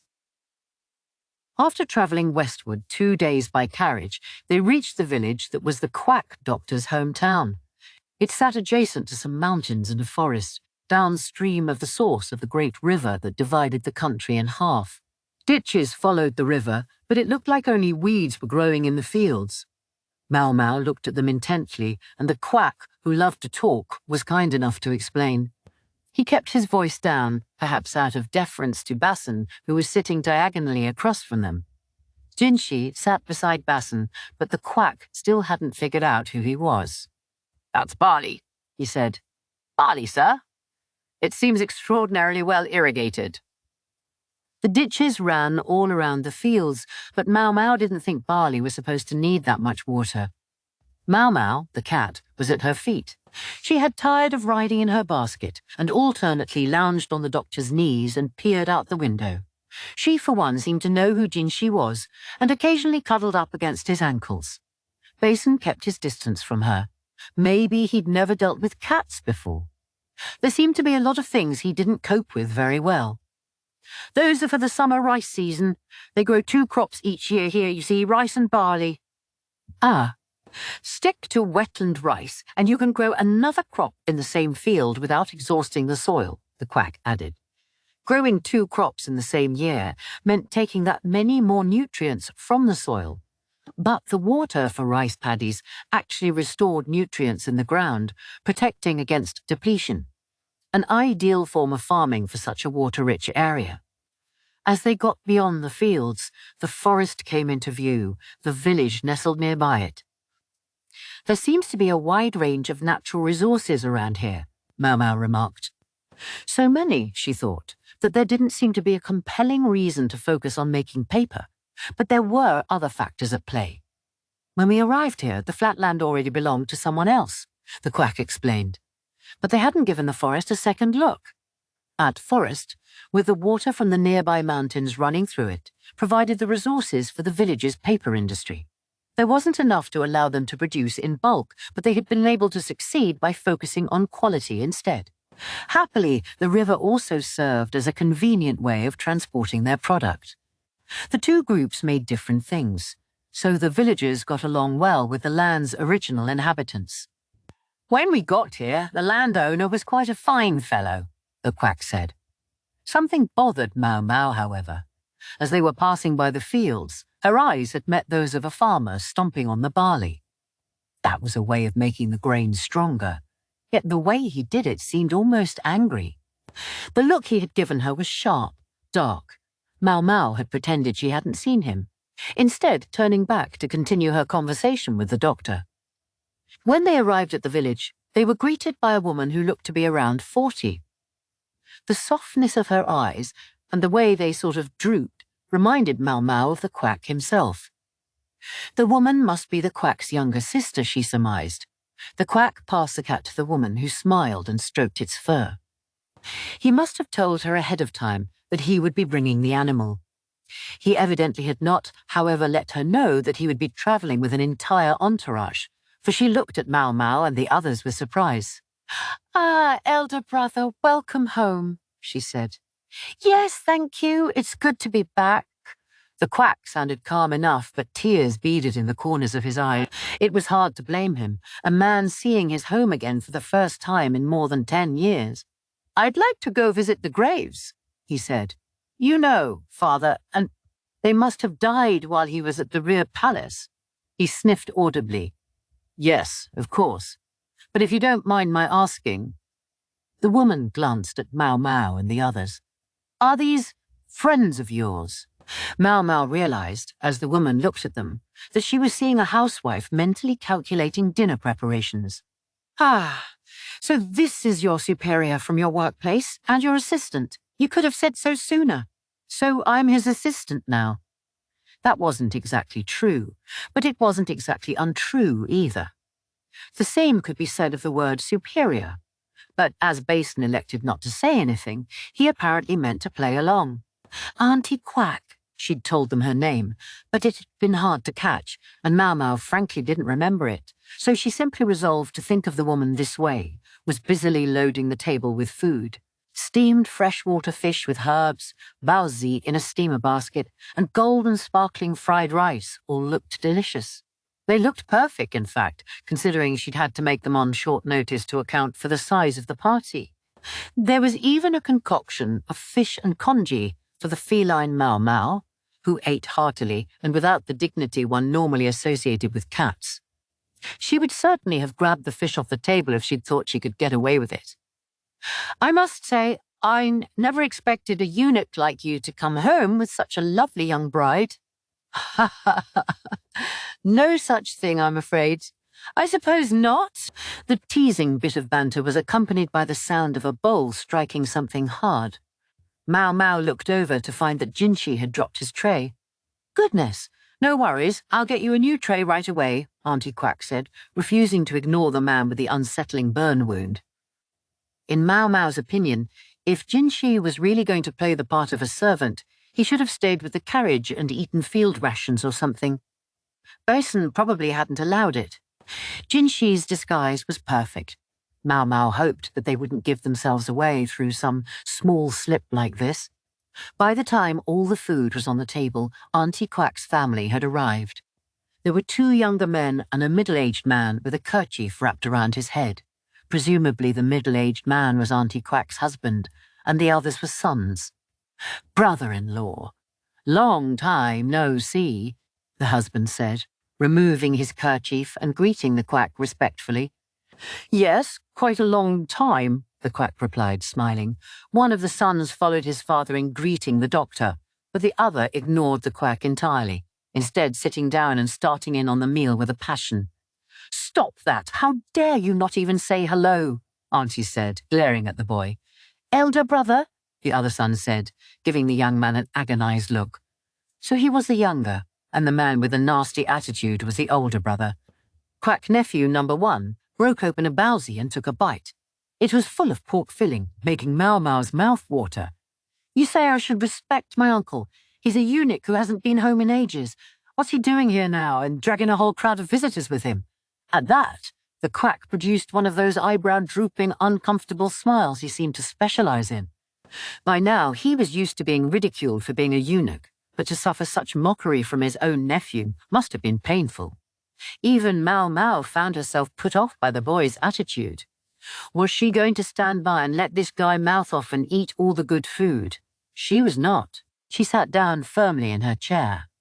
"If you don't mind, I'll get started before it goes cold," she said, and then expertly snatched the exact piece of food the nephew had been going for. He shot her a nasty look, but she didn't care. She knew plenty of men-servants and soldiers much bigger and burlier than this guy. Basin had looked like he wanted to speak up, but appeared to calm down when he saw Maomao handle the situation. Jinshi, for his part, maintained his composure. Auntie Quack was obviously angry, for when she brought the congee and soup, there were portions for everyone except her older son. Her husband and younger son, obviously knowing what was best for them, chose not to comment. The older son, perhaps feeling aggrieved at the way his family was treating him, grabbed another bowsy and stalked out of the room. When the boy was gone, Auntie Quack's husband, scratching his head in embarrassment, bowed to the quack doctor. "I'm very sorry, brother-in-law. He doesn't know how hard you've worked for this village, how much you've sacrificed, and in front of your superior, no less." "Oh, it's quite all right. I'm not bothered. I'm used to things like this," the quack replied, although he seemed quite conscious of Basin. Maomao jabbed Basin with a fingertip, and he jumped slightly before saying, "We're the ones who should apologize, showing up so suddenly." So he could at least be polite when the situation called for it. That was a relief. He was probably encouraged to mind himself by the relentless stare Jinshi was giving him. Good, then all's well," the quack said, sipping some congee appreciatively. To him, the claim that he was used to things like this was an offhanded remark, but Auntie Quack was clearly troubled by it. It was to save her from being sold into the rear palace that the quack had submitted to becoming a eunuch, and this even though their parents presumably prized a son above a daughter. "However, I know I didn't come here just to have dinner. Isn't there something you'd like to talk about?" the quack said. The rest of the family fell silent. They had reached, it seemed, the real reason he'd come back. As far as Maomao was concerned, she was simply part of the audience, so she had no intention of stopping eating. The steamed fish was perfectly salted, and the herbs came through beautifully. She would have to ask Auntie what she'd done to it. The husband set aside his chopsticks and looked at the quack, and then, after a beat, lowered his head. "Brother-in-law, we hear you've become a renowned physician, so famous that you even delivered the Emperor's own child. You must have His Majesty's ear. And we beg you ask a personal favor of him." "Huh? Delivered the Emperor's child, did he?" Maomao thought. It had, in point of fact, been her adoptive father Luomen who had performed the delivery. But knowing the quack, he might have embellished the story in one of his letters. Even Maomao, though, had enough decency in her to keep quiet at this moment. Basin frowned a little, and Jinshi appeared to be looking at some point in the distance. The quack, for his part, set down his own chopsticks, his eyebrows drooping even further than usual. "To ask His Majesty to listen to me would be far beyond my station." "Even though you attended the delivery of the royal consort?" It was impossible. Even the highest officials were only sometimes allowed to speak with the Emperor. Even to seek a personal audience with him might be considered an act of disrespect and cost the quack his head. Maomao herself had been graced with the opportunity to speak to the Emperor on several occasions, but each time it was because His Majesty had personally permitted it. And now Ukyou was no longer just a consort, but the Empress. Getting in touch with her would be difficult. At this rate, the quack looked likely to find the task foisted upon him regardless, and if Basin decided to break in with some awkward rejoinder, it wouldn't help matters. So Maomao decided to take over the conversation. A previous physician of the rear palace involved himself in business that wasn't his responsibility, and he found himself punished with mutilation and then banished from the palace, she said. The others looked startled. Rumor has it, he was foolish enough to learn something he didn't need to know. They say that's why he got in trouble. She was talking about her own father, true enough, but she wasn't really lying. She wondered briefly whether it was safe for her to say as much as she had, but there was no reaction from Basin or Jinshi, and she was glad she hadn't inspired any shenanigans on their part. Auntie Quack and her family swallowed hard and looked at each other uneasily. Their shoulders slumped. The quack, however, leaned forward, waving a hand. "It's true I probably can't speak to His Majesty, but there are other people I might be able to reach out to. Tell me what's on your mind." Auntie Quack and her husband shared a glance. Maomao wondered if maybe she was imposing, but she'd come this far, she wanted to hear the rest. Jinshi and Basin, evidently of the same mind, showed no sign of moving. "Please speak. I can't promise how much help we might be able to offer, but we can at least hear you out." This urging came from Basin. The words more properly belonged to Jinshi, but here Basin was speaking on his behalf. The quack looked at them, nodded, and then said, "You can trust these people." It was that rare moment when he said the right thing at the right time. "Well, if you say so," Auntie Quack said slowly, and then she began to speak. "The problem has to do with land rights in the village. The land on which the village was built," she said, "was actually rented. The owner, who had lived nearby, hadn't been using it, so he had been willing to rent it to them cheaply. But as the years went on, the two sides began to talk about selling the land outright. The landlord at the time had been an easygoing man who got along well with the villagers. Or so Auntie said. Some years ago, however, that man had died, and his son had taken over as landlord, whereupon things began to change. Unlike his father, the new landlord despised outsiders and had an ugly habit of looking down on craftspeople. When the village received an imperial commission to supply paper to the court, he could barely stand it. Back when the quality of the village's paper had dipped, the new landlord had come several times demanding repayment of the debt. According to the contract with the previous landlord, the land and forest were lent to the villagers for 20 years. The amount of payment was clearly stipulated, and the village always paid on time. But he kept insisting that the rice harvest was down because we were polluting the water. Kept saying they didn't have enough water to make rice, said son number 2, an agonized look on his face. Recently, it's gotten even worse. He's told us to pay immediately or else to get off his land. There were another 5 years left on the contract. The village could hardly come up with 5 years' worth of money all at once and on such short notice. But they were dealing with their landlord. Much like Maomao couldn't boss the old madam around, the village had to tread carefully. If we have to leave, our houses and most of what's in them would have to stay here, and who knows how long it might take us to find a new place to live. We think they simply want to drive us out of the village so that they can move in and start making paper themselves. Why in the world would they do that? They know how to make rice, and we know how to make paper, and we should stick to our businesses, the quack said, his thin moustache waving gently. Maomao the cat, done with her meal and with nothing to do, saw it and crouched, preparing to spring on the facial hair. You might think so, Auntie said, shaking her head. But the tax on grain suddenly shot up this year.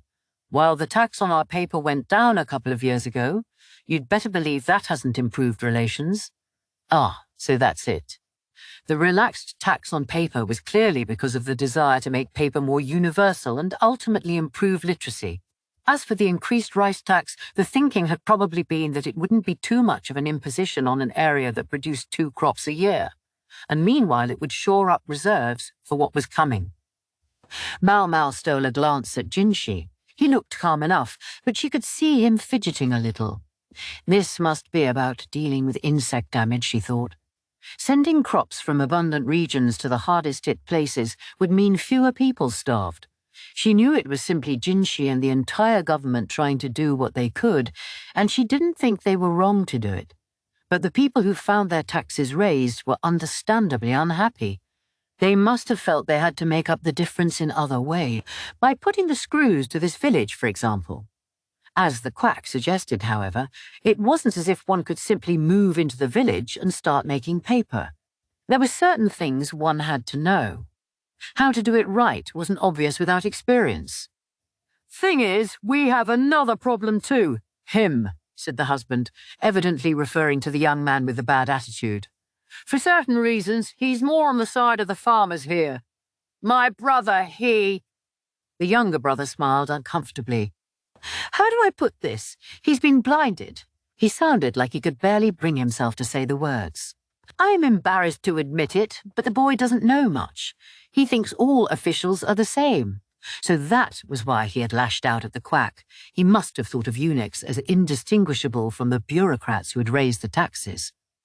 "This is why we need your help."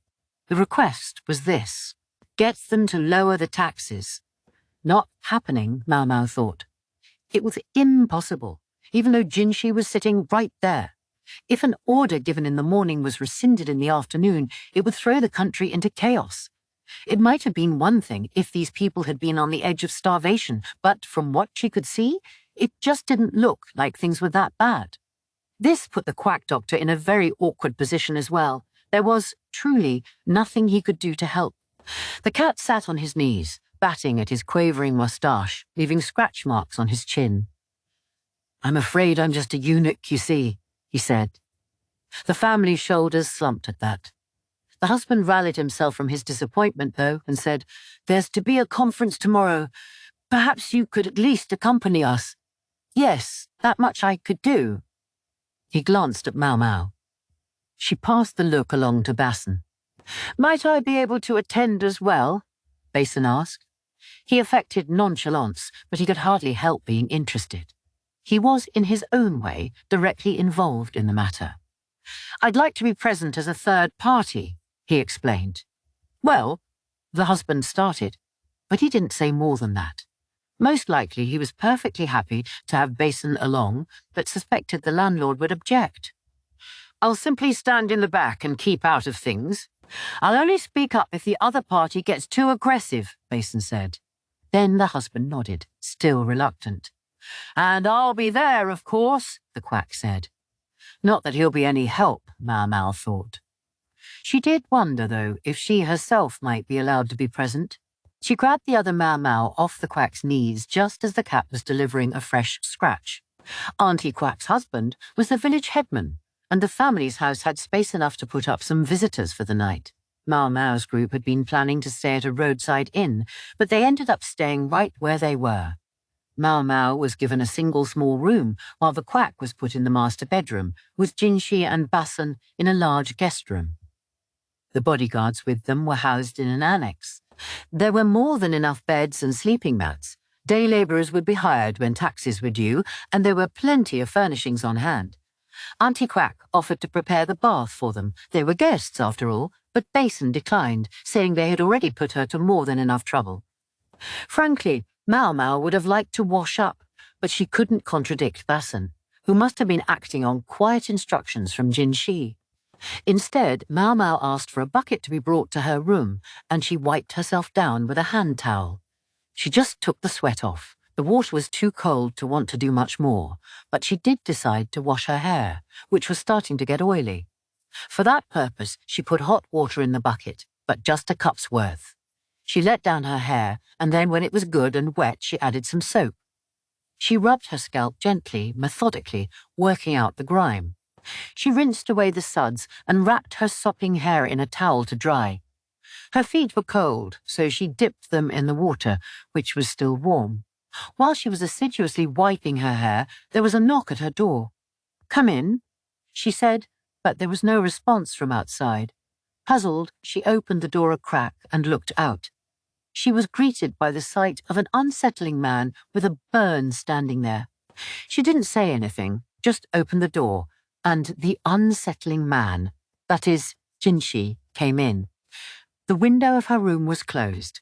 She'd been washing, after all, and the next room over belonged to Jinshi and Basin. The next room past that was some distance away. "You can talk. I don't think anyone's going to hear us," she said.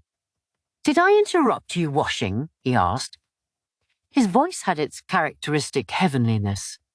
Evidently, he hadn't decided to try to alter it this time, which would explain why he'd been staying silent. "Just my hair. I'm sorry for not being more presentable," Maomao said, continuing to pat her head as she moved the bucket to a corner of the room. It was a cramped space, and the bed was about the only place to sit down, so Maomao remained standing, looking at Jinshi. "You should sit down," he said. "My hair's still wet," she replied, giving him a look that she hoped meant, "Why are you here, anyway?" Jinshi, touching the burn on his cheek, showed her a cloth-wrapped package. "I'd like to get rid of this thing for a while. Do you think you could replicate the makeup?" The package contained red dye, glue, and a white powder. The glue used carefully crushed rice and was on the tacky side. On inspection, she could see Jinshi's scar was starting to thin out. One sweated even when it was cold, and when he lay down to sleep it would start to rub off. "Probably, I think I can do it," she said. She could use dyed glue to pucker the skin, then layer the white powder on top of it to get more or less the right effect. Adding some shadows to make his face look sallow would complete the illusion. If you would, then remove it for now. He dipped a kerchief into the bucket. Oh, what is it? Let me prepare fresh water. No, that would be too much trouble. This is fine. Maomao didn't say anything more, but stared at the bucket. It didn't look too filthy, but... Is something the matter? Jinshi asked. No, sir, nothing. She dipped her feet in the bucket after washing her hair, but she could keep that to herself. Jinshi didn't seem bothered by the used water, so she decided there was no need to trouble herself getting more. She took the damp keef and rubbed at his face. It was a nice new cotton handkerchief, but it swiftly grew grungy with dye and glue. It was a waste, Maomao felt. The cloth was unlikely to come clean of the red colour, even with diligent washing. He wished he'd had a less pristine rag on hand to use for this. Jinshi closed his eyes and let her work, seemingly enjoying the feel of the warm, damp cloth. He looked so thoroughly unguarded. She worried he might find his head chopped clean off, the assassin laughing all the while. Athlete's foot can't spread to the face, can it? Not that Maomao had athlete's foot, to be clear. The glue dissolved, revealing Jinshi's bare skin, which was smooth and healthy, although it had another wound, a real one that was still visible, slashing across it. There was still some redness around the scar. It would likely fade with time, to an extent. But it would never go away completely. It would be with him the rest of his life. Master Jinshi? Yes. Why are we stopping by the Master Physician's house? And with Maomao in tow, no less. It's on the way to our destination. I thought we might as well have a look, as long as we were going to be passing through anyway. On the way to our destination. To her, that meant going home was going to take even more time than coming out. Where in the world are we headed? Honestly, it's convenient timing. It gives me a chance to see the reaction to the increased taxes firsthand. That much is true. Each year when taxes were collected, the quantity of the harvest was considered compared to the local population, and the ratio checked to ensure that no one was facing an undue burden. But those were ultimately just numbers. They could only be trusted so far. Besides, there's something strange going on around here. What's that, sir? I'm afraid I don't quite know. I only know that your cousin brought that abacus of his to bear, and he thinks something is off. Lahan's fixation on numbers was legendary. He was a card-carrying eccentric who worked day and night seeking ever more beautiful numbers, even if he couldn't make them quite perfect. If he had brought the matter to Jinshi, there was almost certainly something going on. He claims there's an aberration in the amount of rice they've shipped these past few years. Eccentric Lahan might be, but he wasn't apt to be mistaken on a point like that. That's what brought me here. But look what else we found. We can't have professional paper producers replaced with a bunch of know-nothing amateurs just as we're trying to ramp up production. So this was more than just a sightseeing diversion. He was doing real work. Now she felt especially bad as he washed his face with her foot water. Jinshi must have been getting sleepy, for he gradually slumped on the bed until he was lying down. Thinking what a lot of trouble he could be, Maomao sat on the bed and began gently stroking his hair. He wasn't wearing perfume, yet a faintly floral scent still wafted from him. Just how much like one of those celestial maidens was he, anyway? Shall I redo your burn now? Or would you rather wait until morning? Now, please. His drowsy voice was more alluring than normal, reflecting that she could cause a veritable disaster if she were to kick him out of her room right now. Maomao stirred the glue and dye with her finger. She added some water to give it the right consistency, then began to daub it around his scar. I wonder who thought of this. It looked awfully convincing. It might not stand up to getting wet, but they were in the dry season, when it very rarely rained.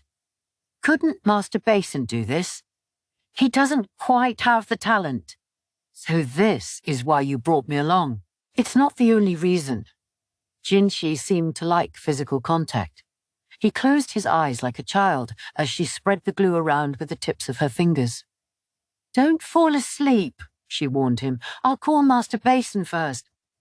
How helpful do you think he'd be if you did? Not very, admittedly. Unlike his father Gaoshun, Basin didn't have the knack yet. Frankly, she felt he lacked a certain forcefulness as Jinshi's assistant. Why is he your assistant, anyway? she asked before she could stop herself. Part of the problem was that she hadn't seen Gao Shun for quite a while, and she missed the restorative effect he had on her. She missed the middle-aged man's occasional mischievous streak. Jinshi slowly opened his eyes a little wider. The dark pupils showed a shade of surprise. I know how he can seem, but he's, well, perfectly competent when it matters. If you'll forgive my saying so, sir, you don't sound very convinced. Maybe Jinshi was a little soft on Basin. They were milk brothers, after all. Then again, if Basin was genuinely comfortable around Jinshi, that was a sort of talent in itself. Maomao finished the burn makeup and was about to wash her goopy hand when she had a thought. With her clean hand, she reached for her luggage and pulled out the bronze sheet she used as a mirror. Then she tried painting the stuff around her mouth. She grinned, looking like a monster. That is positively awful, Jinshi laughed. Maomao, figuring she could simply wash the goop off again, was seized by the desire to paint it around her eyes and cheeks as well. Now a truly disturbing face floated on the bronze plate, almost corpse-like. Jinshi, completely sucked into the spectacle, was trying desperately not to laugh. She felt bad for him. He was practically in pain, but she leaned over to finish the job. Just then there was a knock on the door and Basin called out, "I'm coming in." The door opened before they could stop him.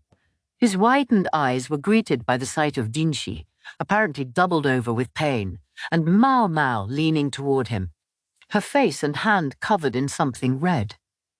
He didn't say anything. They didn't say anything. Shortly thereafter, Basin couldn't say anything.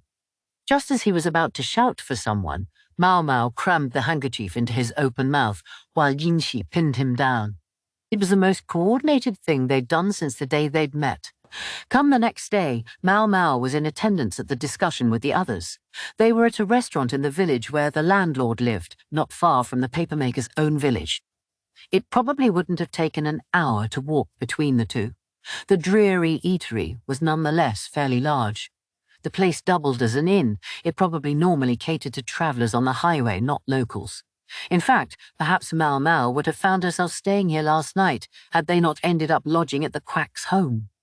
Present were the quack's brother-in-law and his 2 sons, along with 3 middle-aged men from their village. Throw in Maomao, Basin and Jinshi, and you had a party of 10 in total. Maomao had her doubts about whether Basin could properly protect Jinshi if things turned ugly, but then again, Jinshi seemed pretty capable of protecting himself. It would probably be all right. Across from them were no fewer than 15 well-built guys, one of whom was a middle-aged man who sat imperiously in the middle of the group, stroking his facial hair. The old man and woman who ran the establishment were watching them with undisguised annoyance. They'd probably picked the place on the understanding that things might get violent, and it was a choice that couldn't have pleased the owners.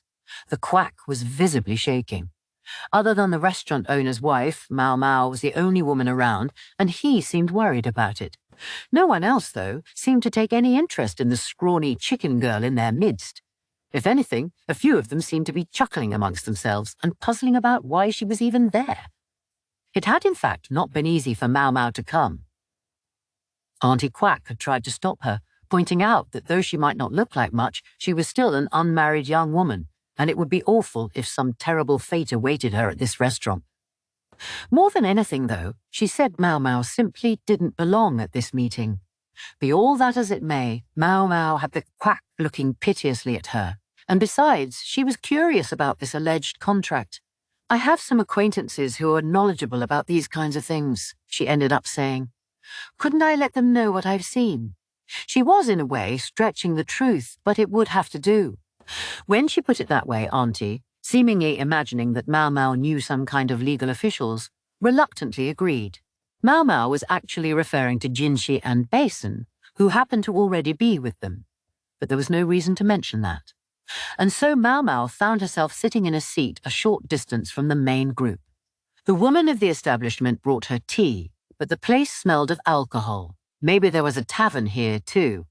And Maomao only barely managed to keep herself from ordering some. Jinshi and Basin were seated at the table with her.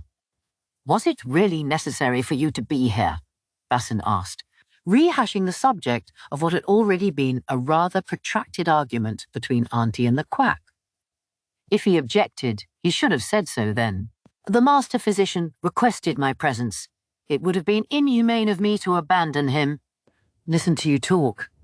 Basin sounded like he wanted to press the issue. But the quack had been stealing glances at Maomao ever since they'd gotten here, and so he dropped the subject. Instead, he looked around and remarked, I have to say, there's an awful lot of alcohol here for a place this size. The shelves were packed with wines, but the main offering seemed to be an unrefined or cloudy wine that was stored in a large barrel in the kitchen, a murky, whitish alcohol. In the capital, clear or distilled spirits were the drink of choice. This stuff looked like classic countryside wine. Presumably travellers were offered the stuff off the shelves, while the locals were served out of the barrel. While Maomao had been distracted by the drinks, the discussions had begun. "Did you bring the money?" asked, naturally, the imperious middle-aged man, sounding like a third-rate villain in a stage play. Maomao wasn't sure if the rough-looking men around him were tenant farmers or hired muscle. Brother-in-law and his sons and friends were well built, but clearly outnumbered. She looked around, thinking about where she would run if things turned violent. There was still supposed to be time. Can't you reconsider? The quack's brother-in-law asked meekly. Between him and the landlord sat a piece of paper, presumably the contract. What's there to think about? I'm not just lending you that land out of the goodness of my heart, you know. If you can't pay, then I want you out. He was giving no quarter. It sounded like this wasn't the first time they'd had this conversation. The man went on. Look, I like to think we're being flexible. We offered to wait until next year. We just asked you to teach us a thing or two in the meantime. Ridiculous, Maomao thought. So the craftspeople could either leave immediately or next year, and if they chose to wait, it would only mean giving the other villagers time to learn the paper-making techniques. They obviously had nowhere to go now, but if they waited, they would be forced to give up their trade secrets. The farmers probably hoped to take the Imperial Commission too, slotting neatly into the craftspeople's former lives. It was enough to make a person angry, but it wouldn't normally have gone unchecked. The proof was right there on the table. Something was odd, though. Why make the paper masters teach a bunch of farmers how to make paper and then force the craftsmen out? Why not use the debt as leverage to force them to work for the farming village? Did they really hate outsiders that much? Maomao watched the middle-aged man, who was looking scornfully at the people from the paper-making village. The sons in particular seemed to be the objects of his wrathful look. Maomao trotted over and stood behind the husband. The quack was beside them, his moustache quivering. "What do you think you're doing?" Basin hissed, but Maomao roundly ignored him. The contract had been written more than 10 years ago, but the paper still appeared in excellent shape. Had it been of lower quality, it would have grown ragged over so much time. The contract did indeed stipulate monthly payments in a specified amount over the course of 20 years, and at the end of it there appeared the huaya of the individuals concerned, so-called flower marks that served in lieu of signatures, showing that the document was valid and proper. With everything so obviously in order, Maomao couldn't fathom why the landlord would be pressing them this way. The younger son, a perceptive and thoughtful man, quietly filled her in. "It claims the contract's invalid," he said, "even though it had been written by a scribe and everything. Even though it has flower marks on it? Yes, they're real marks, but, well, the last landlord, he couldn't read. He was illiterate," Maomao asked. That was hardly unusual, but it was puzzling. Landlords often had to review paperwork like this, and were usually educated for the task. He was a son-in-law. Ah, now it made sense. If he'd been adopted into the family to take things over, all the pieces would fit. He'd probably been the son of an industrious tenant farmer.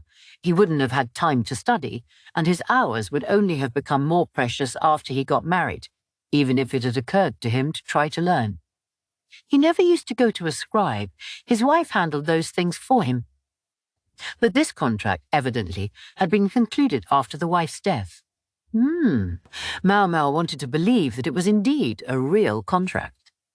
The younger son claimed the flower marks were legitimate, which implied the contract had been concluded in the presence of the previous landowner.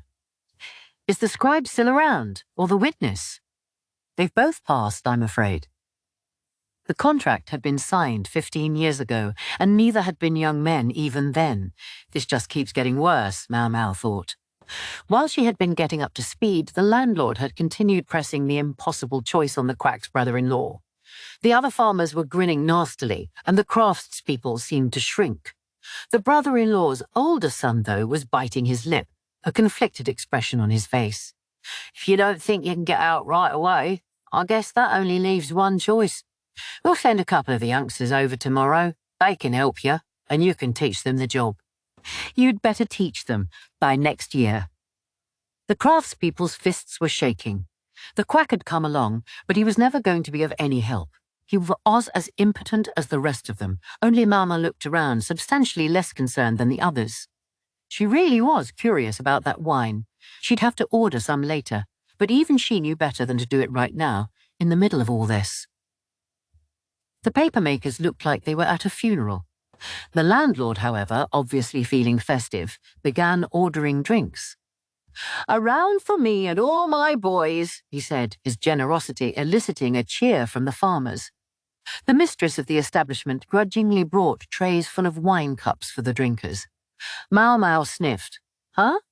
She looked at the wine the farmers were drinking. It wasn't the cloudy stuff, it was clear spirits. The landlord himself was drinking something else again, an amber-coloured liquid that was obviously some kind of distilled alcohol. The stuff had come from one of the shelves. Evidently, he could hold his liquor. The landlord, she could understand. Of course, he would drink whatever was his favourite. But to order distilled liquor even for the tenant farmers, that was extremely generous. And this when there was more than enough of the only slightly less distinguished cloudy wine right here. Maomao thought about it for a moment, then, although she felt bad for the woman who was carting the drinks around, obviously annoyed, she raised her hand and called the mistress over. "What is it?" "I'd like a cup as well, please. Of the wine." The woman all but shrugged and gave her a drink. "Young lady, of all the times." The quack looked downright exasperated with her, as did his brother-in-law. As, needless to say, did Basin, but Jinshi motioned for her to order more. "Ah, so he's got on." Maofao ordered cups for Jinshi and Basin. Then she drained her drink. It had a sweet flavour and good body. It wasn't as refined as the stuff available in the capital, but it wasn't bad. For all the mellowness of the flavour, though, it had a distinct alcoholic sting. If it had tasted bad, that would be explanation enough, but instead, Maomao licked her lips. So they had an eating establishment that was forced to accommodate unruly customers and a whole barrel of cloudy wine. Yet that wasn't what they served to the unruly landlord and the farmers. Huh. So that's the story, Maomao thought. She turned to the quack's brother-in-law, who still looked exasperated. "Pardon me, but is there a distillery around here?" "No, nothing of the sort, as far as I know." "I figured as much." Maomao's lips twisted into a smirk, and she went and stood, cup in hand, before the chattering, merrymaking landlord and his buddies. Maomao put the cup on the table with an audible tock, and gave them a smile that looked like nothing so much as a wild animal. "What do you want, little girl?" "Gonna pour us a drink." The landlord gave her a mocking grin, then burst out laughing. "Young lady!" The quack practically clung to her, trying to understand what she was doing. Basin nearly stood up himself, but at a discreet tug on his sleeve from Jinshi, he sat back down. Maomao chuckled and said to the landlord, "How about a drinking contest, my good sir?" She smacked her chest demonstratively. "A drinking contest? Ha! You've got some nerve, I'll give you that," the landlord said, amused by the saucy young woman who'd appeared before him. The farmers all laughed uproariously. The papermakers looked despondent, and the quack doctor was practically beside himself. Only Jinshi and Basin, both accustomed to Maomao's typical behaviour, appeared unmoved. "You can't be serious," the quack's brother-in-law said. He and his sons looked deeply worried. "It'll be all right, but I have a question. How much is left on your debt?" After a second, the man replied, It's 1,000 silver pieces a year, and we've already paid half this year's amount. So that would make it 4,500. That was indeed not an amount that just anyone would be willing to lend. Imperial commission or no, the village wasn't suited to large-scale production and wouldn't exactly be raking in the cash. All she said, however, was, "I see." She seated herself assertively across from the landowner. "Since we're doing this, how about a bet?" "A bet? At a girl?" Now the landlord, obviously confident in his drinking abilities, was simply making fun of her. "So, do you have anything to wager?" "Yes, you've already seen it." Maomao smacked herself in the chest again. "If you sell me to a procurer, I'll bring at least 300 silver. Several of the farmers spat out their drinks, while the craft people were speechless. There was a clatter that turned out to be Jinji jumping out of his chair. Maomao, though, simply nodded, as if to indicate her calm confidence. "Ha ha ha ha ha! 300! That's a big number for such a little girl. Do you have any idea how the market works, kid?" Well, yes. That was why she'd said it. She felt she'd seen her fair share of young ladies being sold off. The most perfect jewel in the world don't sell for more than 100. And you think you... A landlord was laughing so hard, spittle flew from his mouth. He was enjoying himself to the hilt now. His friends, likewise, were good and drunk. Perfect. Maomao looked at them and then laughed. She made sure they knew that it was a mocking sound. The drunken men picked up on it, as she had hoped, and a good half of them began to glare at her. "You only think that because a daikon fresh out of the dirt will never go for more than 50 silver, Maomao declared. "To think! You don't even realize that." She felt her body jerk as someone grabbed her by the collar, pulling her up until she was standing on her tiptoes. A rather unflattering comparison of country girls to root vegetables hadn't gone unnoticed. Jinshi was about to make a move, but she shot him a look out of the corner of her eye. If he involved himself now, it would only make things more complicated. "Just you say that again?" howled a farmer. "Call him Farmer Number 1, red in the face and coming for her with his fists raised." His clenched hands were blackened with the dirt of the fields, and she could see that if he hit her, it was not going to be pleasant. But I may have to live with it, she thought. She'd come this far. She couldn't back down now. The quack had collapsed, while his fellow villagers watched with looks of horror. "You can't even read or write," Maomao continued. "You'll never even use paper, let alone do a decent job of making it, even if they did teach you." The fist launched at her, but it never hit her. Instead, there was a thwack of something striking the table. Someone had interposed himself between Maomao and the aggrieved farmer. A substantial purse was on the table now, and Jinshi was standing between the two of them. He turned the purse over, and a veritable hail of silver poured out, jangling noisily. Everyone in the room looked at it with eyes wide and mouth agape, including Basin, whose mouth was opening and closing uselessly, aghast. What, he seemed to wonder, was Jinshi doing? 300 silver would be cheap at the price for this girl, Jinshi said. He had pitched his voice lower than usual, and he used his handsome but unsettling looks to keep the room in check. He almost casually brushed away the hand of the man holding Maomao. "Don't go flashing your silver like that." Maomao thought, but she had no choice but to roll with it. She straightened her collar, planted a foot on the chair, and stuck out her chest, such as it was. "You see, men who know value know what they're looking at when they're looking at me." The farmer who'd been about to hit her growled and gave her a baleful glare instead. Maomao and Jinshi both gave the farmers their most galling smirks. "We don't have to put up with this, boys. Let's teach them to mind their manners," one of the other farmers exclaimed. But the landlord held up a hand. "Don't get ahead of yourselves," he said, and the other farmers flinched and shrank back. "You've put real money on the table. As far as I'm concerned, you've got yourself a bet." So he was on board.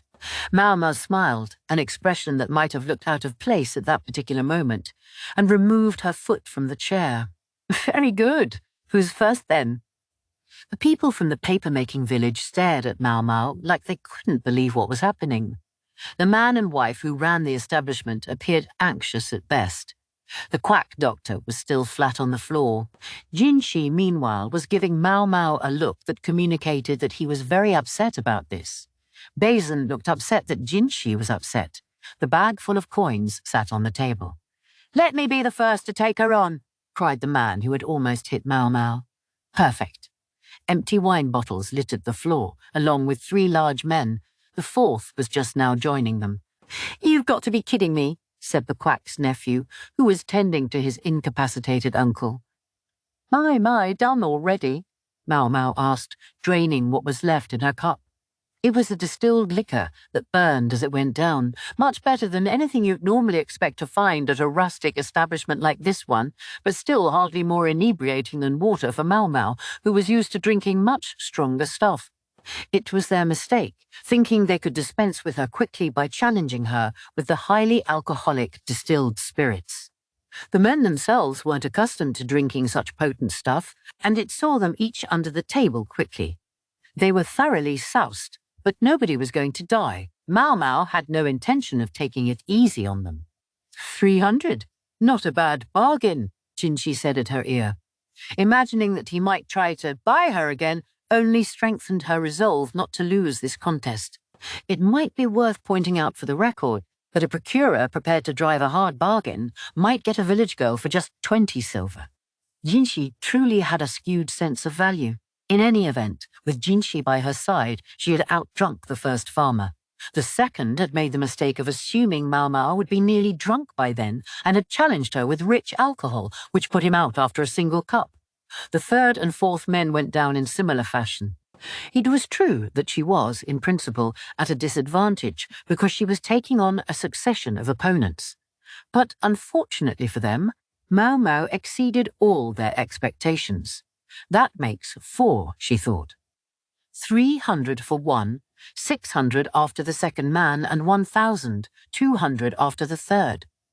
With 4 down, her take was now 2,400 silver.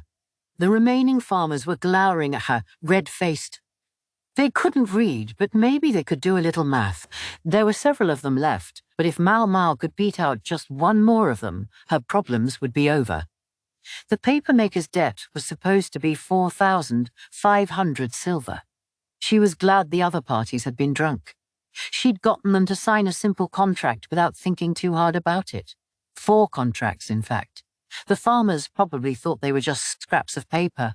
She could tell because even the esteemed landlord himself had been about to use them for waste paper. Speaking of the landlord, he was growling and frowning, and finally he sat down across from her. Care for a match? The mustachioed man was smiling, but his eyes were hard. Maomao patted her belly. Hope I can swing another one. Even she was starting to feel the effects after drinking 4 people into unconsciousness. The landlord appeared to know how to hold his liquor, as befitted someone who normally drank distilled spirits. He smirked at Maomao's evident discomfort, then glanced at the contract. If you think I'm going to be another lightweight, think again. Then he scrawled a signature on the contract and slammed it on the table. Hey, brother, you won't try to stiff me on my money, will you? He said. Jinshi stood silently with his arms crossed. No one's going to be stiffing anyone, Maomao said. Then, feeling it was her only option, she produced a small bottle from the folds of her robe. The landlord's entourage immediately set up a ruckus. Hey, what the hell is that? I'm just a little tired of the taste of this wine. I thought I'd freshen it up a little, Maomao said, and tapped some of the contents of the bottle into the amber liquid in her cup. The landlord leaned toward her. Well now, hold on. Not going to share? Well, if he insisted. Maomao passed the bottle to the landlord, who looked at it critically, then emptied the remaining contents into his own cup. Let me guess. A little something to help you hold your liquor? He grinned at her. Maomao, expressionless, brought the cup to her lips and drank. The landlord watched her drain it, and then, when he saw she was unaffected, he smirked again and drank his own cup dry. Glug, glug, glug. Crash. The landlord fell over. One of the farmers rushed to him and helped him sit up, but the middle-aged man was obviously in something of a stupor. "Hey, what'd you do to him?" "I didn't do anything. I put the same stuff in my own drink. You all saw me." The landlord had ended up flat on his back for one reason, and one reason only. He was dead drunk. "I believe this means I win the bet." There was a collective silence, during which Maomao stood up and took the contracts her drinking opponents had signed. She went over to the quack's brother-in-law without so much as a stumble in her step and gave them to him. Finally, she turned to the proprietress of the establishment. "Excuse me, where is the bathroom?" "Out there and to the right." "Thank you kindly." Maomao exited the restaurant at a brisk trot. She'd emptied several bottles of wine. Who could blame her if she needed to use the facilities? And even she wasn't so shameless that she would relieve herself in front of a crowd. "Say, what did you do back there?" The quack's brother-in-law, still clutching the sheaf of contracts, asked with a perplexed look. "Nothing much. Like I said, I wanted a fresh flavor, so I added some alcohol." Maomao usually kept some herbs and other medical supplies with her, including alcohol for sanitizing purposes. Being intended for sanitizing, it was far more concentrated than your average wine. Most people would go down after just a mouthful of it, and the landlord had poured it into his drink gleefully. "May I ask you something?" the man said after a moment. "Yes."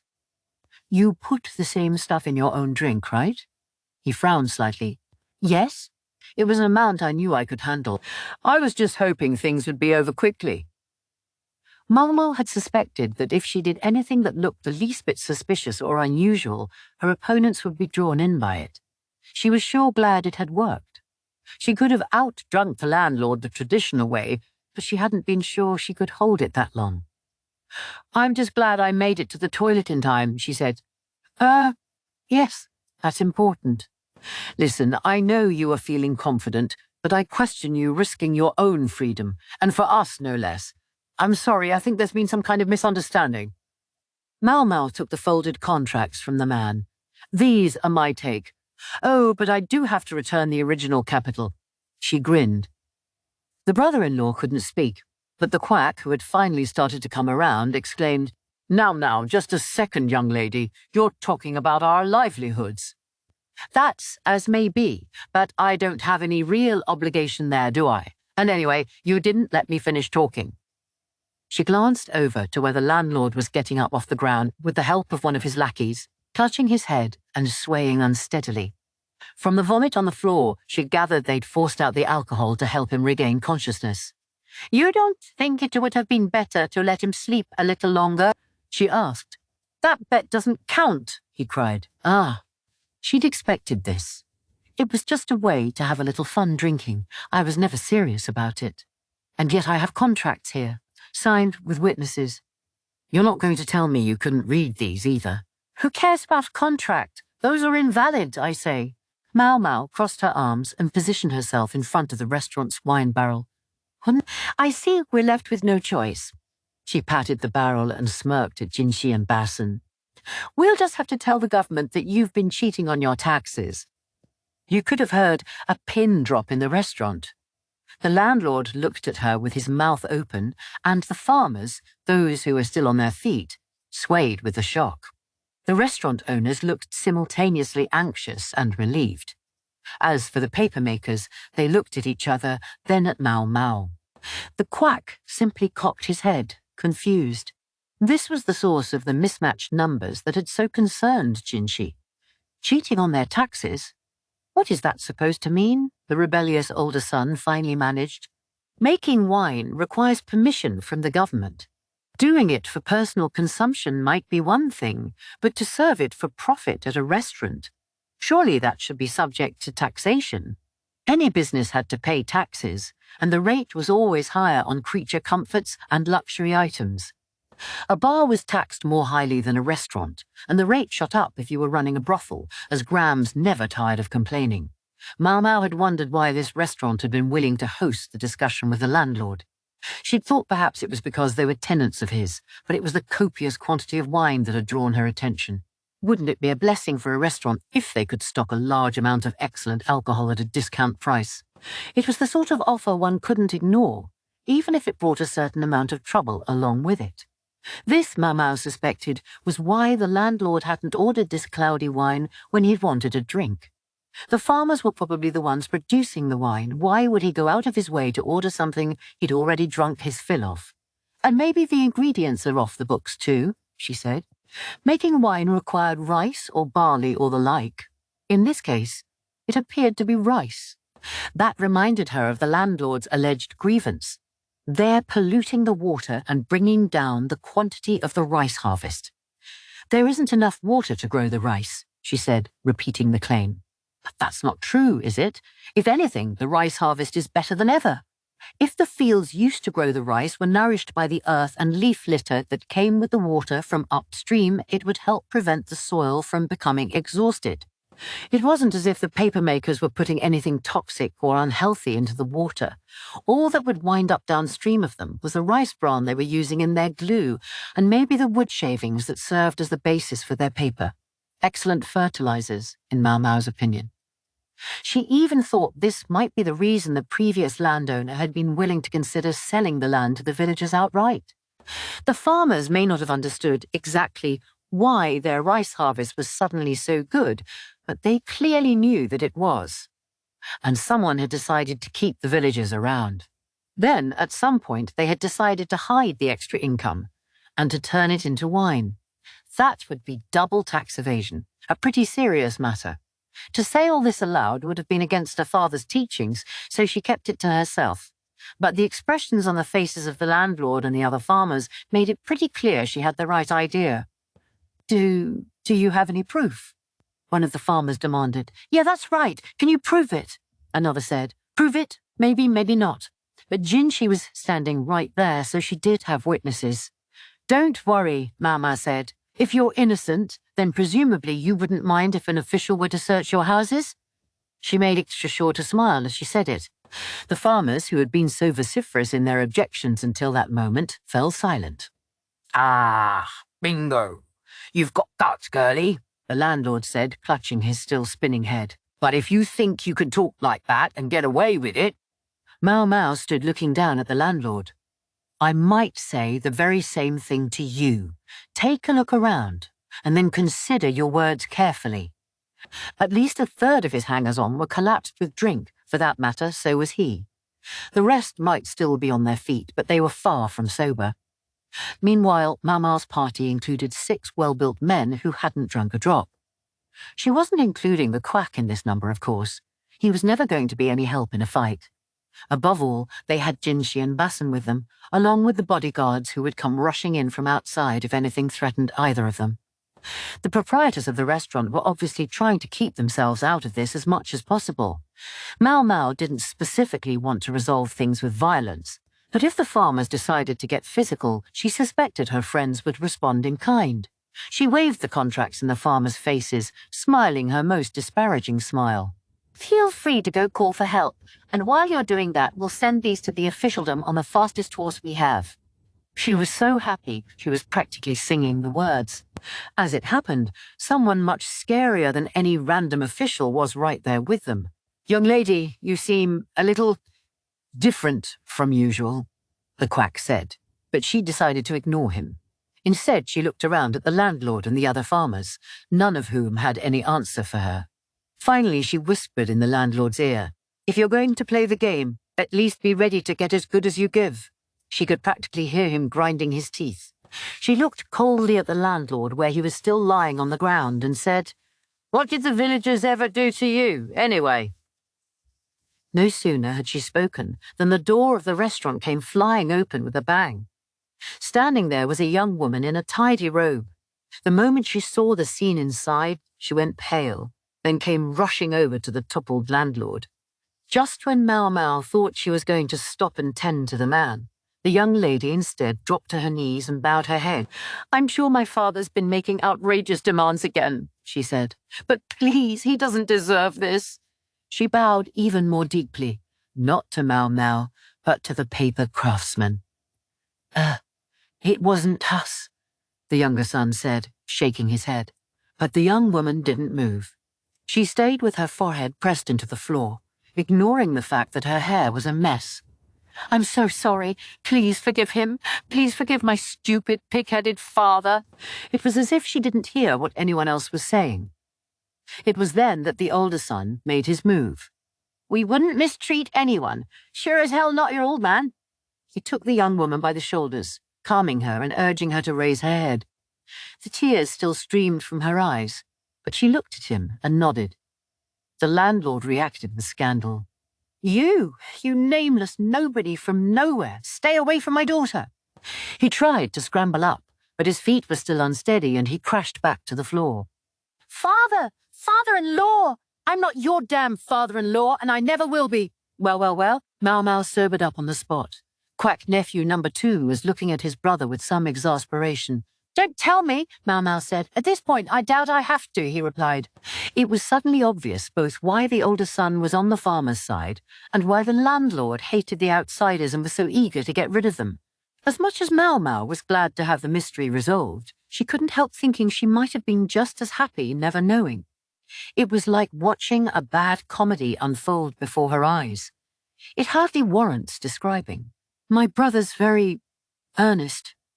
"A lot of good it'll do him if he destroys his whole village with his devotion," Maomao said, speaking what was on the minds of all the papermakers present. They all nodded along with her. It had been a mistake, she thought, to bring the older brother to this discussion at all. But then, on further reflection, she remembered that he was a relative of the Quacks. And so, well, he would be what he would be. Wait, am I going to settle for that? Was she going to stand by and watch an entire village be wiped out because of some ridiculous farce? There was just one problem. The people involved didn't see it as a farce. To them, it was completely serious. Could it get more absurd? More idiotic? More stupid? Finally, Maomao, at the end of her rope, sat down firmly in a chair. "Bring me some wine," she said, gesturing emphatically to the proprietress. "You're going to keep drinking?" the woman asked. "Oh, I'm nowhere near my limit." A collection of disbelieving gazes settled on her when she said that, but it didn't bother her. Maybe the wine really had gone a little more to her head than she'd thought. It was only after she'd sobered up that she realized she'd been far more voluble than usual. In the end, it was agreed that the craftsman's village would be allowed to pay the remaining debt over the next 5 years, as had originally been agreed. As to the matter of the landlord's payments to Maomao, they were settled with the understanding that he would send a specified quantity of rice to the Verdigris house regularly for the next 10 years. Maybe that was taking it a little easy on him, but in any case, she strongly suspected government officials would be by to conduct an inspection before too long. It was said they wouldn't look to recoup past losses, however, which was more than generous. And what became of the Quack's nephew and the landlord's daughter? Like I care. And that's all there was to say about it.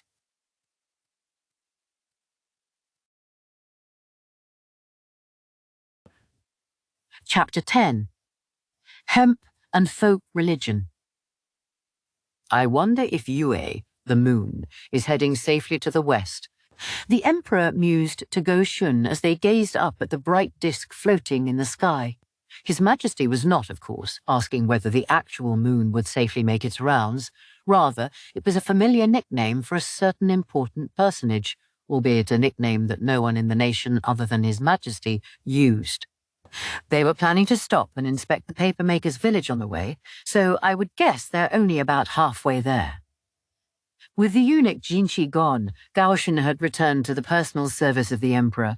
For generations, the Ma family had been the protectors of the flower of the nation, and Gaoshan had been the emperor's companion since they were young men together, much as his son Bazin now was for another.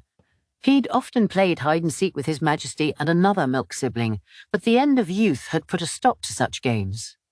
Now it was Basin who guarded the one known as Yue. Gao Shun always wondered if perhaps he should have chosen his other son for the role, but he had given it to the younger boy. Basin was inexperienced, yes, but everyone had at least one redeeming quality.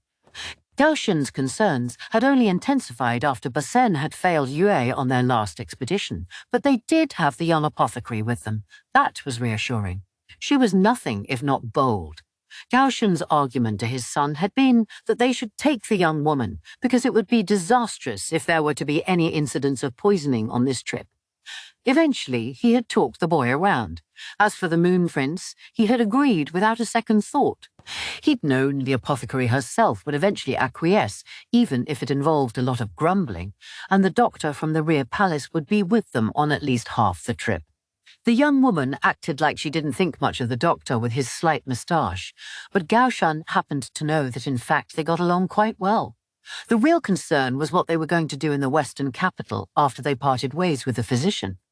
"I don't suppose it will be easy for him," the Emperor remarked. "I wonder what flowers will gather to him." "Gathering flowers, sire? An interesting choice of metaphor. Well, they'd probably get angry if I compared them to insects. A glance at my garden should explain." He was just kidding. A joke he could make, perhaps, because they were in not the rear palace, nor the palace proper occupied by the Empress Dowager or the current Empress, but rather a villa beyond the imperial court that was currently the residence of Ukyou, formerly one of the Emperor's 4 ladies, as well as his milk sibling, and a friend to him and Gao Shun when all of them were young. If the Emperor looked a little lonely, perhaps it was because Ukyou was not here, for she too had gone to the west, and in the company of one particular person. The Moon Prince, meanwhile, was not as flowery as his appearance might suggest. Gao Shun, who had been with him from his youth, who had spent more time with him than either his mother or his father, knew better than anyone. The prince was a remarkably direct person, uninterested in ostentation. Even now that his tenure at the rear palace was over, however, they would continue to require his help and effort. For now he must serve as the Emperor's younger brother, doing all those things the sovereign, who couldn't leave the capital, could not do himself. So, a plague of insects. A natural disaster which could potentially bring an entire country to ruin. Perhaps the note of sadness in the Emperor's voice came from the sense that this was a reflection on his impotence as ruler, if only in the eyes of his more superstitious subjects. It had been he who had chosen to destroy the Shi clan, and had then taken consort Ukyou, one of the 4 ladies, as his empress. Insect plagues often began with grasshoppers who came in on the wind from the west, from hundreds or even thousands of li away. The bugs would flourish in their new home, and what started as a bit of a nuisance, if left unchecked, would grow into positive destruction in the years to come. Perhaps they were worrying too much, but they had to do something about it, and it was the Prince of the Moon who had been entrusted with the task. This plague of insects would be a problem for more than just Li, however. If the grasshoppers came from the west, it meant they would wreak their destruction there as well. Hunger drove people to desperation. Starving farmers would turn to brigandage. As such troubles mounted, they would eventually lay waste to the state, and a wasted state would try to steal from its richer neighbors. It had been the cause of many a war in times past. The Yi clan, which had ruled the western regions, including Seishu or the western Yi province, had been exterminated decades before, during the time of the Empress Regnant. Their own machinations had led to their destruction, and now the area was ruled by Empress Ukyou's father. As things stood, the man was without a clan name, but it was likely the Emperor would bestow one upon him in due time. Indeed, he had originally planned to grant the family a name and then make Ukyou his empress. If a war ever did break out, the West would be crucial. That was why he had chosen a lady from that region as his empress. He could well understand why some people felt the move was premature, even though Ukyou had already borne him first a princess and now a prince. The place might ordinarily belong by rights to consort Lihua, but marriage was a political tool, one whose use became ever more stringently dictated the higher one's position was. The emperor might stand at the zenith of his nation, yet even he sometimes had to consider what would please his father-in-law. The fact that he could be heard to grumble about all this in Gao Shun's presence was perhaps a demonstration of how much he trusted the man. The emperor playfully held up his wine cup and chuckled. "Can't hurt you to know from time to time your monarch's sufferings."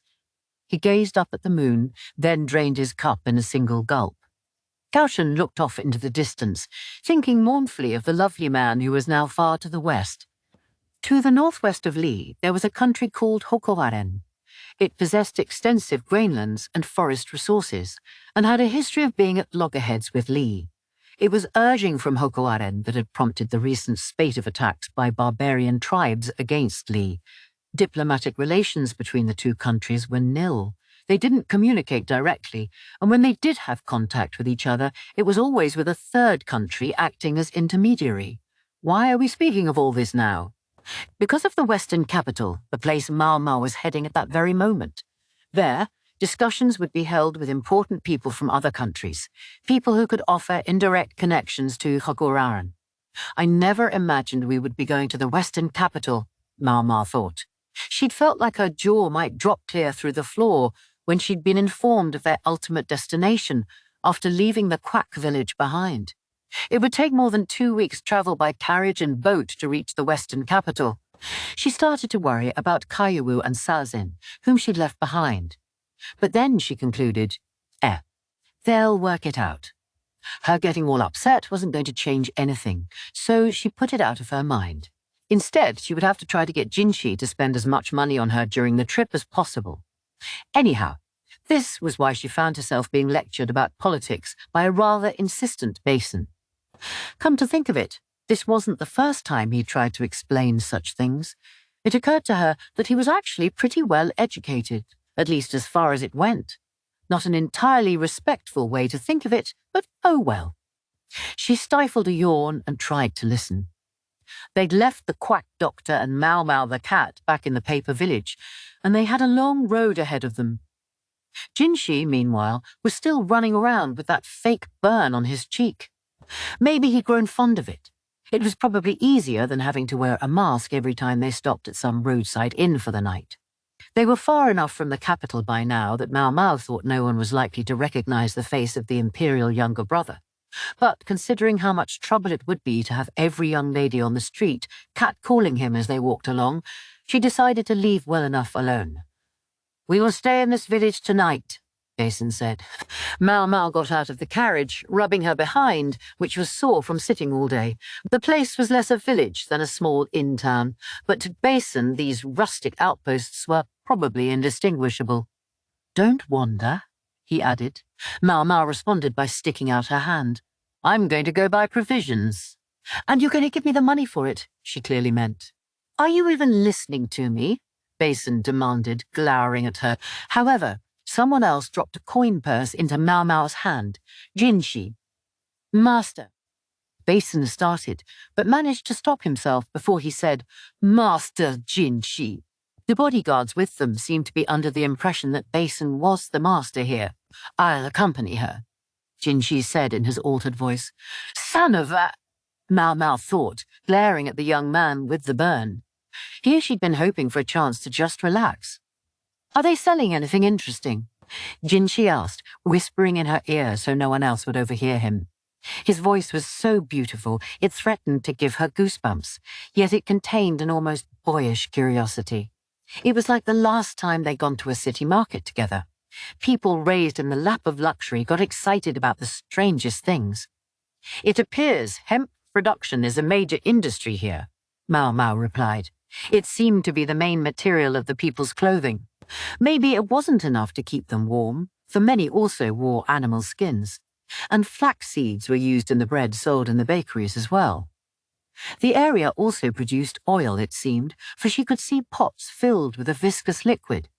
That might be the oil maker sitting nearby, smoking a pipe. Maomao noted that he was smoking dried hemp leaves and frowned. "What is it?" "Nothing. I just think maybe he's smoking too much." The product of the hemp plant could be used in small quantities as medicine, but smoking it on a daily basis could create an addiction and wasn't something Maomao would recommend.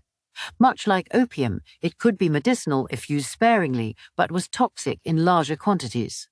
"So there are toxins even you won't touch," Jinshi said teasingly. Maomao looked annoyed. Addictive substances are not to be trifled with. There's no way to get the poison out of your system. And even if you want to quit, doing so is harder than getting out from under the covers on a cold winter morning. You think? That's not so difficult if the room is warm. Shit. That's right. He didn't understand plebeian metaphors, Maomao realized. No doubt Jinshi's old attendant lit a brazier to warm the room before he woke. What an awful master he was to run his old servants swear ragged that way. And when he didn't even understand the effort involved. Maomao found herself inadvertently scowling at him. Ah, now there's a look I haven't seen in a while, Jinshi said, not at all bothered. In fact, he looked so gratified that Maomao wondered if he was quite all right. If Goshen were here, no doubt he would have been pressing his hand to his forehead and giving Maomao a significant look. Jinshi's current companion, Basin, however, didn't have the opportunity. He was busy making preparations at the moment. They would be heading into a much drier region, and they needed horses that were accustomed to the environment. Although they had been changing mounts every day, apparently this was going to involve some entirely new type of horse. It was a speck of a town, just a few dozen houses scattered around a prominent inn, but a highway passed through the area, and allegedly they would be able to obtain the animals. It would take a bit of time, though, to get enough horses together for the carriage, as well as all the bodyguards. Personally, I'm more interested in buying provisions, Maomao said, looking at the bread displayed at a storefront. Much of it was fried, perhaps owing to the local oil production. Specifically, it was a fried and twisted dough treat known as mohua, or hemp flour, a most appropriate name. Includes flax seeds, proclaimed a sign by the bread. The fried dough would keep a long time, and more importantly, Jinshi was obviously very interested in it. I wonder if it'll suit a noble's tastes. Maomao was skeptical, but she nonetheless turned to the old man, industriously working his dough. One, please, she said. Sure thing, but wouldn't you like a second to go with it? If it's good. Maomao took the mahua, which was wrapped in a bamboo leaf, and took a bite. It was freshly made and still soft and hot. She chewed carefully so as not to burn herself. Jinshi looked at her. What, not going to share? I'm testing it for poison, she said, deadpan. It was good that the bread was fresh and there was enough for all of them. Too much, in fact, to wrap it all in bamboo leaves. Instead, the shopkeeper gave her a rough-hewn sack made of hemp fibre, of course, lining the inside with cheap paper to keep the grease from soaking through. Jinshi plucked one of the mahua out and took a bite. It's all right, he declared. Frankly, if it had been better than what he normally ate, it would have been time to find a new royal chef. Do you really have time to be out here playing, Master Jinshi? Basin looked rather tired after all that happened at the papermaker's village. Having me out of the way for a while will give him a chance to rest. Basin was a very poor liar. It must have been taxing for him to pretend to be Jinshi's superior. In that respect, he wasn't so different from his father. As they walked, Maomao spotted a number of other interesting things. The farther west they went, the more animal husbandry there was, so dairy products became more available. She studied a shelf of just such items in a storehouse. An older woman who looked like a housewife was banking a fire in a stove. The main post in the kitchen bore a strange pattern. Every land had its different faiths. Here, it appeared they worshipped snakes, or so the pattern seemed to suggest. Jinshi raised an eyebrow at it. Excuse me, Maomao said to the woman. Yes? Could we ask for a few of these? We can pay you. They were apt to grow tired of portable rations after a while. Maomao wanted to indulge herself and her party, at least for the few days the fresh dairy products would last. Which ones did you have in mind? The woman eyed Maomao and Jinshi closely. This and this and... Those. Maybe 10 of each. And if you have anything else interesting, we'll take it. Just a second, the woman said, fetching the items off the shelf and putting them in a hemp package. How about that? She'd looked like she might drive a hard bargain, but she let them have the food at a surprisingly cheap price, and she'd even picked good, fresh items. I know we're imposing. I really appreciate this, Maomao said earnestly. The woman broke into a smile. You never know when the gods might be watching. This one right here, after all, she said, indicating the post. Maomao thought. She, of course, didn't buy it. She had nothing against that kind of belief. She only worried that the woman's generosity might get her taken advantage of. So you worship a snake here, she noted. That's right, the woman replied. Years when a white snake appears are bound to have a good harvest. Superstition it might be, but Jinshi's face darkened at the remark. He'd no doubt heard the stories about the White Lady. Maybe he had even been tasked with dealing with her. Maomao wished he would keep just a little more distance while she talked to the woman. What with his burn and his grim expression, the woman kept shooting him strange looks. Maomao had nothing against snakes, but the mention of white snakes specifically was bound to bring something of a frown to her face. She couldn't help wondering where the mysterious Immortal had gone. It looks like you two are headed west. Best be careful, the woman said as she packaged the dairy delicately. There was more in there than Maomao had specifically ordered.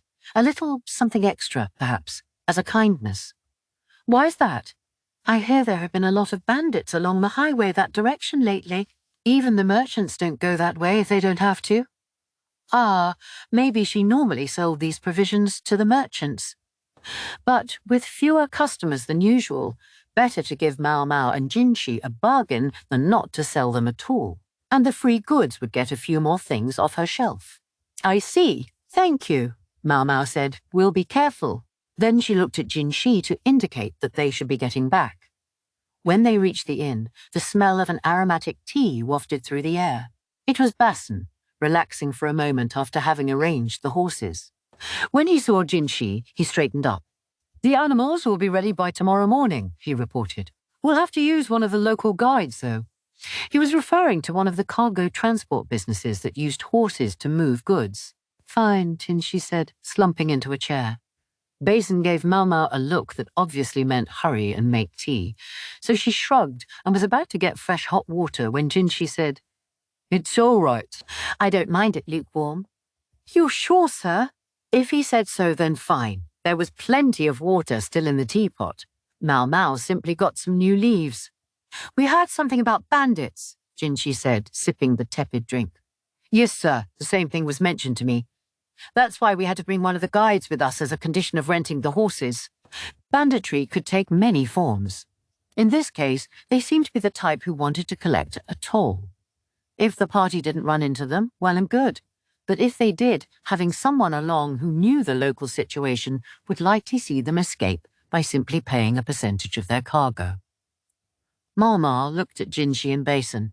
Both were effectively trained soldiers, and as government officials, they couldn't simply look the other way when it came to banditry, but they didn't have the forces here to exterminate the criminals either.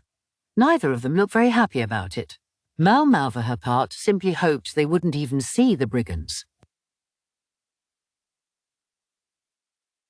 Chapter 11. Bandits. If then there be any bandits about, I reckon they'll be showing up around about here, their guide said in an accent so thick it almost sounded like he was doing it on purpose.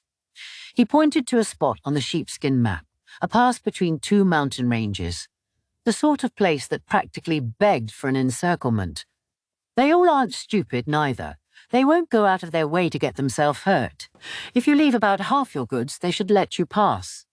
Anyway, we only meet them but about once every 3 times. Interesting. At that rate, the merchants would consider using the route. They knew they wouldn't be attacked every time, and taking the long way around required greater time and expense. Just think of it as a bit of an expensive toll, good sirs. Anyhow, it's said those bandits are what you might call the righteous kind of thieves. Righteous thieves? Basin asked, unable to keep a note of indignation from his voice. Maomao worried whether he would be able to hold himself back if they did encounter the outlaws. Jinshi seemed to have taken a shine to the dry country horses, and preferred to ride rather than take the carriage. That left Basin with no choice but to go on horseback as well, which in turn left Maomao with the spacious carriage all to herself. She moved some of the luggage aside and made herself a spot to sleep on the floor. Sitting all the time made her backside sore. She thought a bit of lying down might help.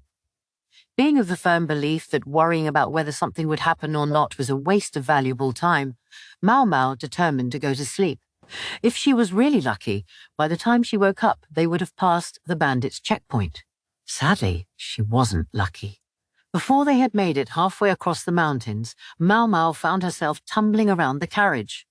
The horses whinnied, and the vehicle came to a sudden halt. Forcing her sleepy eyes to stay open and rubbing her back where she'd bumped it, Maomao looked outside. There were no raiders, but the guide appeared to be explaining something to Basin. "What's going on?" Maomao asked the driver. "It looks like another carriage ahead of ours was attacked by bandits. Probably best to wait here for a while." In other words, they were hoping that by holding station for a few minutes, they could get away without anything happening to them. Someone who had escaped from the attack on the other carriage was there, asking Basin for help. Maomao couldn't tell what the man was saying, but Basin seemed to be managing to hold his anger in check. That was, until the newcomer showed something to him and Jinshi that made them go pale. Jinshi grabbed it and looked at it closely. Curious, Maomao got out of the carriage, never mind that she still had bedhead. Or was that floorhead? Before she could make her way over to Jinshi, however, Basin set his horse galloping. Jinshi instructed several of his bodyguards to follow the young man, though by the time he had given the order, Basin was already out of sight. "You've been asleep?" Jinshi remarked. "I'm sure I don't know what you mean," Maomao said innocently. "There's a weird pattern on your cheek. Anyway, what's going on?" she asked, rubbing her cheek with her hand. Jinshi silently showed her what the other man had brought, a wooden tag branded with an insignia in the shape of a flower. Maomao recognized it. Each of the consorts at the rear palace was given such a crest. But who did this one belong to? "The carriage that was attacked was Lady Arduo's," Jinshi said. "What's she doing here?" Maomao thought, but this was hardly the time for such questions. How had she ended up getting attacked anyway? Duo seemed like someone who would know perfectly well how to bribe some bandits. She would know better than to needlessly antagonize them.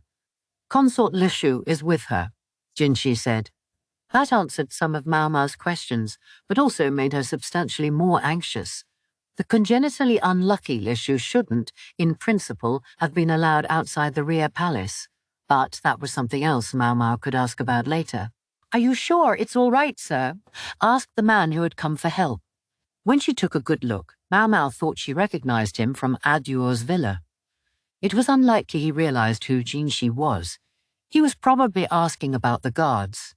Maomao had no idea how many bandits there were, but Basin and the handful of guards who had followed him together amounted to no more than 5 people. It was probably the most Jinshi could spare. He couldn't leave himself too lightly defended. But it begged the question of why he'd sent Basin on ahead. To check on Arduo, perhaps. Hopefully she wasn't hurt. Jinshi seemed surprisingly blasé. "I'm sure he would have been fine on his own, if he's in time." Huh? It wasn't long before Maomao discovered what he meant. When they caught up, they discovered a collection of hog-tied bandits. There had obviously been quite a struggle. The men's reeking clothes had been torn, revealing skin covered in fresh cuts. Cuts were the least of it, in fact. Several of them had arms and legs pointing in unnatural directions. What manner of battle had occurred that they had ended up like this? The bodyguards wore what appeared to be grimy bands tied around their wrists. What's that about? Maomao wondered. What did they mean? She observed from a distance, not wanting to get too close to the bandits. Some of them were frothing at the mouth. Duo's guards were not in much better shape. Thankfully, no one had been killed, but one man had had a good part of his arm chopped off. Maomao got out of the carriage and hurried over to him. "What in the world?"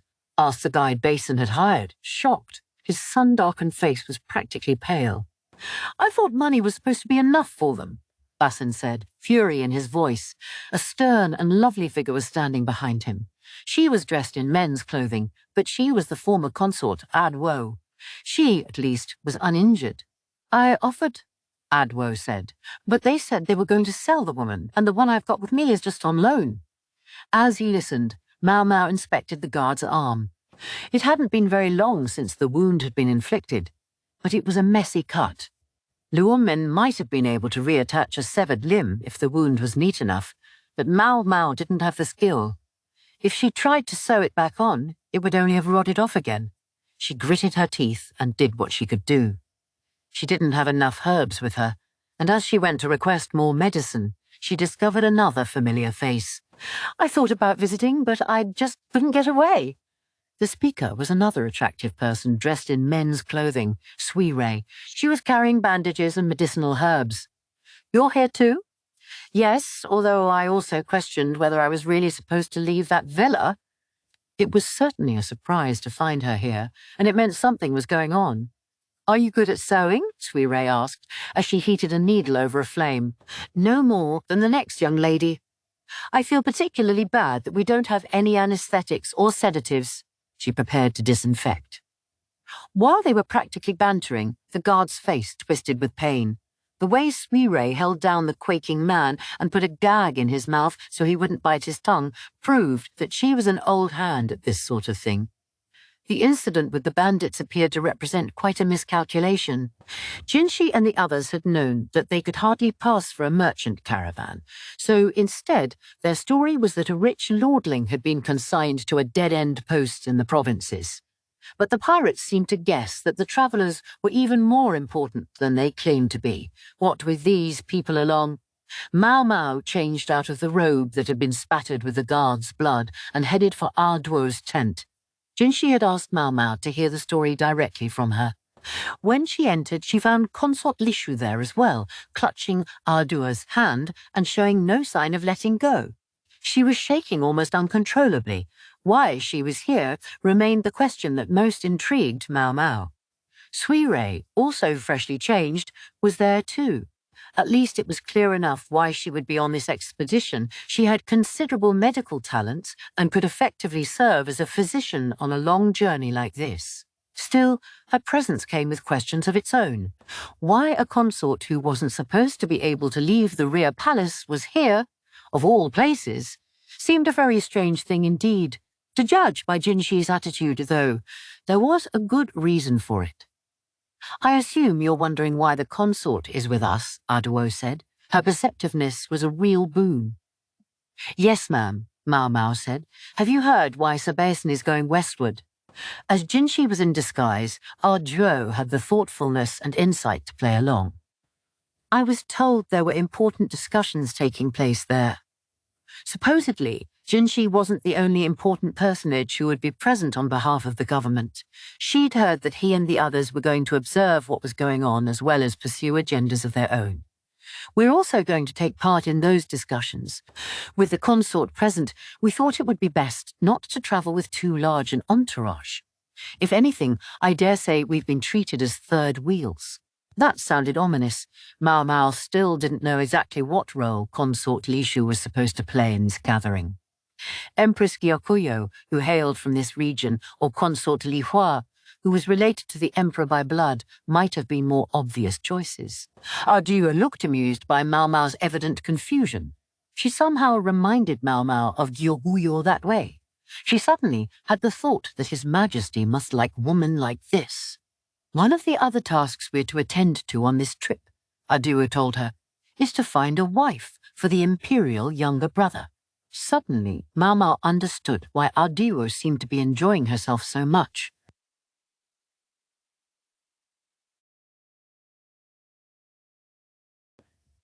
Chapter 12. Problems accumulate. One thought dogged Maomao. This is a hell of a thing. For important people in this world, there was no such thing as love, only a search for the most appropriate partner to help carry on their bloodline by leaving a child behind. Maomao found herself thinking about why exactly Arduo had brought Consort Lishu with her. Maybe she's to be given away. She had never really been cut out for being one of the four ladies, the emperor's most favoured consorts. Her family background was distinguished enough, but she'd always lacked the killer instinct that enabled one beautiful blossom of the rear palace to trample on all the others. Instead, she'd always been mocked or ignored in turn by her own ladies. Frankly, she might be happier if the emperor were to give her away in marriage to someone else. The issue was whom the emperor had in mind. He certainly has a lot to offer as a partner, Maomao thought. But he potentially had even more drawbacks. This was a man so beautiful that he could have brought the nation to its knees were he a woman. Notwithstanding the scar on his face, if and when it came to light that he actually wasn't a eunuch, the reaction would be fearsome indeed. Could that explain why the consort was attacked? No, it seemed doubtful, but even as Maomao tried to convince herself that wasn't the reason, she quaked to realize how many of the dots it connected. How many lives would the nation-demolishing beauty turn upside down just by his mere existence? In any case, the modus operandi of the bandits who had attacked Ardua's carriage was something new. Instead of being righteous thieves or whatever and accepting half the traveller's possessions as a toll, they'd been willing to slice off a guard's arm and threaten to sell a young woman for profit. If Mason hadn't arrived with reinforcements, someone might have died. Then there was the strange band on their wrists. Did it serve as a way for the bandits to identify each other? Thus it was that Maomao found herself lolling on a bed at an inn. The wounded guard was healing up here in town, and meanwhile they were trying to find replacements for the damaged carriage and escaped horses.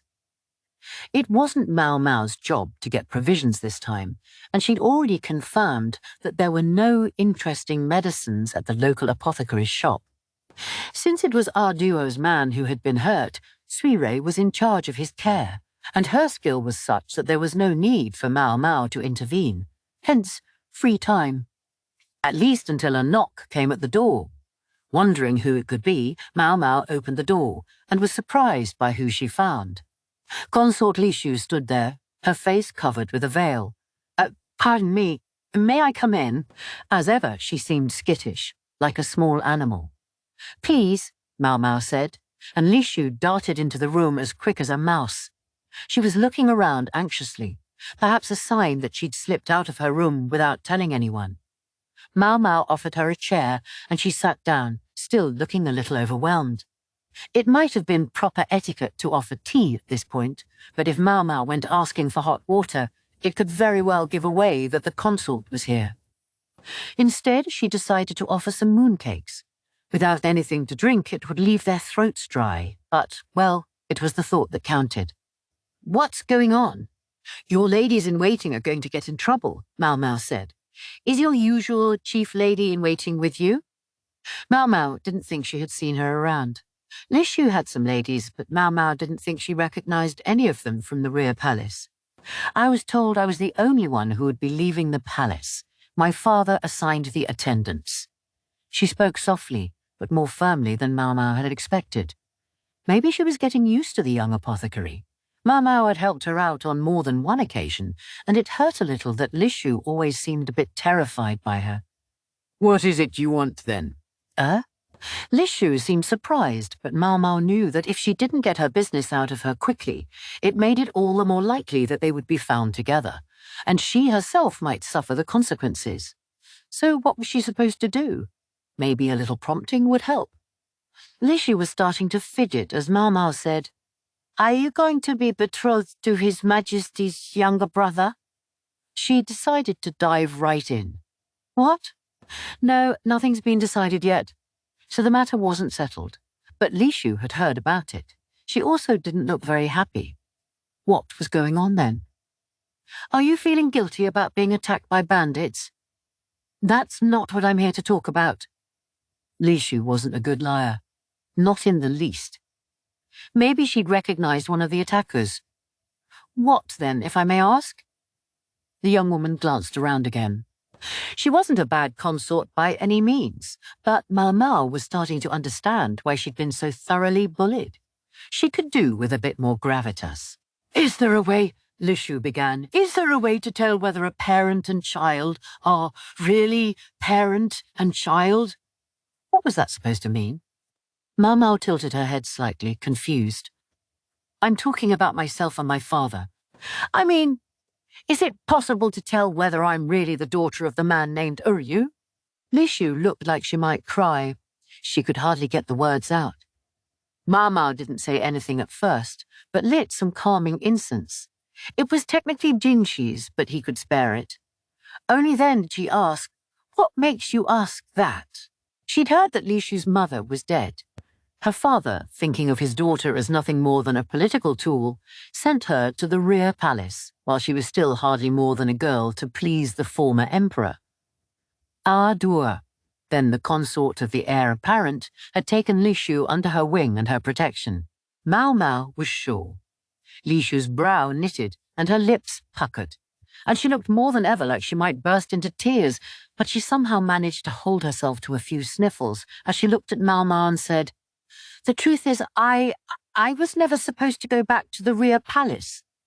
Forcing the words out, she explained, even though she'd entered a nunnery after the former emperor passed, her father was still looking for ways to take political advantage of his daughter.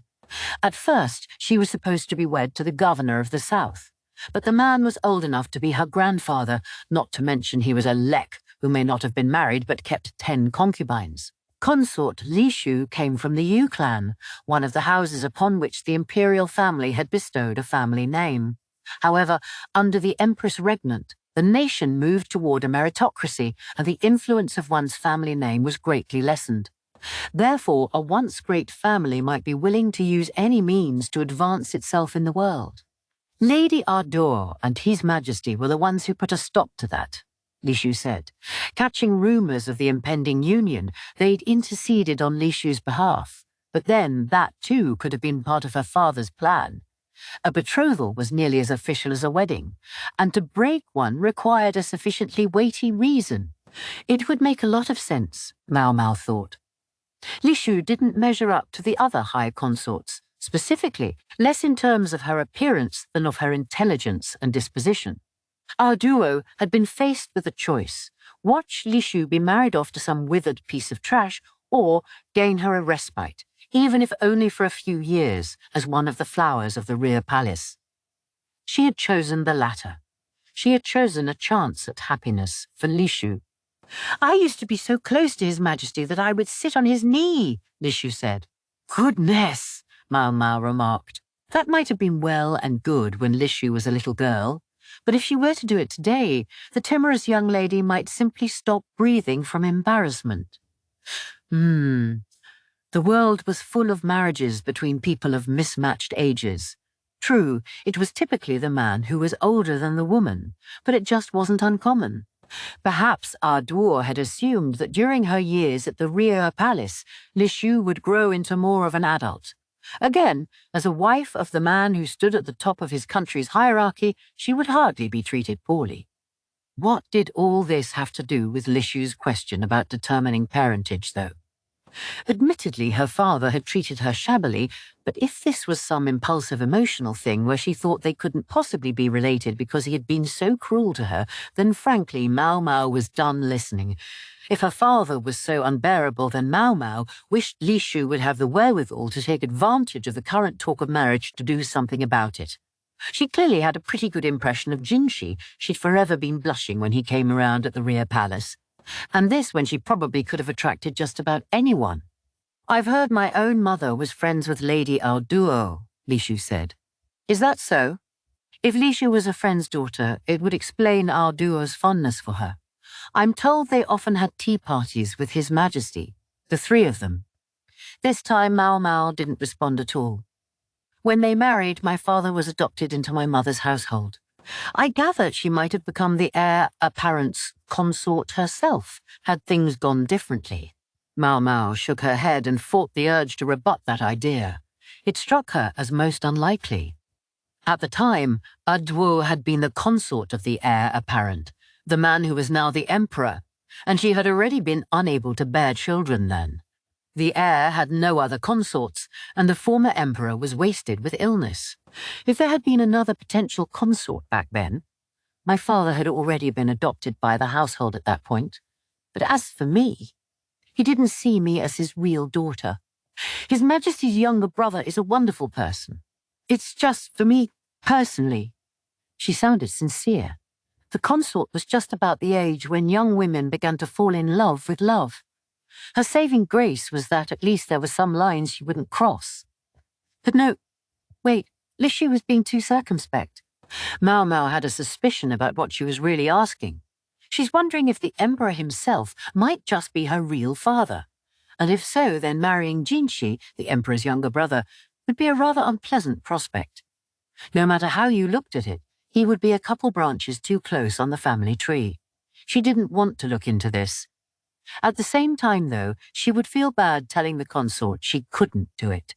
Labouring under some misplaced pride would have been bad enough, But with Maomao, it was worse. She was curious, too. She contemplated how one might determine whether an alleged parent and child were related. The most obvious method would seem to be to calculate backward from the delivery date. But no, that would be impossible in this case. She couldn't ask Lishu's father directly, and if she were to raise the subject with the Emperor, her head might soon part ways with her body. If consort Lishu had possessed red hair and green eyes like Empress Ukyou, that would have made things even simpler. Lishu was pretty, even cute, but she didn't look all that different from the average citizen of Li. Her hair was black and straight, her eyes likewise dark. Maomao didn't know what her father Ukyou looked like, but it wasn't likely to be distinctive enough to say for certain whether they were related. This was what had brought Maomao to a particular room at the inn. There, Sui Rei was preparing medicine, looking grouchy. "What do you want?" she asked. Sui Rei wasn't very friendly, Maomao thought, conveniently ignoring her own cold streak. Maybe her thoughts showed on her face, but naturally she didn't care. There were 3 patients in the room, the man with the missing arm and 2 others who had been injured. None of them were in danger of their lives, but they would be convalescing for a while. Just the smell of this place is relaxing. The thick stuff Sui Rei was mixing up was probably something intended to prevent festering. She transferred it to a bowl, then removed the patient's dressings as they grimaced. Maomao and Sui Rei between them had sewn up the men's wounds, and while it had no doubt been unpleasant, they'd borne it with admirable composure, thanks to which each of them had been stitched up quite neatly. "Have you got any antipyretics?" Sui Rei inquired somewhat brusquely as she inspected one of the injuries. "I have the ingredients." "Then give some to me. I don't seem to have quite enough."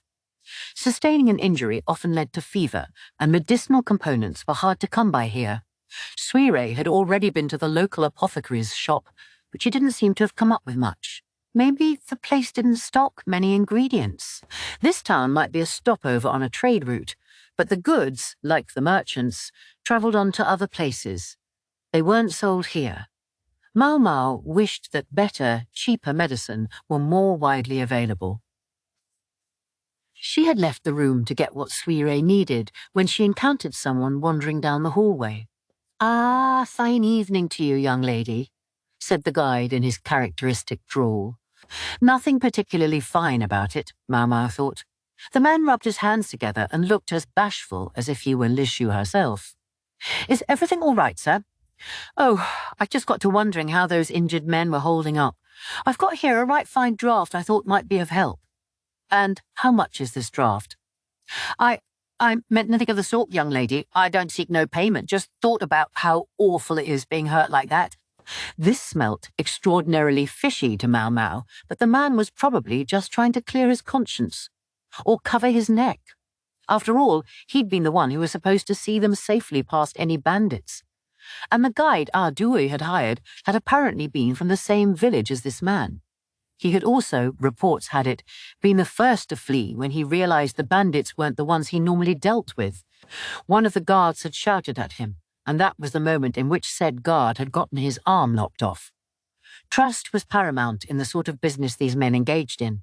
Betrayal by one practitioner could reflect poorly on all the others. "Here, this is it.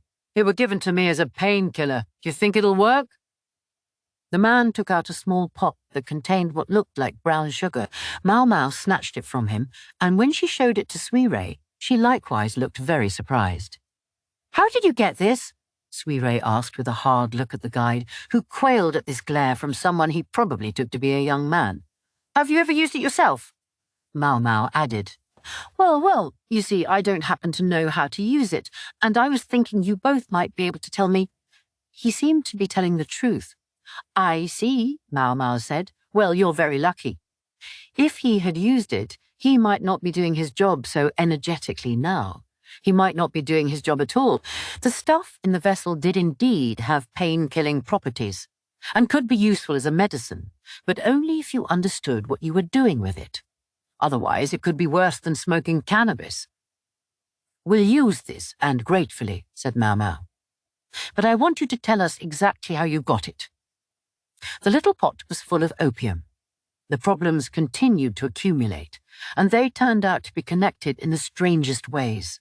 The guide said he'd gotten the opium from a merchant travelling with a caravan of entertainers. "It'll help what ails you and help you forget the cares of this world," the merchant had told him. Perhaps if he'd been a more thoughtful or more suspicious man, the guide might have figured out what the merchant meant by that. That's supposed to be the line you use to sell cannabis.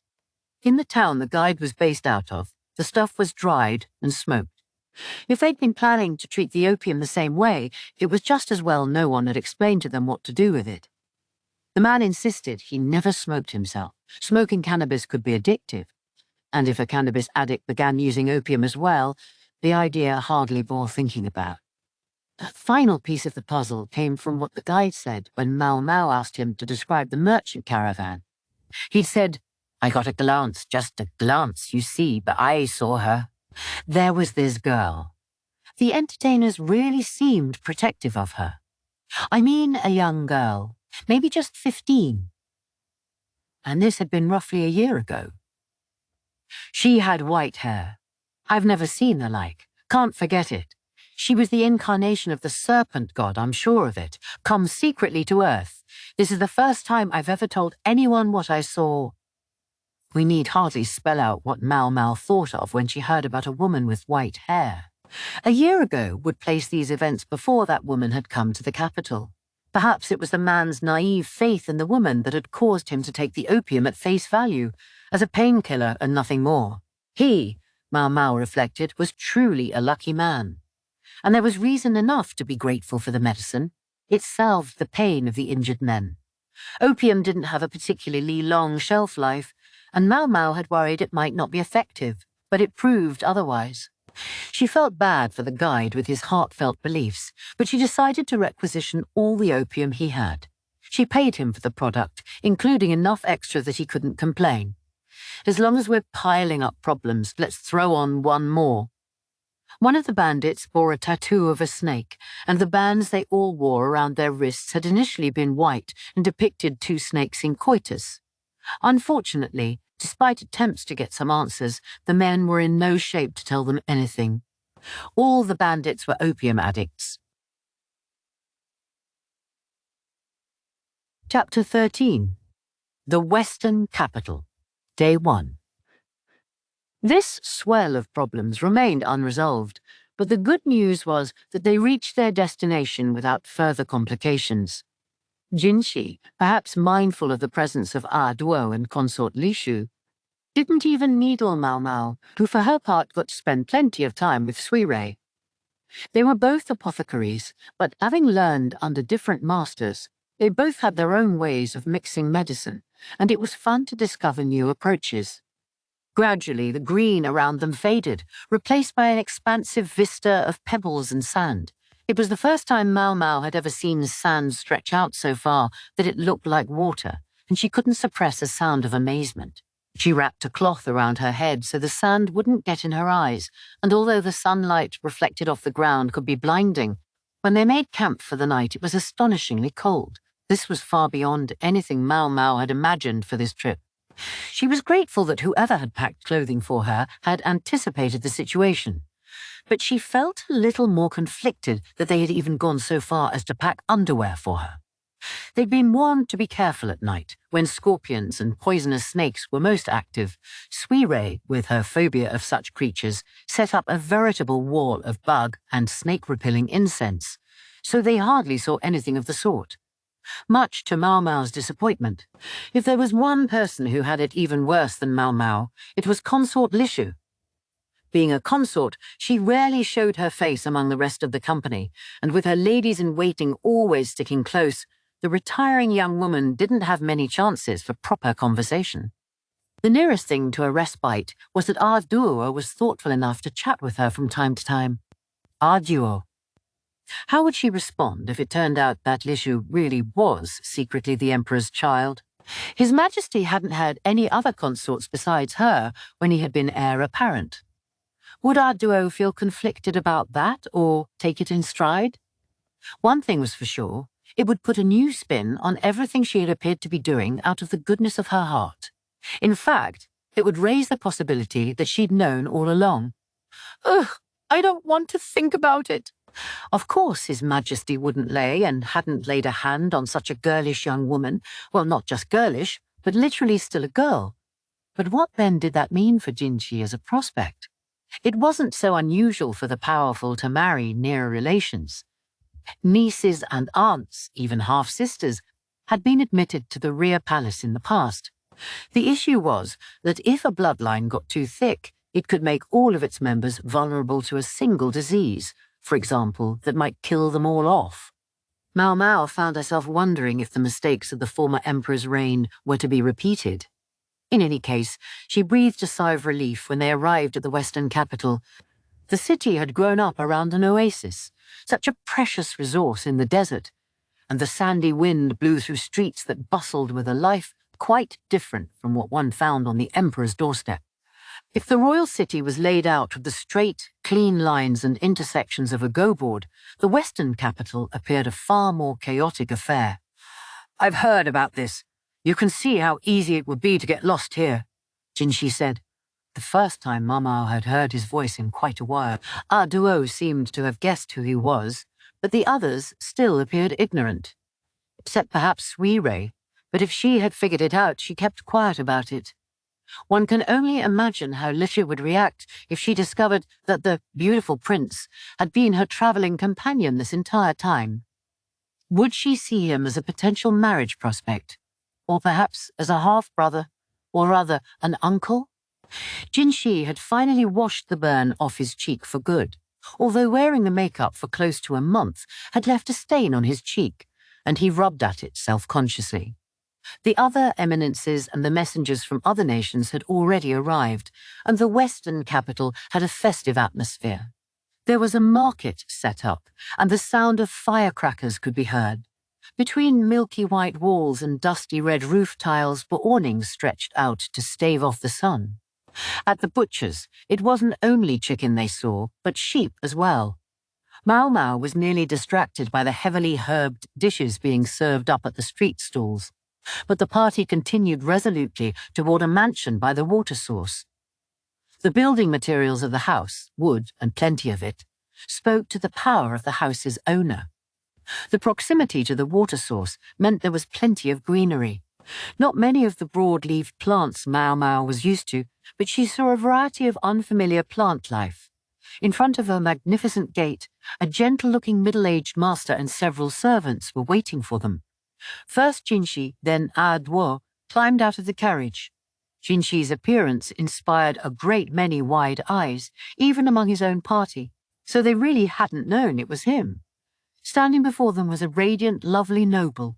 Maomao found herself taken in by the man's face. The kindly look in his eyes invited a sense of intimacy. Welcome, welcome. You've made a long journey. I'm Ukyou, the leader of this land.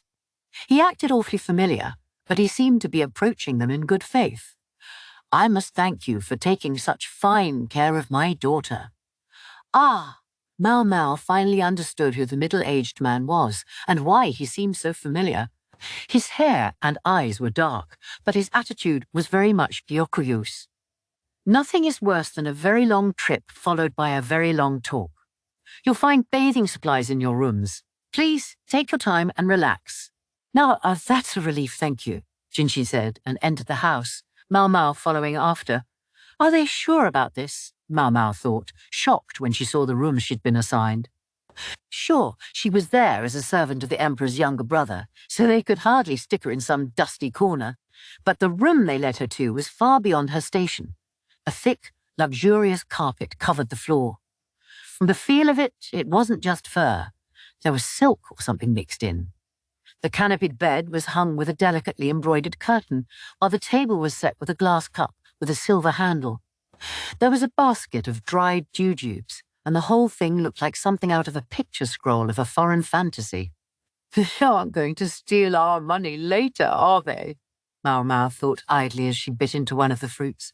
Without the water in the flesh, the sweetness was more concentrated. It was good, but it was a little too sweet for Maomao, who decided to stop at just one. She would have liked to explore the mansion a little, but she thought someone might get angry at her for wandering around without permission. For today, at least, they would each eat separately and get some rest. Starting tomorrow, there would be several days of banquets and dinner parties, while the afternoons would be filled with meetings and business. Important people sometimes seem to want to celebrate every little thing with a big party, regardless of how tired the guests might be feeling, but like his daughter, Geoken was too alert and thoughtful to do that to his visitors. Maomao was particularly grateful that he had even prepared a bath for them, given that water must have been among the most precious things here. Even if she did find the tub, carved from a single massive piece of marble, a little intimidating. She got out of the bath and went out on the balcony. Her hair seemed likely to dry quickly, but out here she would get covered in dust again. So she made to go back inside. But the sound of talking voices brought her up short. She looked around but saw no one. The voices seemed to be coming from the next room. Well, not going to keep it down. There was no point in the room's deliberately thick walls if they were simply going to leave the windows open. She could hear everything. She leaned against the railing, then leaned out over it a little. There was peeping, and then there was peeping. "What are you doing here?"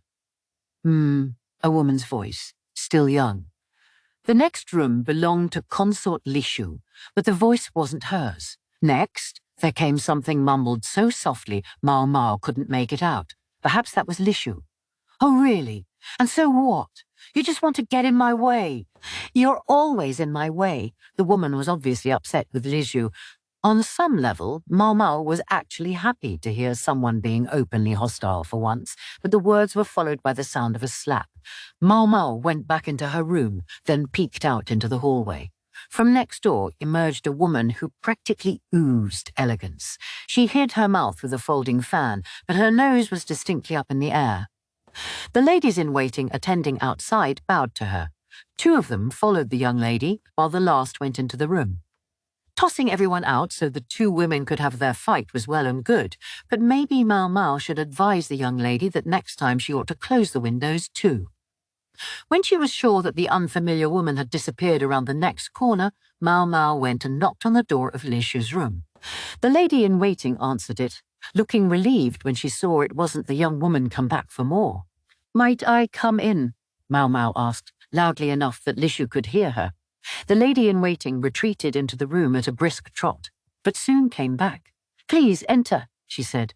Maomao had known that Lishu's usual chief lady-in-waiting wasn't with her on this trip, but the replacement seemed rather businesslike. Consort Lishu was sitting in a chair as Maomao entered, but from the dishevelled state of the blankets on the bed, Maomao guessed the young consort had tried to bury herself under the covers after that unpleasant encounter. The pillow was stippled with wet spots, and Lishu's hair was in modest disarray.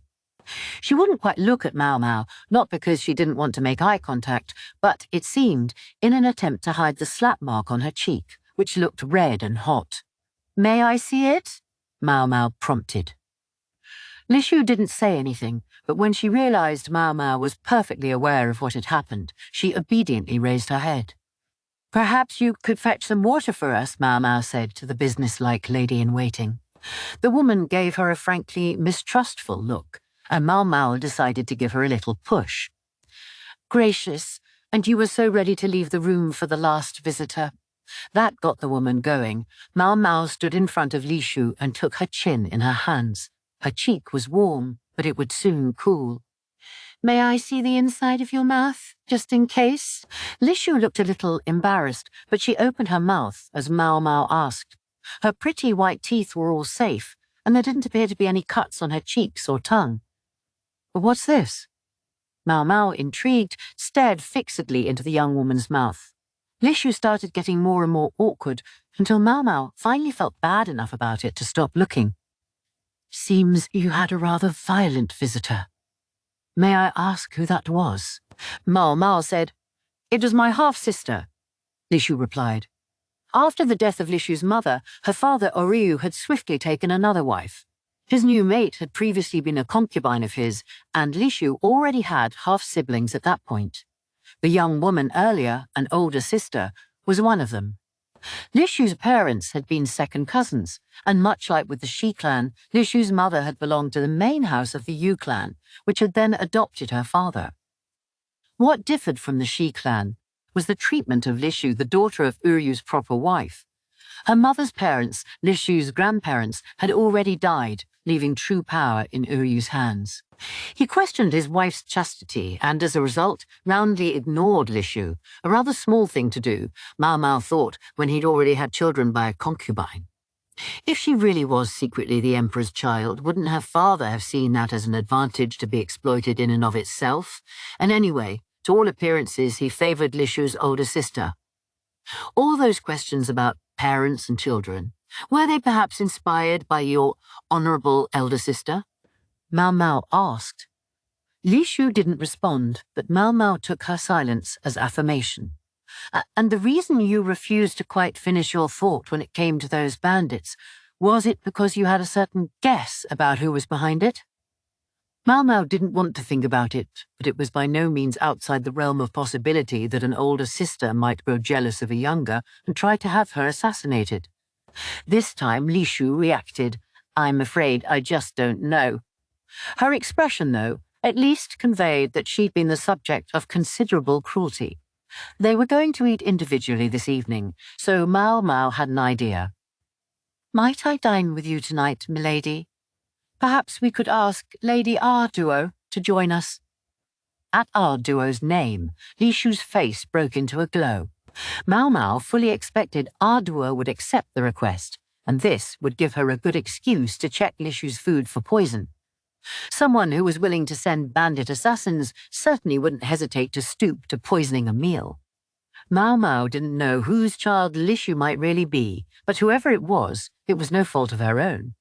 The thought made her feel bad for the young woman. Yes, even Maomao had at least that much compassion in her. Arduo gladly accepted their invitation to dinner. When she asked for all of their meals to be delivered to a single place, the chef thoughtfully prepared a room for them, a place with a domed ceiling of coloured glass that had presumably been acquired from points farther west. When the light hit it, it glowed like a jewel. "Quite a place," Arduo said, stroking her chin and nodding knowingly. Consort Lishu's eyes glowed almost as brightly as the glass. Maomao, meanwhile, wondered what they had done to the glass to give it those colours. "You're sure it's all right for us to use it?" Arduo asked the chef, who smiled. "The young mistress used to eat with her friends here all the time, but it's gone all but unused in recent years." The young mistress? Could he mean Empress Ukyou? The entire structure was moved here from another land, where it originally served as a place of worship for their deity. "You're more than welcome here, so long as that doesn't bother you. Naturally, you won't run into any worshippers, though." "Fair enough." It did feel a little strange.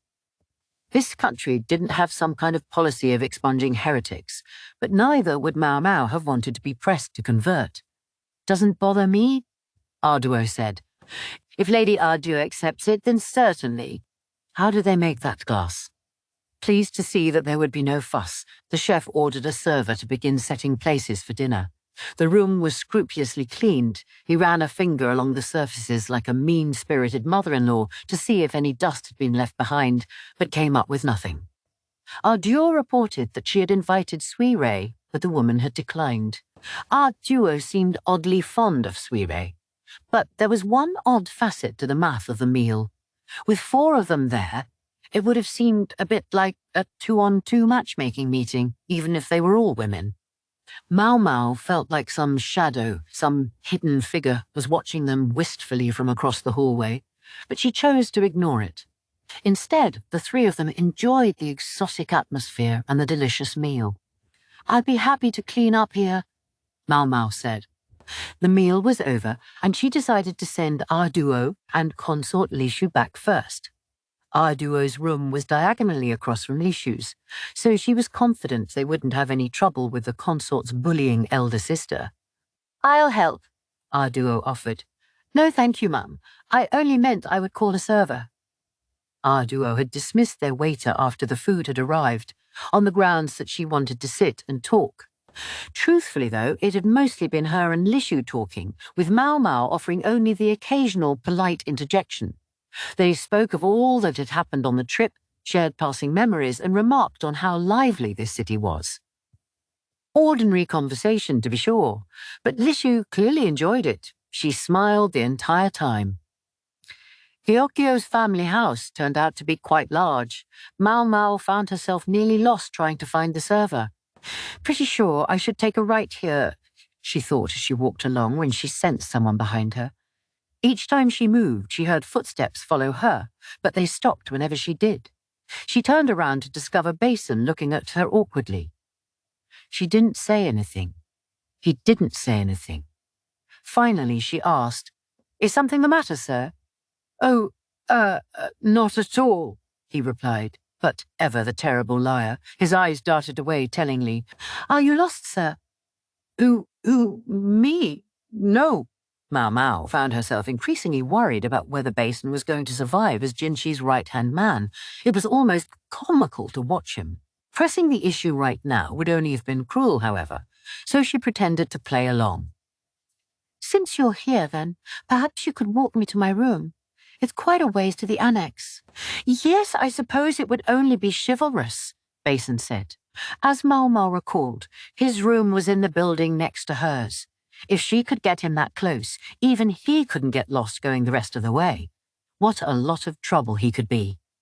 Maomao was decent enough to help, but not to entertain him by chatting as they went. Not if he was going to be this much of a pain. She'd thought they might end up walking along in silence, but Basin actually began a conversation. "Say, do you know what sort of person Consort Ukyou is?" he asked, his words punctuated by the tapping of their footsteps. "I have to think Master Jinshi would be better placed to answer that question than I am. Perhaps you should ask him." "That's the whole problem. I can't," Basin replied, obviously very serious. "Aha, I see." Basin was evidently aware that one of the goals of this expedition was to find a wife for Jinshi, and he was trying to sound out one of the candidates, the relatively easy-to-read Ukyou. "I think it's a rather complicated question," Maomao said at length. Ukyou could be a timid crybaby, and she still seemed very young in many ways, but by the same token, one could say she still possessed her innocence. Not everybody was fond of someone who acted so childish, but Ukyou was a basically lovable person who might appeal to a man's protective impulse. "You mean it? Why should you doubt me?" Basin looked at her with his arms crossed. Maomao motioned him over and led him out of the hallway, hiding behind a rock in the garden. It was cold out, and she wanted to get this over with. "Because both Master Jinshi and my father hesitated when they heard that name." Hesitated about what? She was trying to play dumb. And if it turned out he knew about the rumors that Ukyou was the Emperor's daughter, Maomao would try to talk around it. Payson, though, began mumbling quickly. "She's part of the Ukyou clan, and they've been throwing their weight around a bit too much for comfort lately. Not enough to be grounds for refusing her, but no, in fact." "Please don't just mutter to yourself, sir," Maomao said, conveniently ignoring her own habit. "You won't tell anyone what I'm about to say?" "If that's the condition, I'd rather not hear it." "You've heard this much. Let me get it off my chest." He leaned over and whispered in her ear, "They're talking about giving Consort Ukyou away in marriage, specifically to Master Jinshi." Goodness gracious! She'd already known, so her show of surprise was superficial at best. It seemed to annoy Basin. "Doesn't this bother you? Don't you think it's terrible?" "Ahem. I just figure I ought to be more worried about myself than someone else, seeing as I'm past my prime already. Now that you mention it, I suppose you're right." The fact that he agreed so readily perhaps explained why he didn't seem to be very popular with the ladies. Jinshi and Consort Ukyou. They were just the right ages for each other. Jinshi 20 and Ukyou 16.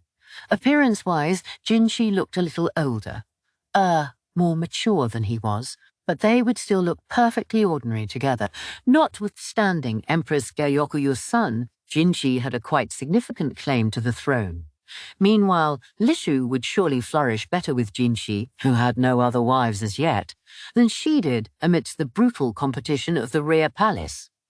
In such a situation, Ukyou might not end up becoming a mother of the nation, but she could very well at least be a prime minister's wife. Granted, it would make her the enemy of all the country's women and no small percentage of the men, but she was also important enough that they wouldn't be able to get rid of her too easily. Powerful people had to play their marriages politically. For them, the free love advocated by Maomao's sister, Perrin, was nothing but a fantasy. Even considering the shadow of Lishu's possible familial closeness to Jinshi, well, even if it were true, they came from different mothers. It would be all right. Not ideal, perhaps from a health perspective, but Basin probably didn't know about that part of the situation anyway. At the moment, Lishu looked like the strongest candidate. Maomao stared fixedly at the man beside her. Basin, Jinshi's milk brother, must understand that as well as she did. And yet the idea seemed to vex him somewhere deep down. Maomao thought she knew what it was. Simply put, he's imagining her as a sister-in-law. Basin wanted to find out for himself if she was good enough for the beautiful, highly capable master he served. My father really didn't look pleased about it, Basin said. It seemed that was what had gotten him started on this. Understandable, Maomao thought. After all, Gao Shun probably knew more about Jinshi's and Li Shu's births than Basin did. As for Jinshi himself, he could probably go either way on Li Shu. She was certainly pretty enough, and with a few more years she would presumably gain some maturity. She couldn't be called naturally gifted, but neither did she seem likely to go out of her way to make his life difficult. All right, so her family relationships might be a little complicated. But what marriage didn't bring some squabbles with the in-laws? She might have some sort of flaw, Basin said, practically champing at the bit. Maybe don't put it like that, Maomao privately advised him. If anyone heard, he might wind up with a good beating. If you're so concerned, why don't you go see her yourself? What? Of course. You have no acquaintance with her now, and on this particular expedition she wears a veil every time she appears in front of a man. But she'll open up as she gets to know you. At least a little. Indeed, Lishu now sometimes talked in Sui Rei's presence. She never spoke to Sui Rei directly. She was under the impression that Sui Rei was a man, but still. Maomao was just glad Li Shu hadn't known Sui Rei in her time at the Rear Palace. They might have crossed paths once or twice, but nothing that had stayed in Li Shu's memory. It was you and your men who rode to the rescue of Lady Elduo's carriage, wasn't it? The perfect excuse to call on her, and to get a little closer to Consort Li Shu while you're at it. Yes. Basin sounded rather half-hearted and wouldn't quite meet her eyes. I only worry. Well, she's a woman, and aren't women afraid of the likes of me? What? Maomao simply didn't know what he was getting at. This from the man who barely escaped my brothel with his virginity. Quiet about that, Basin exclaimed, blushing furiously at the thought of Perrin. Unfortunately, his shouting seemed to have attracted attention. They could hear footsteps coming toward them. Basin clapped a hand over Maomao's mouth, his grip so strong that she almost groaned in pain. He's the one who shouted.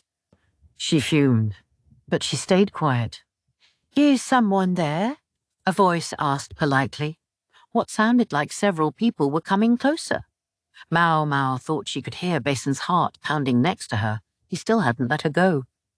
He's got strength, if nothing else, she thought, grimacing with discomfort and hoping he would let her go soon. It was hard to tell in the dark, but it looked like a group of 3 men. They stopped, but one of them came closer, until he was only a boulder's distance away from Maomao and Basin. Maybe I was hearing things, the man said, and turned to leave. Then, however, a familiar voice said, Perhaps, but what in the world has become of Basin? Basin stifled a gasp. Now his heart was really racing. There was a cracking sound, a twig snapping. Oh, for Jinshi, searching for Basin, was there. And helping him were none other than the bespectacled Lahan and the 30-ish dandy, Rikusen. Chapter 14. The Western Capital, Day 2. The next day, Maomao found herself summoned by none other than Lahan. True, I did neglect to mention, the fox-eyed man with the tousled hair said as he sipped some tea. Beside him sat the mild-mannered Rikusen. They were in a bower at the mansion, the nearby oasis making the place breezy and cool. The entire house seemed built to maximize the opportunities to cool off. I was ordered to come here myself, for a number of reasons. There are, I guess you could say, business matters to attend to. Everyone had their talents, Maomao supposed, and Lahan could be expected to come running any time hard numbers were involved. As for why Rickerson was with him, my superior doesn't want to leave the capital, so I've come in his place. Huh, Maomao observed. He sounds like a most useless superior, sir, I must say. I do appreciate your frankness, Maomao, but here and now I think a modicum of discretion is in order. It was one of those rare things, a serious-minded comment from Lahan. Anyway, Maomao understood that perfectly well. That's why she'd been careful to adopt a polite tone. It had been late after her encounter with Bosun and then Jinshi, so Maomao had gone straight to bed. But apparently everyone else had stayed up, and the results had not been pretty. It all sounded like it had been a lot of trouble, though, and Maomao had done her best to ignore it. She still had red marks where Bosun had grabbed her, and her main interest at the moment was getting rid of them. Speaking of Jinshi and Bosun, they had a meeting this afternoon. All this stuff about conducting politics over dinner and constantly trying to sound each other out seemed like a massive headache to Maomao. It would be bad enough dealing with Ukyou, who now had an empress for a daughter, but throw outlanders into the mix, and the thought only became more depressing. So what was it you wanted to talk to me about? Maomao asked. Yes, that. Lahan slid his spectacles up the bridge of his nose with his pointer finger. Then he took out a piece of paper from the folds of his robe. It turned out to be a finely detailed wanted poster. Ha! The picture showed a woman, still relatively young, with graceful features. That in and of itself made her little different from many women, but the poster also bore further description. Red eyes, white hair, pale skin. That narrowed it down quite a bit. In fact, Maomao could think of only one person who fit the description. The white lady? We went to see her together. Yes, we did, Lahan said, and proceeded to show her a second piece of paper. Who's this? Another wanted poster, this one showing a man. Unfortunately, an illustration never quite looked like the real thing, and Maomao rarely bothered remembering the faces of people who didn't interest her anyway. In short, she had no idea who the man was. Lahan lined up the wanted posters next to each other. Something teased at the edges of Maomao's memory, a sense that maybe she had seen the man somewhere. We found this man several days ago, Lahan said. That's right, Rickerson added. I'm sure of it. Sir Rickerson never forgets a face. Perhaps my one skill, he said modestly. All right, so he still didn't seem exactly suited to soldiering. But given that the eccentric strategist who served as Rickerson's boss couldn't distinguish one face from another, having someone with a talent like Rickerson's around couldn't hurt. That freak with his monocle had a talent for judging other people's uses that seemed almost superhuman. When exactly was this? About 2 days ago. I don't think he expected us to find him. He was posing as one of the porters bringing in cargo from the carriages. And what's more, the cargo in question belonged to a merchant from Shah, a country beyond the desert region to the west of Li. It was located in a rather precarious place. To the south there were mountains, but on the other 3 sides it was surrounded by larger nations.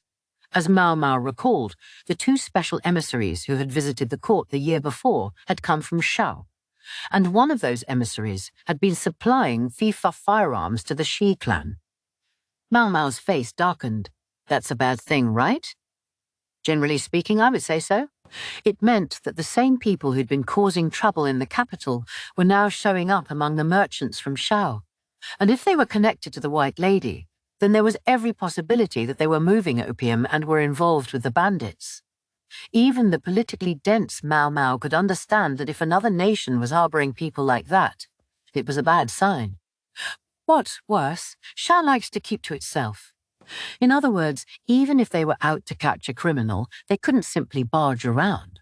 Normally, we wouldn't be able to get our hands on him, Lahan continued. And yet, it was hard to imagine that someone who'd come to an entirely separate nation was acting totally independently of his government. But we can't say anything about it. That's the problem. Their testimony ultimately came from just a single soldier who allegedly had a good memory. Regardless of what Rikuson said, people could easily object that he was just one person. He could very well be mistaken about whom he'd seen. Lahan could try to inform the capital, but even if they found the fastest horse in the world, it would take more than 10 days to deliver the message, and the same again to bring back any reply. All this, apparently, was what had brought him to Maomao. "What are you getting at?" she asked. "I want you to be at the banquet. That's why you've got a room, isn't it? Here, at this moment, you're a princess of the La clan." Maomao didn't say anything, but her expression provoked a knitted brow from Lahan. "Ahem! Please don't bare your fangs, teeth at me. Who knows who might be watching? Look, even Sir Rickerson is afraid of you." "I haven't seen anything at all, sir and ma'am." Rickerson was looking studiously at the blue sky as if nothing were happening. Maybe he was a better man than Maomao had given him credit for. In short, the business negotiations in question made this man too important to refuse, whether or not he was a real merchant. But if there was more to him than met the eye, there could be trouble. If he was the real thing, might the White Lady be with him? And if so, could she have cooked up some unknown poison with her alchemy? Or perhaps they might simply use narcotics. They may even have some other plan in motion. There might be rare poisons involved. "Aren't you curious?" Lahan said. "A dirty trick. If he thought that was going to get Maomao to go along with him, if we catch the man, you're free to investigate exactly what kind of poisons they are." This time she said nothing, and her face remained neutral. "Of course, if you're not interested, then that's that." Maomao heaved a sigh, and Lahan grinned openly. Yes, it was true. He had her. But she hated agreeing for free. She would receive an honorarium, of course, but she wondered if there wasn't something else she might ask for. Consort Lishu flashed through her mind. "So you can remember anyone you see once, is that right?" she asked, turning toward Rickerson. He finally brought his gaze down from the sky. "Yes, ma'am? Not a very interesting talent, I must admit." "All right, then can you determine from people's faces whether they're related by blood? Whether they're parent and child, say?" "I suppose I could try," Rickerson said. Every child received some physical features from their parents, and Maomao had thought perhaps Rickerson could see or sense such things. But he said, "However, it would only be my subjective opinion. Without some very good reason, it could hardly be called proof of anything." "He's right," Lahan interjected, earning a dirty look from Maomao. "Isn't there any way, then?" Lahan, too, seemed to see a world that others didn't. She wished she could put that to use somehow. "You think any so-called proof that I discovered would be accepted by anyone else?" he asked. Maomao was forced to agree with him. Without clear, measurable criteria, there would be no way of establishing the truth of his judgments, even if he was right. Children might receive any of a number of distinguishing physical features from their parents, but they wouldn't be identical, and anyway, they would only suggest a possibility. If only there was something, some standard everyone could agree on. "My sincere apologies that I can't be of more help," Rickerson said. "Please, think nothing of it." "Forgive me if I'm overstepping myself," he added hesitantly. "But perhaps you could come to Master Lacan's mansion sometimes." After a long beat, Maomao said, "Perhaps I could ask you never to mention that again." Her face twisted in disgust. This man, Rikuson, seemed like a perfectly decent human being, but he didn't seem to understand that there were things one spoke of and things one did not. "My apologies," Rikuson said, ducking his head in a bow. "I think I'd better be getting back to work." Then he hustled out of the bower. Lahan looked at Maomao, his face not quite settling into any one expression. "Have you no interest in coming? To that banquet of yours?" "You know what? Forget it." With Rickerson gone, she began talking rather less politely. Oh, don't get all huffy. This stuff the Western merchant is dealing in, don't you want some of it? So he was going to stick with the attempt to bribe her. Well, of course she wanted it. Maomao went silent, and Lahan looked at her closely. He seemed to be thinking about something. You know, come to think of it, he said after a moment. Yes? Just because Maomao was angry didn't mean she couldn't be halfway polite. She took a sip of the tea the server had brought them. Last night, you and Sebastian, anything going on? Maomao had enough maturity not to simply spit the tea out, but it suddenly tasted very bitter. She swallowed it as quickly as she could. What did that have to do with this talk of parents and children? Master Basson is a virgin. I know, you don't have to say it. Good heavens, stop already. You don't have to go blabbing a man's most embarrassing secrets to everyone you meet. He was right. It had been an impolite thing to say. Even if it was patently obvious to look at him, she could understand where a young man of his age might not want to announce such a fact. If he was really that embarrassed about it, she was sure her sister Perrin would be kind enough to teach him.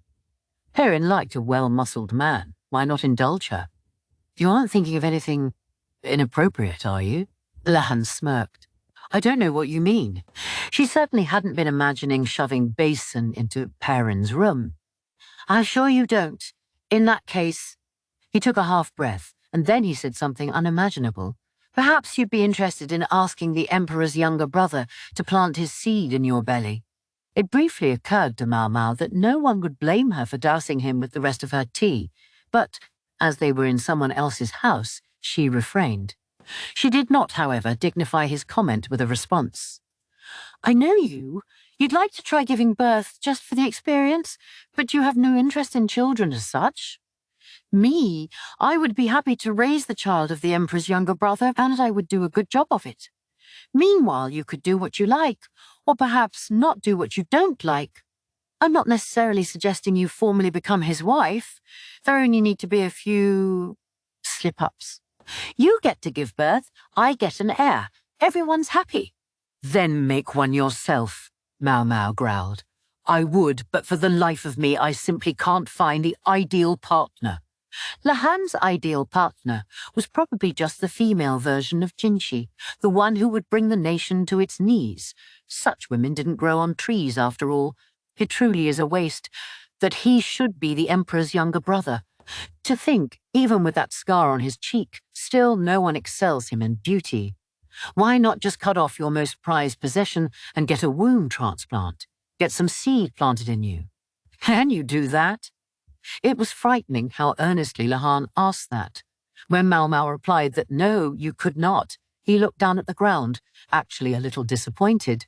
So he was straight, but evidently had no issue with sex changes.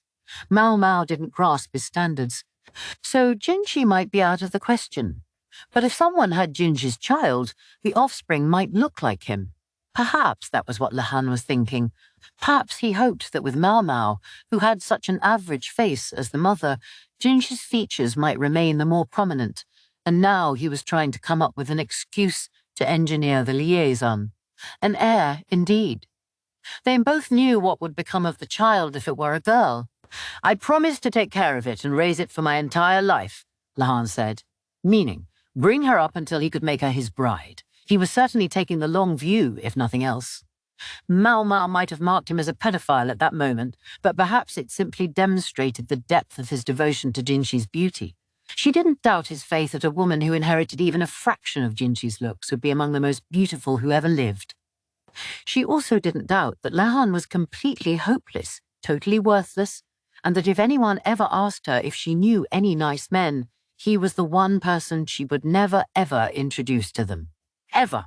Anyway, give it a whirl, he said, looking at her with eyes full of hope. Maomao drank the last of her tea and left the bower, making sure to step on Lahan's toes as she went. When she got back to her room, a tailor was there. Had Lahan arranged for him to come? He already had some robes ready for her and wanted to check the fit. The pattern and decorations were a bit different from what Maomao was used to. It had a skirt that almost looked like it belonged on a Western dress. Now, miss, if you'd be so kind as to change for me. The tailor, who was wearing bright red rouge, put her through a wide variety of outfits. If Lahan was behind this, he was being uncommonly generous. Maomao spent the next hour being treated like a dress-up doll. When the tailor had at last headed home, Maomao finally lay down on the bed. Only then did she notice something sitting on the table, a paulownia wood box of excellent quality. I guess I'm supposed to wear whatever's in there. Maybe it was a sash clip for the belt of her robe, she thought, but when she opened it, she discovered a silver hair stick. For just a moment, she thought that somehow the silver hair stick she had never expected to see again had managed to return to her. It was a lovely piece, carved with an image of the moon and flowers and poppies. Lovely, yes, but Maomao grinned as she realized what the poppies meant. She went ahead and put the stick in her hair, just because. Strangely, it felt rather fitting, and the way she continued to wear the accessory thereafter was perhaps rather unlike her. That night was the banquet in the Great Hall. All the important personages, including the others who had come from the capital, were there. Great men who had looked upon Jinshi either with lust or disdain, back when he had supposedly been a eunuch, now stumbled over themselves to pour his drink. Maomao had to fight to suppress a chuckle. Maomao sat down a half-step behind Lahan, who was already seated. Men and women didn't ordinarily sit together, but Maomao was being treated as a guest. Elsewhere in the room, Jinshi was seated with Gyokwen, and diagonally across from them was a middle-aged man of medium build. Well, you can see it, Lahan said. Despite his ambiguous choice of words, Maomao knew exactly what he meant. Ukyou, Lishu's father. One could certainly say he looked like the consort, but then again one could say he didn't. Just for good measure, she looked again at Lahan. He understood very well what she meant, but he gave the only appropriate answer.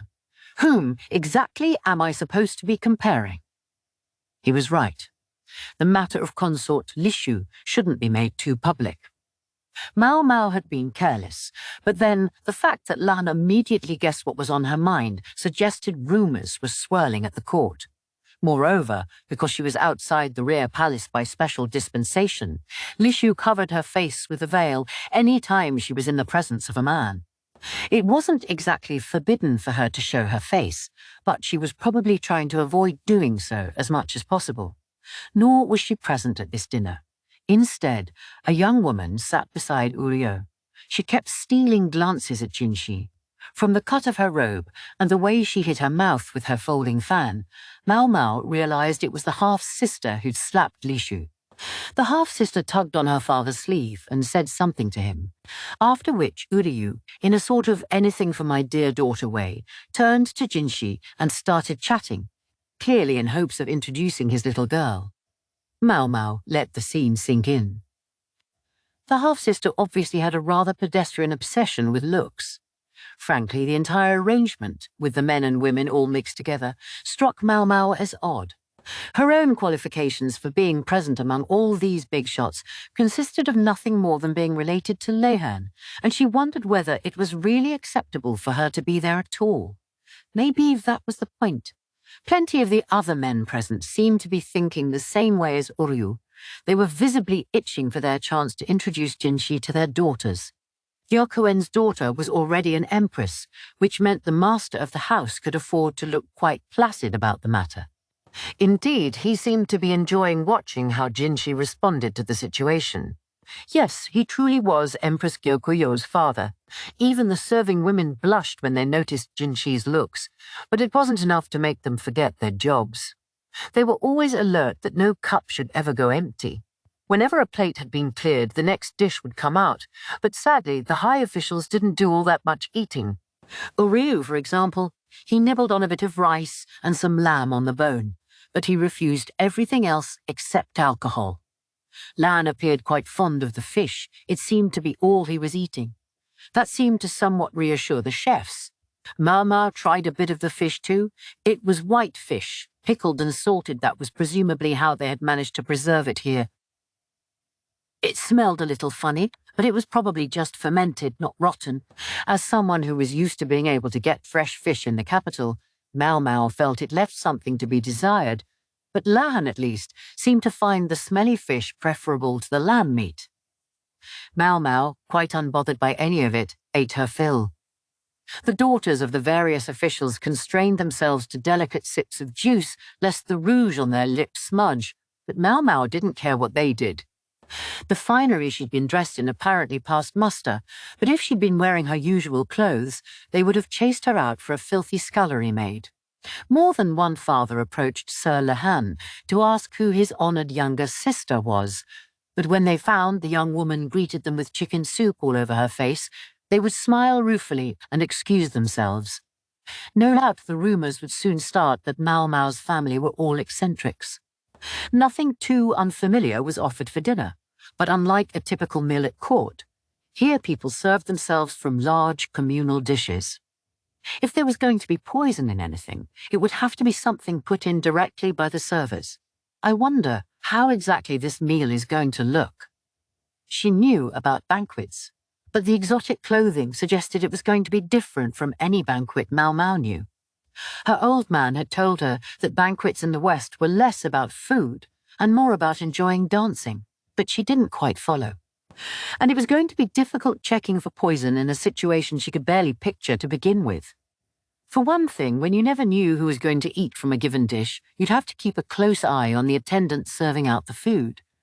And without knowing the exact ingredients involved, it would be all too easy to mistake a seasoning for a poisonous herb. Thus, Maomao tried to take note of the flavours and appearances of the foods as she ate. Normally, rule number 1 at a formal banquet like this was to eat as little as possible. But, with all apologies to Empress Ukyou's father, that was simply not something Maomao could do. As she went along with her eating, someone set a cup of wine down by her. Thinking it was some diligent server at work, she looked up to discover the cup came from the man sitting next to her. It appeared he didn't mind being poured alcohol by the servers, but wasn't going to drink it himself. So it was the pretty boy who was so thoughtful. "Thank you very much, Master Rickerson," Maomao said. "You needn't use any special titles with me, Miss Maomao." The miss was enough to bring a pronounced scowl to Maomao's face. But it would have been just as irritating to be outright corrected, and this seemed to be his little nudge. She could just never tell how to talk to this guy. Rickerson, then. She felt funny about it, but she would do anything to keep him from calling her young lady again. Rickerson, seemingly mollified, smiled. In that case, Maomao, I'm not particularly good at holding my alcohol, so I'd be happy if you would drink it in my place. Well, with an invitation like that, how could she refuse? And we have to be sure there isn't anything wrong with the wine. She brought the cup to her lips. It was grape wine, and not terribly alcoholic. She took a sip of water to cleanse her palate, then made for her next helping of food. The servers were decidedly not prioritizing Maomao, so she had to help herself.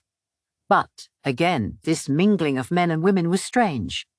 Most people expected a woman like Maomao to remain quietly in the background. "Is this the one you wanted?" "Yes, thank you." It was Rickerson who reached out and got the dish Maomao had wanted.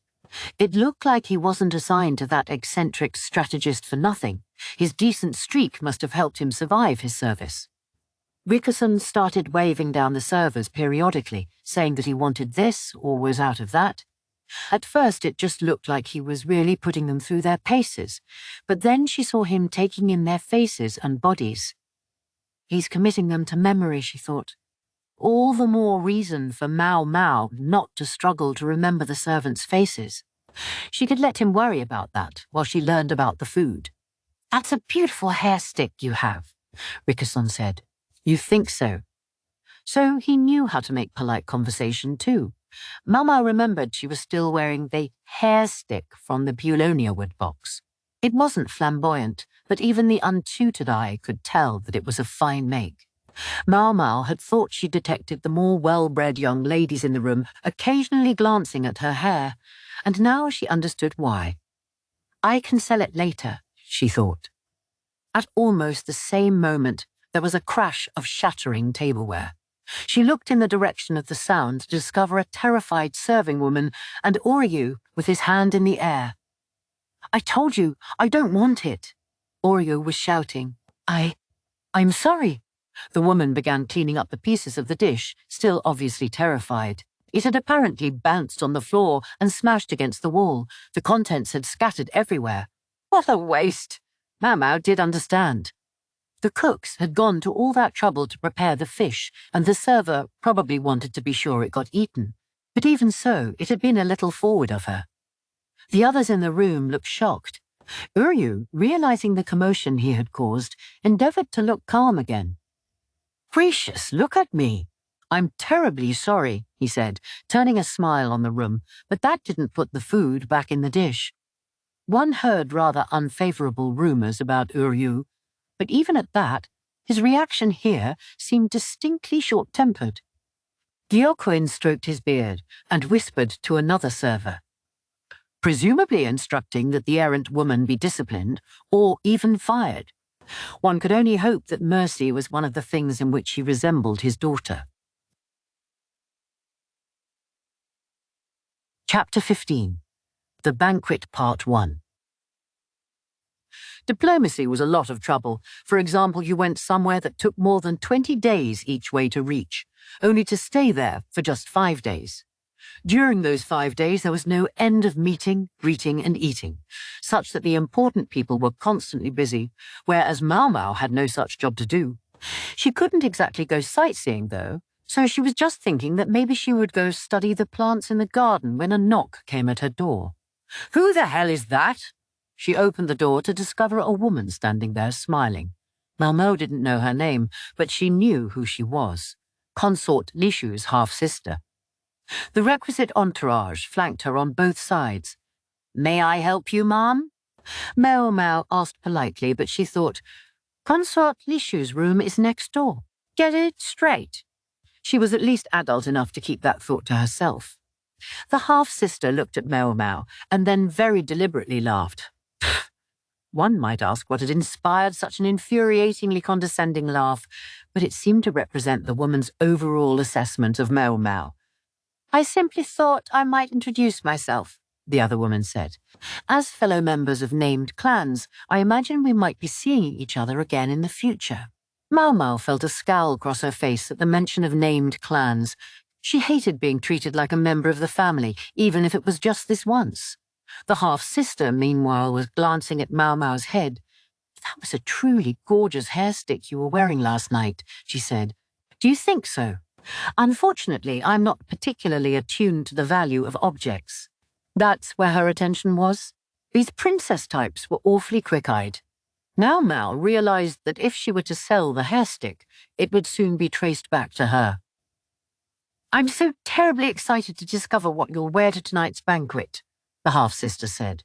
And then, with a flourish, she hid her mouth behind a peacock feather folding fan and walked away. This hadn't been about introduction so much as about observation, Maomao thought. She was one of only a few young women to have accompanied the westward expedition, although, judging by dinner the night before, most of those who were present were hoping to insinuate themselves with Jinshi. Watching the way the woman's hips swayed as she walked, Maomao concluded that this half-sister did not much resemble Consort Lishu. If she had, perhaps Lishu would have wondered less about her parentage.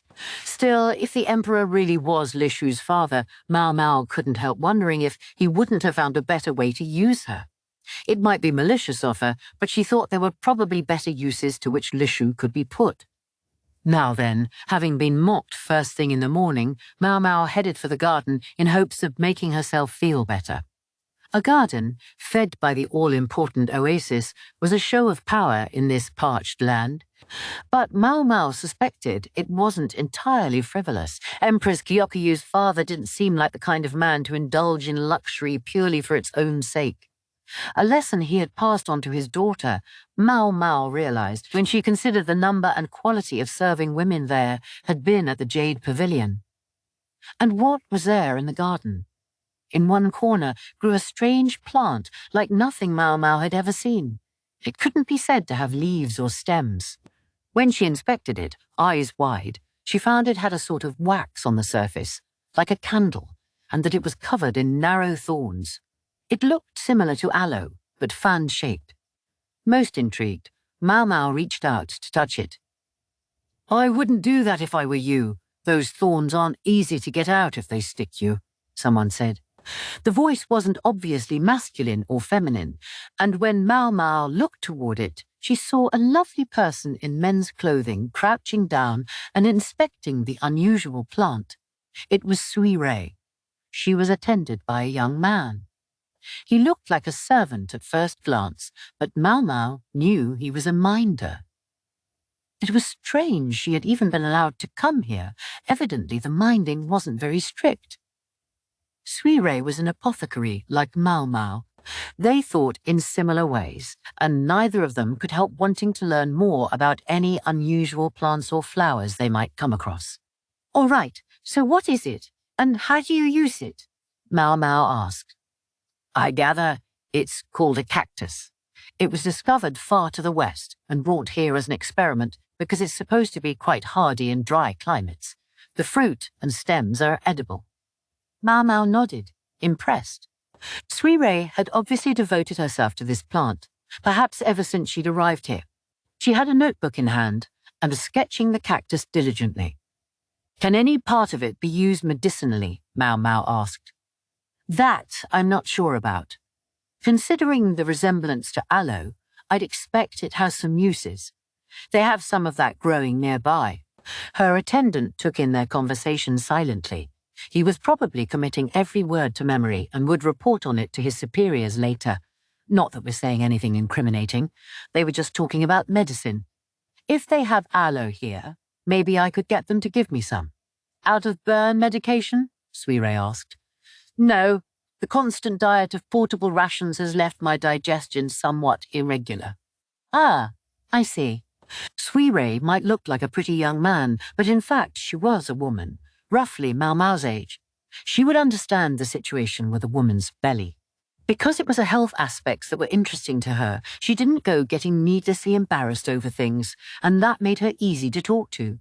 In that way, she and Maomao were much alike. In that case, perhaps I should make sure Consort Lishu takes some as well, Sui Rei said. Maomao made a sound of agreement. It was true. If even Maomao was feeling the effects of their diet, the sheltered princess was probably suffering. She was so thoughtful about others that she often even refrained from using the toilet when she needed to. At least her health was being more or less looked after, thanks to Arduo's always being with her. In terms of ingredients you can find around here, it might be good mixed with yogurt, Sui Rei said. The fermented milk product certainly did help keep things regular. I'm not so sure that's a good idea. Why not? Because there were so many foods Lishu couldn't eat. White fish could give her a rash, and she didn't cope well with honey. If they gave her something she wasn't used to, so far from making her movements better, it might well make things worse. Maomao had spotted Lishu mostly avoiding unfamiliar foods at dinner the night they'd come to the mansion. A furrow formed in Sui Rei's brow as she listened to Maomao. Maomao knew perfectly well how much trouble this all was. If Lishu had been born a commoner, she probably wouldn't have made it past 7 years old. Still, she'd done well to endure the long journey. Maybe she deserved a kind word and a pat on the head. But no, that wasn't in Maomao's character. Maomao had a notebook and writing utensil ready to go, much like Sui Rei's. Sui Rei was making meticulous drawings of everything that hadn't shown up in the encyclopedias. Maomao joined her, and for a while the two of them worked in silence.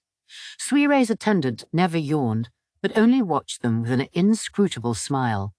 I actually wish the little shit were here right now, Maomao thought, by which she meant Kiawu. He was a talented artist, that much was for sure, but Maomao was convinced that drawing pictures was never going to make anyone a living. Everyone was willing to buy his portraits now because a kid who was such a good artist so young was such a novel thing. They would grow tired of him soon enough. Maybe we could get him to do erotic pictures? They had plenty of models. Maomao's rather filthy thought was interrupted by what sounded like a distant roar. "What do you suppose that was?" she asked. It had sounded like some kind of wild animal, and it raised goosebumps on her skin. The birds, startled, fluttered out of the trees. "The delegation from the west has apparently promised a most interesting gift. They once brought a creature called an elephant." The explanation came from none other than the minder. "An elephant?" Maomao asked. She'd seen them in picture scrolls. They were huge animals with long noses. She'd seen carved elephant tusks before, but never the living thing. Allegedly, one had been offered to the Empress Regnant, but that had been before Maomao had been born. Was that an elephant that we heard just now? No, perhaps a tiger. It seemed the man didn't know. To bring a living tiger, though, Maomao had encountered tigers only in the form of pelts and medicines. They made rugs with beautiful patterns, and there was an aphrodisiac, a very effective one, as Maomao recalled, to be made from the animal's sex organs. How effective was it? Let's just say that the next morning, even Parine had been satisfied. The medicine had enabled her partner to last just that long. I suspect we might see the animal at tonight's banquet. That sounds very interesting, Maomao said, and it wasn't just politeness, she meant it. Music and dances weren't of much interest to her, but a living animal, now, that was intriguing. She felt her heart beat a little faster, and she doodled a tiger in her notebook. The minder watched her, smiling. "The servants have prepared cactus juice," he said. "Would you like to try some?" Well, no reason why not. Time passed as Maomao drank juice and chatted with Suirei, and then it was afternoon. During their talk, Maomao sometimes found herself thinking about Shisui. The two half-sisters seemed to have gotten along well, notwithstanding the antagonism between their mothers. Or, at the very least, Shisui had seemed to have a soft spot for Suirei. Even as her clan was destroyed around her, she'd worked to save the children. And her older sister. No, that was far enough down memory lane. Get too lost in the past and you might not find your way out. When Maomao got back to her room, she found some people waiting whom she presumed had been sent by Lahan. They had new accessories and reed-tailored clothing. A woman in ostentatious makeup took one look at the plain, unadorned Maomao and grinned openly. Maomao took a step backward. It was, as always, exhausting getting prettied up. The banquet was absolutely packed, full of important-looking people. Per Western custom, they ate standing up.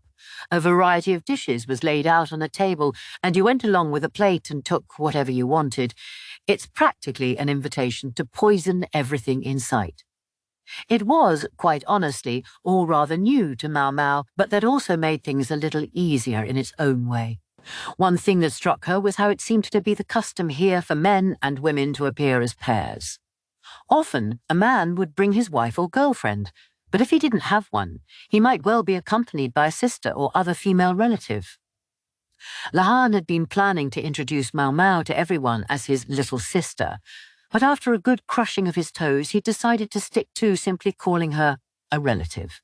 As easy as it would have been to poison any given dish at this banquet, it would also have been difficult. There was no way to know who was going to eat from what dish, so it would be hard to target any given person for assassination. Of course, if you were more into indiscriminate murder, it would be another matter. And one final observation. This didn't actually make Maomao's job as food taster that much harder. She simply had to follow her charge around, taking samples of his meal. The only complication was that this was a little, well, obvious, but Lahan had a plan for that too. He said that Maomao was 15, politely shaving a few years off her age and going through a growth spurt. Maomao, never letting her expression change, crushed his remaining toes. In short, one could choose to eat or not, and Maomao wished they would simply choose not to. But that wouldn't be very fun for the guests. "Wonder if something will really happen," Maomao said. "It's just a precaution." Maomao looked faintly amused, but also not at all interested. "Well," Lahan said, eyeing her. "They say clothes make the man, but apparently the same doesn't go for women, at least some of them." "Shut up." Maomao was dragging a heavy skirt behind her. The outfit, like the meal, was Western style. More or less. Not exactly the same. It hadn't been possible to get something like that ready. But the silhouette, the overall look, was similar, including the bone hoop that went around her waist to puff out the skirt. It was also the style with Western dresses, to squeeze the waist and show the top half of the cleavage for emphasis. But sadly, Maomao didn't have much to show off, and lest she embarrass herself, she instead wore a long-sleeve top, submitting only to having her waist cinched about with a belt. They did her hair too, somewhat. It was put up in a rather showy manner, but ultimately the stylists were limited by the material. It was better than it had been, perhaps, but it suffered by the truly resplendent comparisons present at the banquet. She looked like a stalk of shepherd's purse among a field of roses and peonies. Just one thing helped calm her in this otherwise unfamiliar and unsuitable ensemble, a fine silver hair stick. I wouldn't worry too much. You qualify as a dandelion at least. Maomao couldn't understand how her cousin could read her mind like that. At least at moments like this, she didn't say anything, but gave him a glare before they headed into the banquet hall. Her first thought was, that is some ceiling. The room was already very large, but the ceiling was far above their heads. Even in the capital, one rarely saw a building with such a sense of space. Part of the ceiling was open, and woven banners, a craft unique to this region, hung down from it. The room had a dirt floor, but it was covered with a low-pile carpet, probably also something unique to these parts.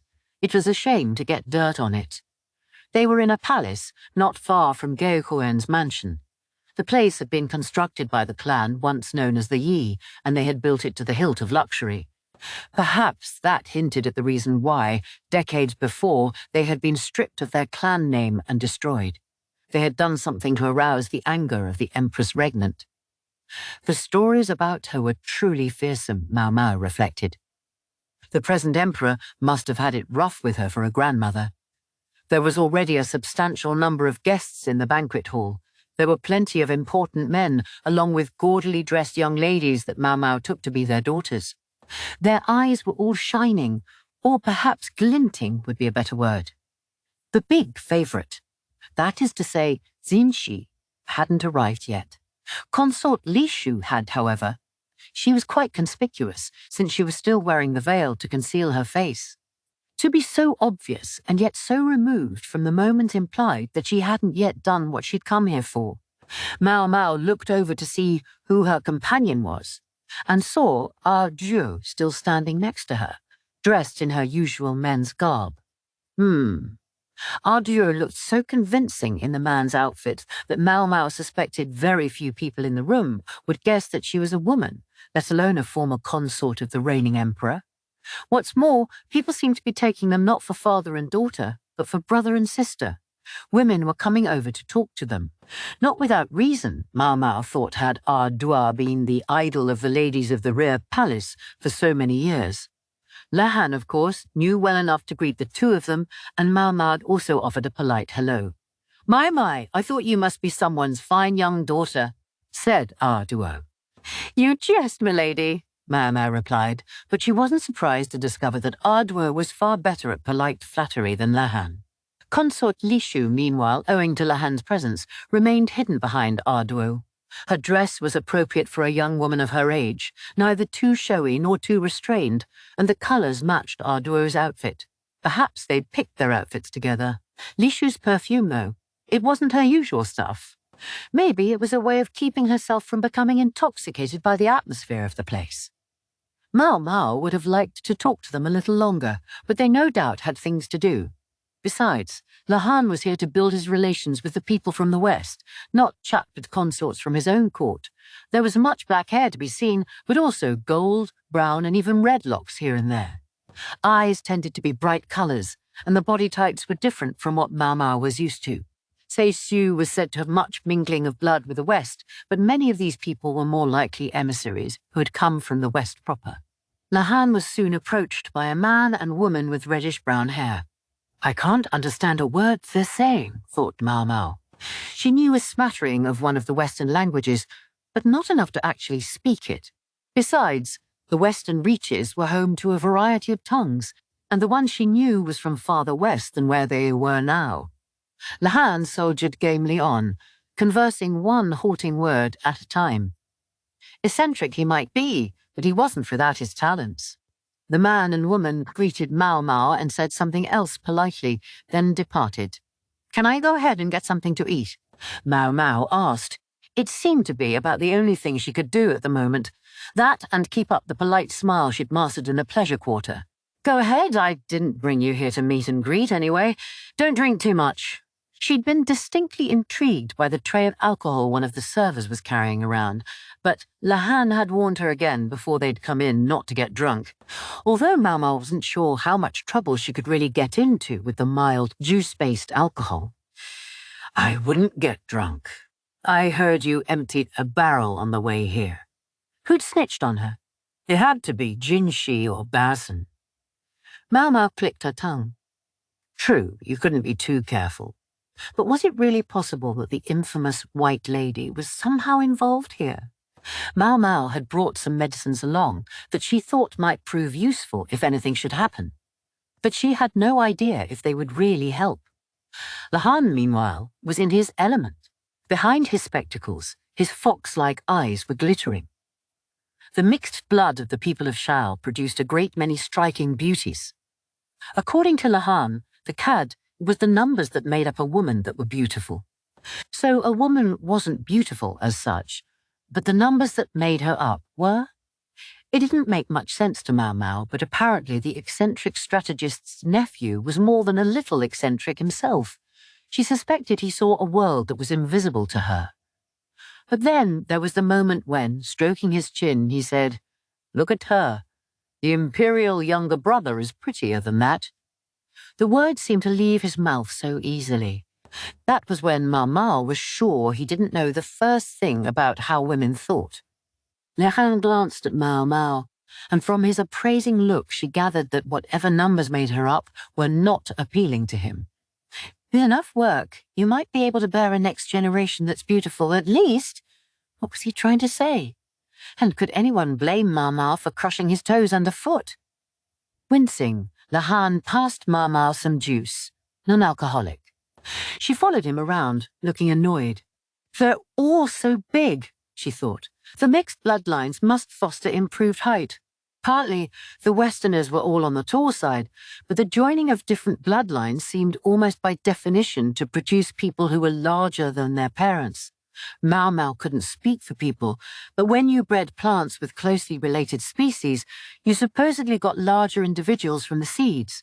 She was lost in thinking about how she'd like to try that in her field back home if she ever got the chance, when she suddenly realized that a wall had formed around her. A wall made of one woman and two men.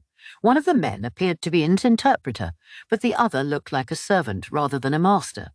The woman, her dress emphasizing her chest as was the custom, seemed to be the most important of the three of them.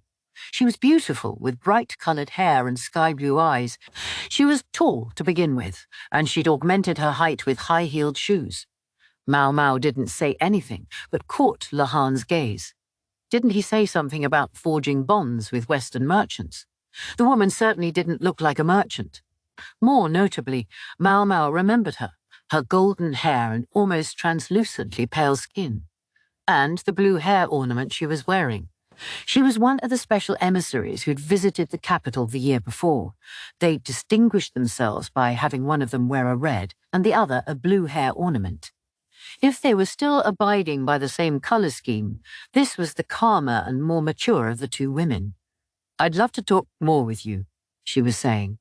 She wore a scintillating smile, but it frightened Maomao. She could sense something lurking behind it.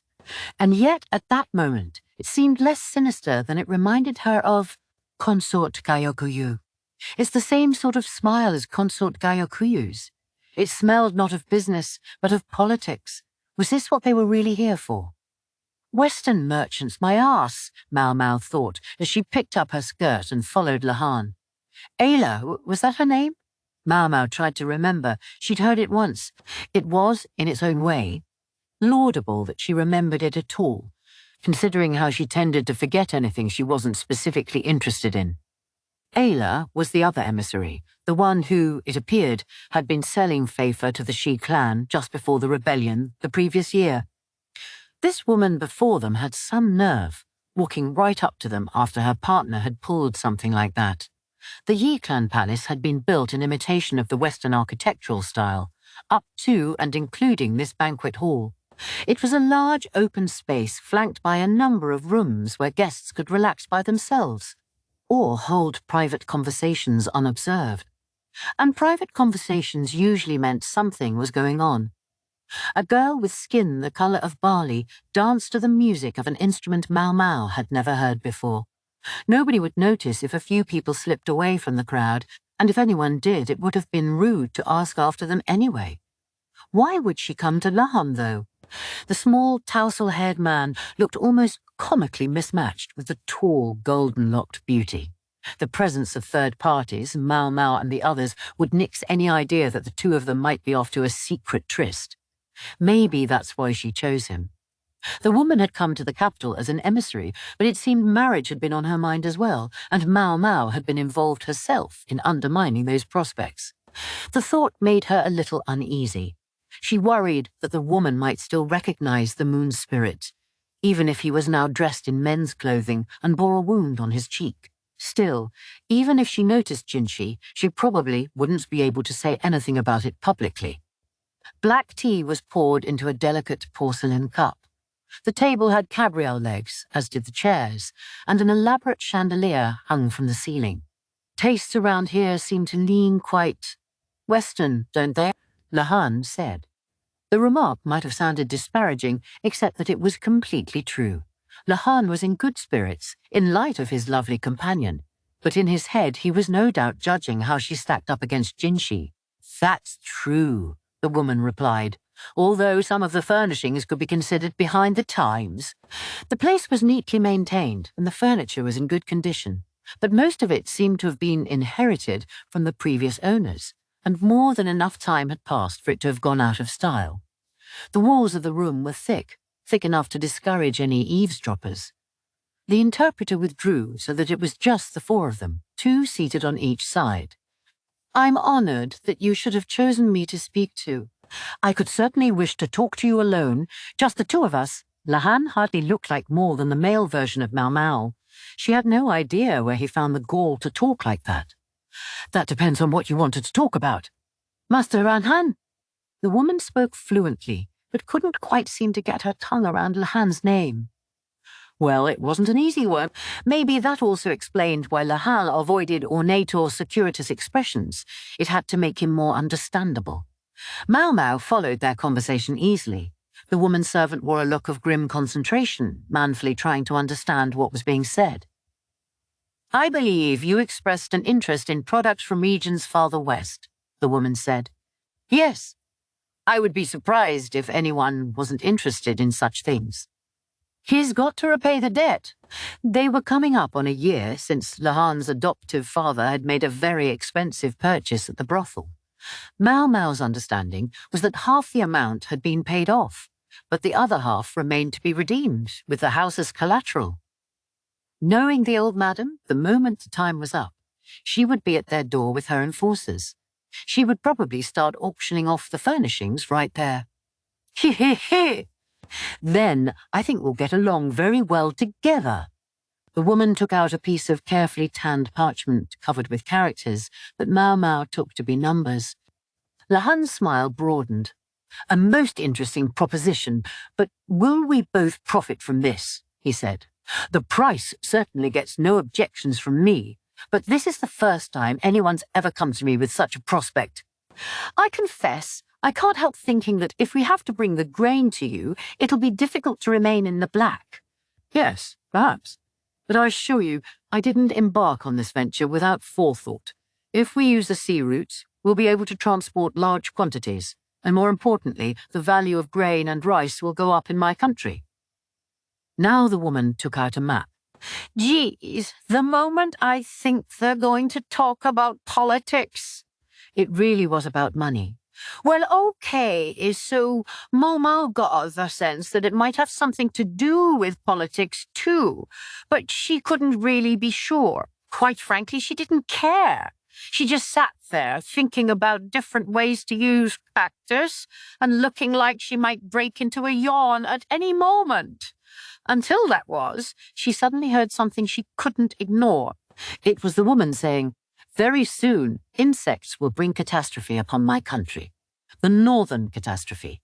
Maomao, startled, nearly slapped the table, only just managing to stop her hand before she struck the surface. But the movement was plenty to give away her interest in the subject. The north of Sha was Hokuaren. Maomao was stunned to realize that the same thing so preoccupying Jinshi and his cohort should come up here at this moment. The woman, the former emissary, seemed to grin at her.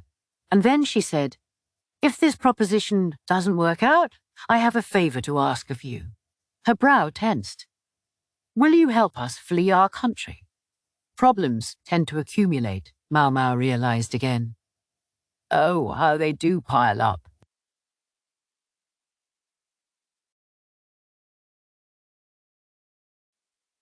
Chapter 16. The Banquet, Part 2. Well, what to do?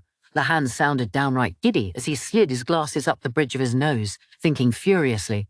For him, the emissary's request for political asylum was probably less interesting to consider than how best to make the business negotiations pay off. Business meant the flow of money, the flow of goods. It was a world drenched in numbers, and that had to be engaging for him. I think you can answer that question better than I can. Whatever we do or don't do, wasn't it a fascinating conversation? Oh, ahem, yes, of course I'll at least have a talk. I assume that's her objective. He made it sound so simple, Maomao thought. Insects bringing catastrophe had to refer to a plague. Of that she was sure. Rising grain prices meant there was a threat of famine. The emissary they'd spoken to was from Shao.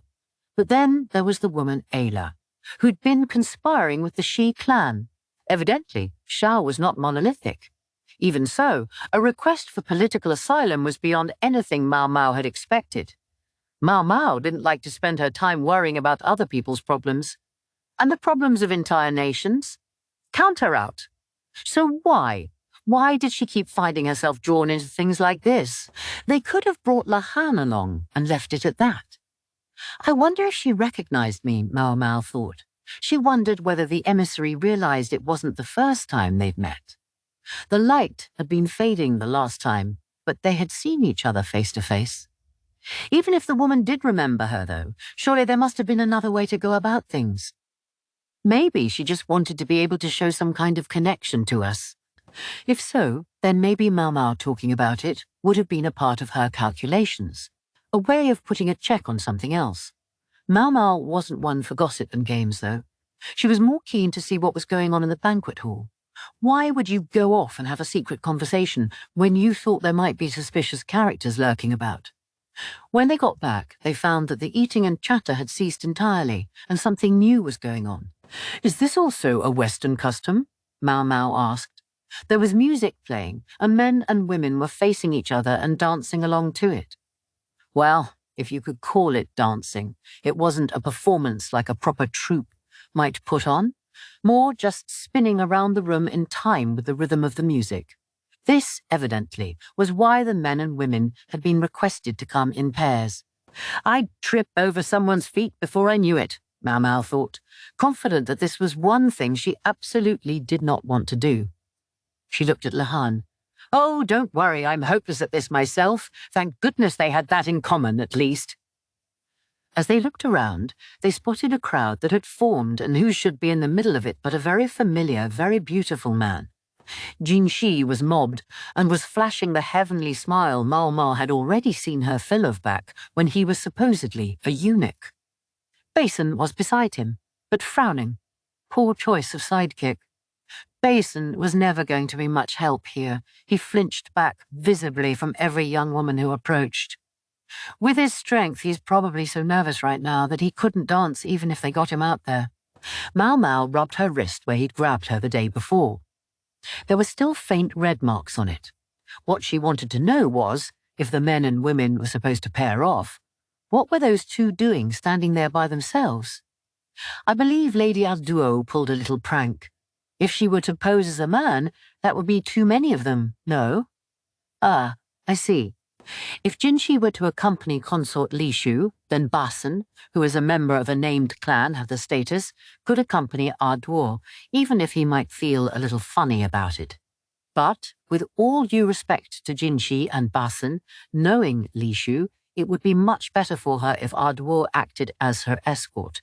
There was no telling what that scheming half-sister might try. Maomao wouldn't put it past her to at least slip a scorpion into the consort's bed. That reminds me, I wonder if I can get some of the grilled scorpions to go. Supposedly, scorpions were also sometimes served still alive and kicking. But she didn't hold out much hope of sampling that particular dish either here or at Geokwen's mansion. She made herself a mental note to be sure she got a chance before they went home. Much to Maomao's disappointment, they hadn't run into any scorpions or other poisonous insects on the road. Suirei had been too scrupulous about the bug repellent. Maomao felt that surely they should have seen at least one such creature on the way. Lahan had a hand to his chin and was continually muttering to himself, calculating. "Looks like you had quite an interesting conversation," someone said politely. Maomao looked up to discover Rikusan, a gentle smile on his face. He had a glass in one hand, which he handed to Maomao. She gave it an experimental sniff and detected the faint whiff of alcohol. "Thank you," she said, and drank it down, assuming that one glass wouldn't hurt. It was carbonated fruit wine that popped as it went down. It tasted so good she could have stuck out her tongue with pleasure. She could feel the bubbles still fizzing in her mouth. "That's quite tasty." "Yes, one of the Western merchants brought it. I hear it's quite precious, and that was the last glass." Rikusan grinned. Suddenly, Maomao had a bad feeling about this.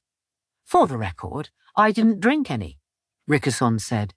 Then she felt him grasp her wrist. She was startled by the suddenness of it, but unlike Basin, his grip was gentle.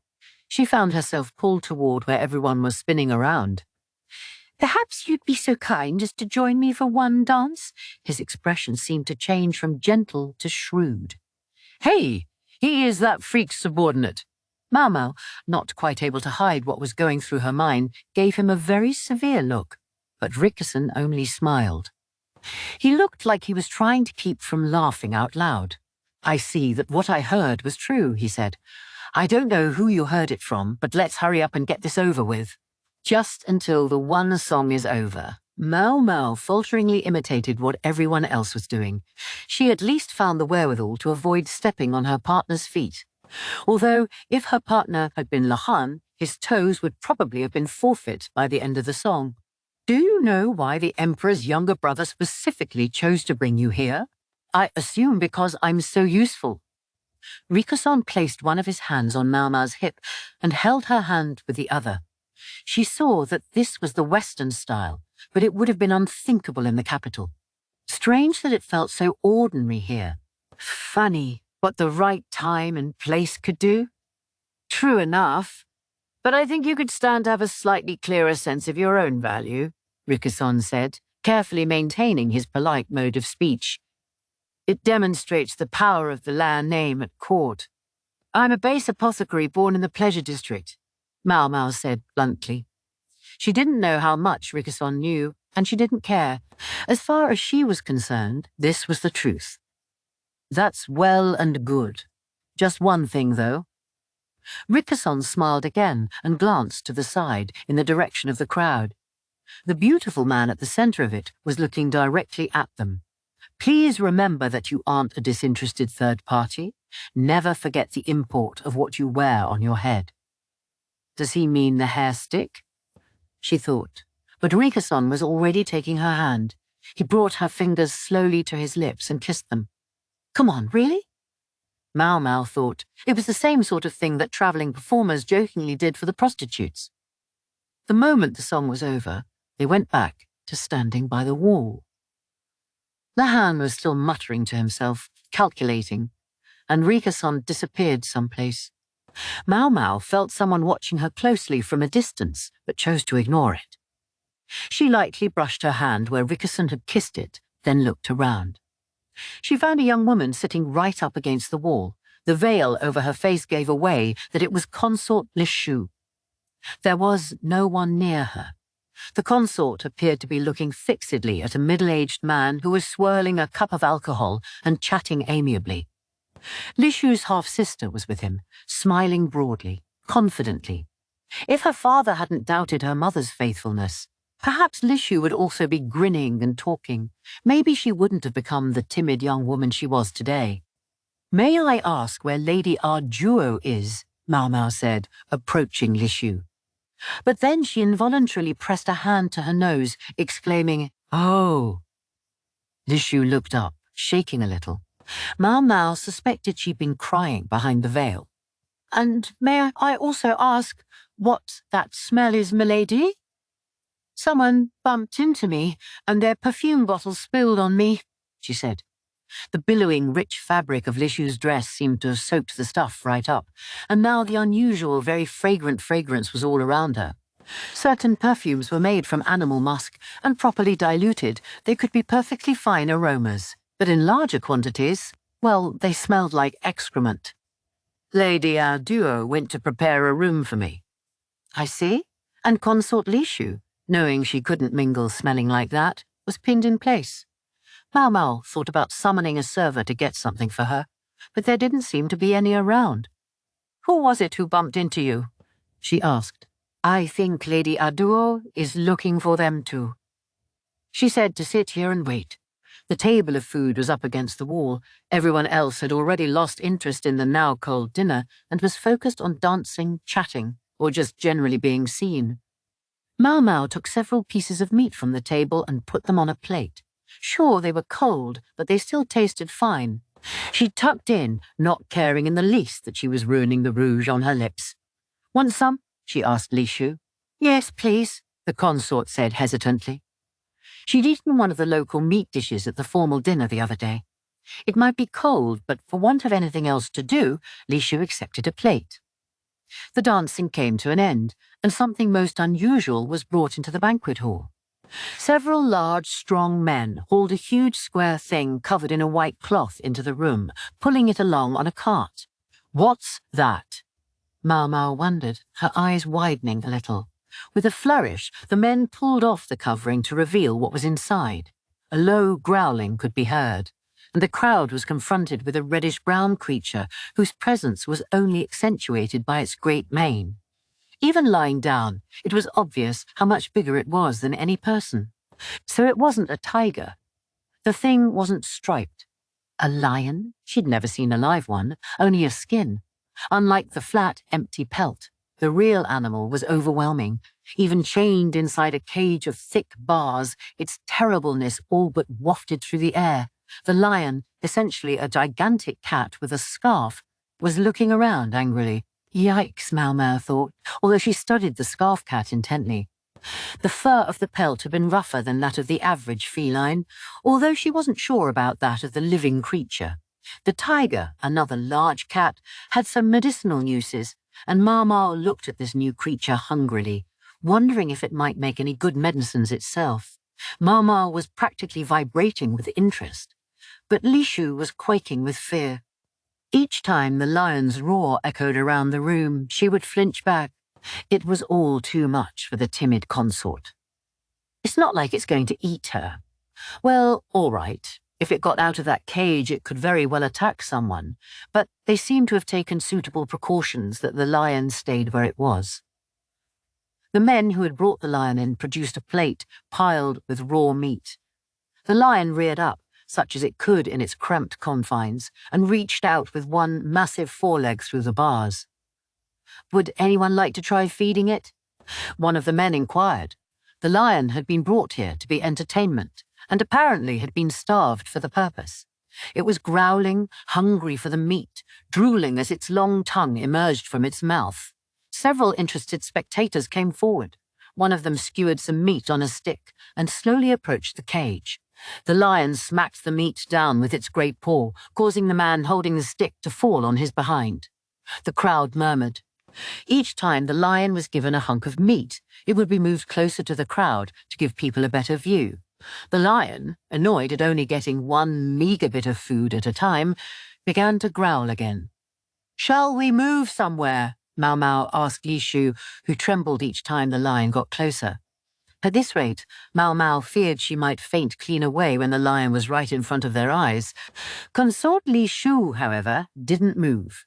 "You'd prefer to stay here and watch?" Maomao asked. I can't seem to..." the consort began, but her voice was hardly louder than a fly, and Maomao didn't catch the rest of what she was saying. What's that? I can't seem to stand up. Lishu's earlobes, just visible behind her veil, were bright red. Ah, yes, of course. With this consort, she should have guessed. Maomao didn't so much as laugh. She didn't really feel the impulse, but looked around, hoping to find our duo. At that moment, the lion on the cart began to growl threateningly. At first, Maomao thought it was angry at being fed piecemeal, but no, that wasn't quite it. Its nose was twitching, and it began throwing itself against the bars of the cage. Several strong men pulled on the chains restraining the agitated animal, but that didn't calm it down. In fact, it seemed to make things worse. The lion slammed against its cage again, and then finally one of the bars gave way with a crack, breaking apart and giving it enough room to squeeze partially out. Then a second bar snapped, and the lion was free.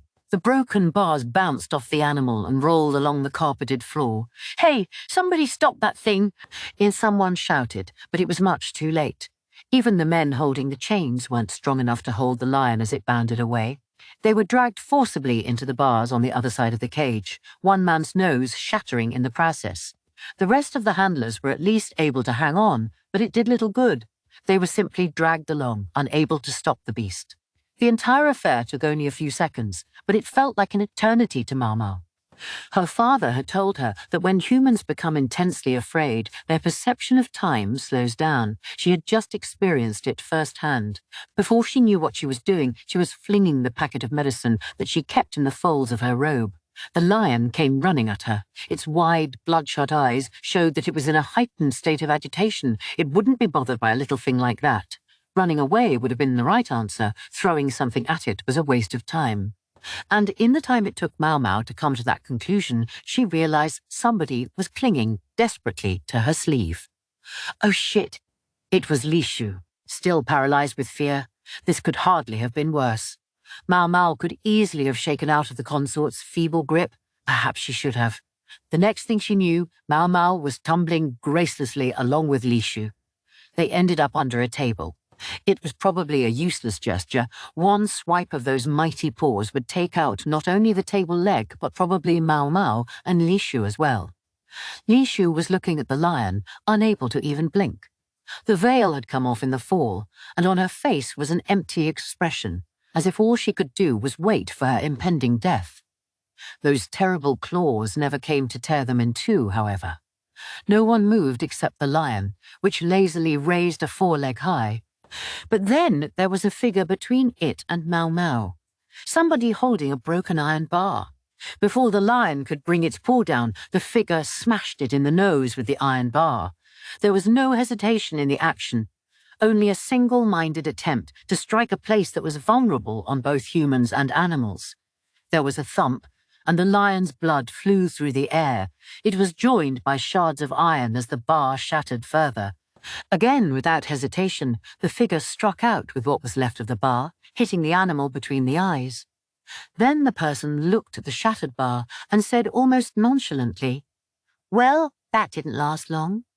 It was hard to tell whether he was talking about the iron bar or the lion, which was thrashing about with the pain of its broken nose. The voice was one Maomao had become quite familiar with during their travels. She had long been wondering what this man was doing as Jinxi's attendant. She'd always thought there must be people more suited to the task. But there you have it. Her wrist still ached where he'd grabbed her days before, and he presumably hadn't been using his full strength then. He had, after all, managed to break some limbs while apprehending the bandits. As Jinxi had said, he was enough to handle them all on his own. He was right to worry whether women would be afraid of him. Suddenly, it all made sense. Now, someone else spoke up, someone with a lovely voice. "Quickly, now's your chance to recapture it." The lion keepers responded by wrapping the chains around the pillars, holding up the building. Then they brought new chains to make sure the lion was completely restrained. The man who had attacked the lion tossed the useless iron stick away and crouched down, appearing under the table with a wrinkle in his brow. "Are you all right, milady?" Only after that did the man notice Maomao was there too. He frowned openly. Another thing Maomao had been realizing recently was that he did not consider her to be among the women he was charged with protecting. His expression quickly shifted again, though thanks to the young woman next to Maomao. It was Basin who had attacked the lion with nothing more than an iron bar for a weapon, but now he blushed and didn't say anything more. It was more or less his usual reaction to any woman more womanly than Maomao, but even so, the silence seemed rather longer than usual. Consort Lishu, tears beading in her eyes, was blushing too, and didn't say anything either. Quite a change from the way the colour had drained from her face in terror at the lion. Her pallor changed quicker than the sky at twilight, Maomao observed. And as for Maomao, she didn't say anything either. The main difference between her and the other two was that her face remained its usual colour, although the awkwardness was getting to her a bit. What was going on here? The only thing Maomao could tell for sure was that the other two were so busy blushing at each other that as far as they were concerned, she didn't exist. It was like this. In those illustrated novels that had been all the rage in the Imperial Palace, the stories always ended with a picture of the man and the woman together. It was practically a given. The one thing you never saw in an illustration like that was a third wheel. Get it together. Maomao thought at them. It reminded her of the landlord's daughter and the quack's nephew back at the paper village. They hadn't been able to take a hint either. For better or worse, the awkwardness was promptly dispelled. With the lion subdued and moved into a new cage, a lot of noisy chattering began. "Someone call a doctor. We have an injured man here." That got Maomao's attention. She scrambled out from under the table. Consort Lishu was still staring into space and didn't seem to realize she'd left. When Maomao saw Arduo approaching, it was an even better excuse to make tracks. She worked her way over to the injured person, thinking maybe it was one of the keepers, but when she got there, she discovered Ukyou with a scratch on his cheek. "Father, be strong. Don't leave us." Lishu's half-sister was clinging to her father and wailing like the heroine of a tragedy. It's just a scratch." Maomao, a look of annoyance on her face, was just about to leave the scene again when the half-sister cried, "How dare he? How dare he injure my poor beloved father just to stop some silly lion?" Evidently, the scratch had been inflicted by a piece of flying metal when Basin had brought the iron bar to bear against the animal. "He hurt my father. He'll pay for this," she yelled. It was almost comical. It was obvious she was less concerned for her father's well-being than she was interested in looking concerned so as to make herself more attractive to the watching crowd. The real issue was who had injured her dear, beloved father. There was a voice like a sharp blade. "I must apologize for that." It was beautiful, yes, but what was beautiful could also be terrible. "I see you've taken exception to my servant's actions." It was Jinshi, a slight frown on his lips. Basin stood behind him, looking stunned. His right hand, the one that had been holding the iron bar, was red and swollen. "However," Jinshi said, "if he hadn't intervened, Consort Lishu would have been in danger. I must ask you to forgive his impropriety." Jinshi was being extremely reserved. If anything, Ryu should have been in his debt after Basen had saved his daughter. But Ryu acted less than impressed. "I see. My thanks, then." Consort Lishu was watching her father from behind Arduo. She was obviously anxious for him, knowing he was hurt, but with her sister there, she wasn't willing to get close. "Come to think of it, we still don't know, do we?" Maomao thought, remembering the request Lishu had made of her. There were things even Maomao couldn't figure out. She'd thought that if she couldn't work out the truth on their trip, maybe she would write a letter to her old man to ask if he knew any way of ascertaining parentage. The bond between a parent and a child, is it? Maomao thought, letting her gaze settle on Ukyou and the half-sister. The young woman appeared to be trying to figure out a way to walk back her comment, but nothing was coming to her, and her mouth simply flapped open and shut. "Boy, she's got bad teeth." The decay was well advanced, to the point that they had turned black. Maybe it was all those sweet foods. At her age, she certainly didn't have any baby teeth left. There would be no fixing this. Maomao thought about selling the young woman some toothbrushing powder to help keep it from getting any worse, but hard on the heels of that thought, she had another. Almost before she knew what she was doing, she was standing in front of Ukyou. What are you doing? The half-sister asked. Maomao grinned at her. I'm not a doctor, but I'm something of an apothecary. Then she grabbed Ukyou's chin violently. He reacted with intense surprise, but Maomao simply went on. This scratch is nothing much. Rub some spit into it, and it'll heal, no problem. Spit? Ukyou exclaimed. She'd only been joking. In fact, human saliva could be toxic itself, so it was best not to use it in one's medical procedures. But how about the inside of your mouth? She said. Phew! Ukyou exclaimed as she forced his mouth open. She was greeted by a faint whiff of alcohol. She carefully inspected his teeth, which were crooked, as one would expect for a man of his age. Then Maomao grinned again. Here, a free bonus. What? The half-sister said, immediately before Maomao wrenched her mouth open too. Geez, clean your teeth, Maomao thought. It wasn't just the young woman's front teeth. The ones in back were in pretty bad shape too. Was that why she was always covering her mouth with her folding fan, to conceal the state of her teeth? This was one overindulged young woman. But now wasn't the time to be thinking about how to do effective dental treatment. Finally, Maomao stood up and marched over to Ukyou. One for the road. Ukyou couldn't speak for shock as Maomao opened her mouth, revealing a set of small, white teeth. Her nurse must have had a good sense of discipline, because her teeth were still clean. What do you think you're doing? The half-sister demanded. But Maomao ignored her and returned to Ukyou. Do you know how many teeth your late wife had? She asked. How the hell am I supposed to know that? He demanded, giving her a don't ask me stupid questions look. Fair enough, Maomao said. But she wouldn't happen to have been missing a front tooth, would she? Like you? At that, Ukyou's expression changed. In general, human adults have between 28 and 32 teeth, depending on whether they're wisdom teeth, the ones farthest back in the mouth, come in or not. But every once in a while, someone may have fewer than 28 teeth. In about 1 out of every 10 people, other teeth besides the wisdom teeth fail to come in.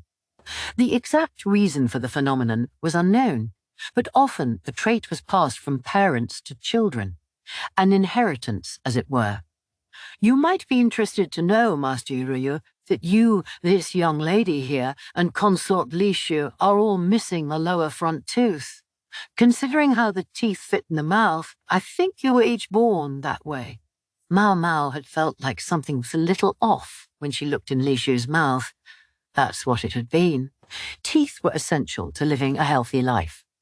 If they went bad, toxins could even enter the body from them and make a person ill. When a person lost their teeth and could no longer eat easily, that was when they began to waste away. If the chances of a naturally missing tooth were 1 in 10, it was always possible that any 3 given people would each be among that 10%. However, for them all to be in the same place, and all missing the same relatively unusual tooth, it started to look a lot less like coincidence. Relatives often share certain traits. For example, Consort Ukyou can't eat white fish. You wouldn't happen to have the same dietary restriction, would you? How did you know that? Ukyou asked suspiciously. Simple enough. I observed how upset you were by the fish platter at dinner. I can hardly think a man as old and no doubt mature as yourself would react like that simply because he didn't like the food. She recalled how he'd sent the tray of fish flying. And I'm certainly confident that no high official of this nation would treat someone so poorly because of simple personal preferences or misunderstandings. Maomao smiled thinly and looked from Ukyou to Ukyou and back. Perhaps you might show your other daughter some parental affection from time to time. Maybe, she thought, she'd gone a little far, but now even the densest listener would grasp her point. I hope that'll do the trick. She had provided as much of an answer as she could.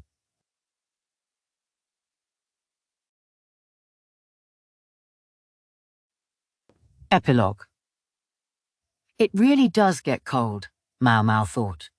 She had a light wrap around her shoulders, but she was still shivering. She was definitely regretting not having another cup of wine. It would have been warmer inside the building, but quite frankly, there was too much trouble in there. She worried about what would happen to the lion now that its nose was broken, but she wasn't feeling compassionate enough to help the big cat at the risk of being eaten herself. Yes, the lion was just a poor animal who'd been caged and put on display, but it had still attacked someone.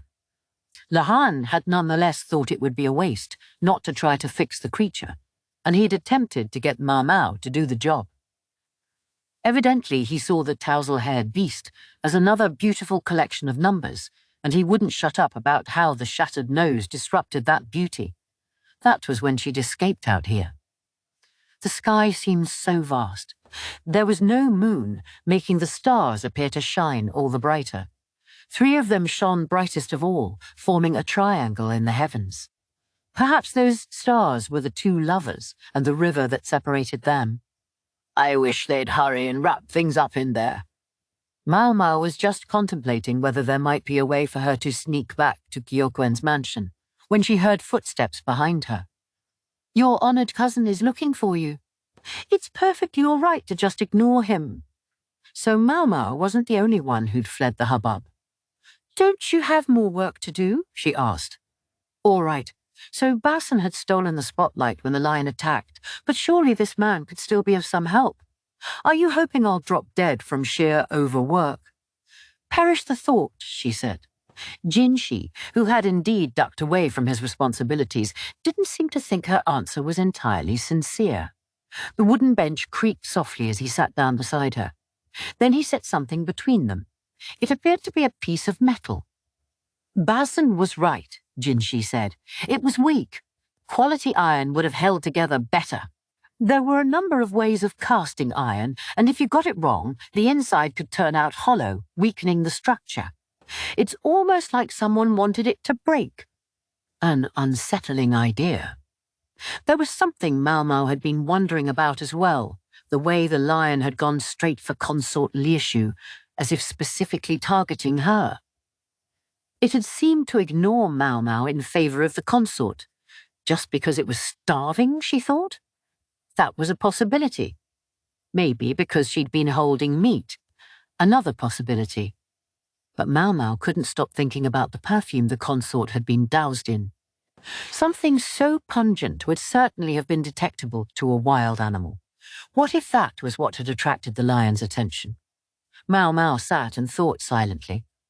Hey, don't just go quiet, Jinshi said after a moment. He should have known very well by now that Maomao rarely initiated a conversation. Why had he decided to sit by her anyway? He should stop slacking and get back to work already. I suppose you're wishing I would just go back to work, said Jinshi. Me, sir? Never. He did know what she was thinking occasionally. That was the trouble with him. Maomao had to work very hard to pretend that her face didn't want to convulse into a major scowl. If I went back, one of 2 things would happen. Either I would have to work, or I would be mobbed by women. The less popular men in the world might call for your head to hear you complain about such things. Men who had money and status and looks to boot were just different. A moonless night like this, he ought to be more careful. What they're really after is the Imperial blood, don't you think? Jinshi said. Meaning his children, she supposed. Or perhaps his life. I should think at least half of it is your looks, sir. Don't say that. Jinshi frowned, as if he'd eaten a particularly unpleasant bug. For some reason, even though he possessed beauty beyond virtually anyone Maomao had ever seen, he seemed to have some kind of inferiority complex about it. His fingers brushed the scar on his cheek.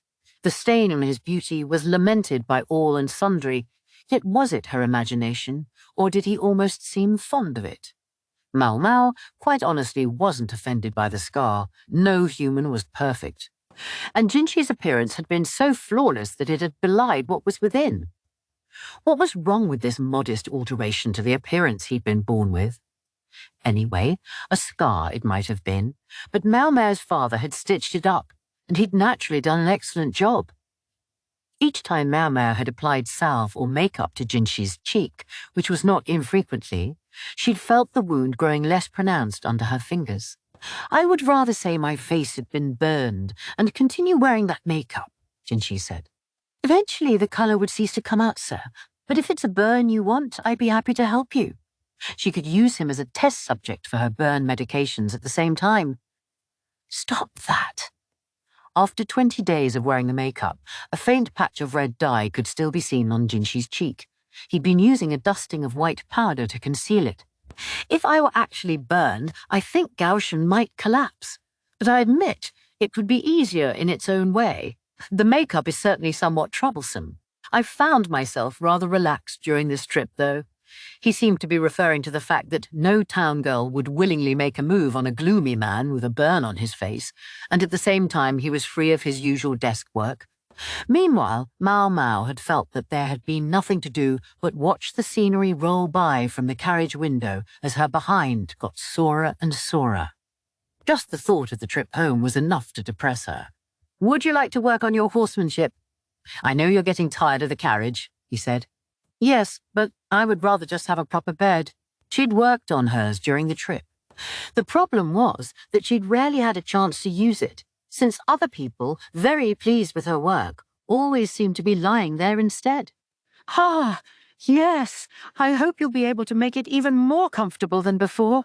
Shock of annoyance ran through Maomao. Jinshi had been the biggest offender as far as stealing her sleeping space. He would ride horseback as far as he wanted, and when he was tired he would come loll around. No wonder he thought it was relaxing. His Majesty did tell me to try to enjoy myself on this trip, Jinshi said with a slightly twisted smile, and to make a good choice. Which choice he was referring to went unspoken. He meant choice of bride. Many women had been gathered here for just that purpose. Whatever choice he made, there would be politics involved. It might affect the very government of the nation. He could strengthen ties with a neighbouring country or gain the support of a domestic faction. Jinshi's own status might even change, depending on what he decided. The fact that Sei Shu had been willing to provide the venue for all this activity made their message clear. Align yourself with the West. No doubt that also explained why Ukyou had brought his other daughter. I wonder who he'll pick, Maomao thought. Not that it really mattered to her. She was just a humble apothecary. That was her perspective anyway. No sooner had she registered something brushing her fingers than a hand grabbed her wrist. It pulled her until she was palm to palm with his other hand, their fingers intertwined.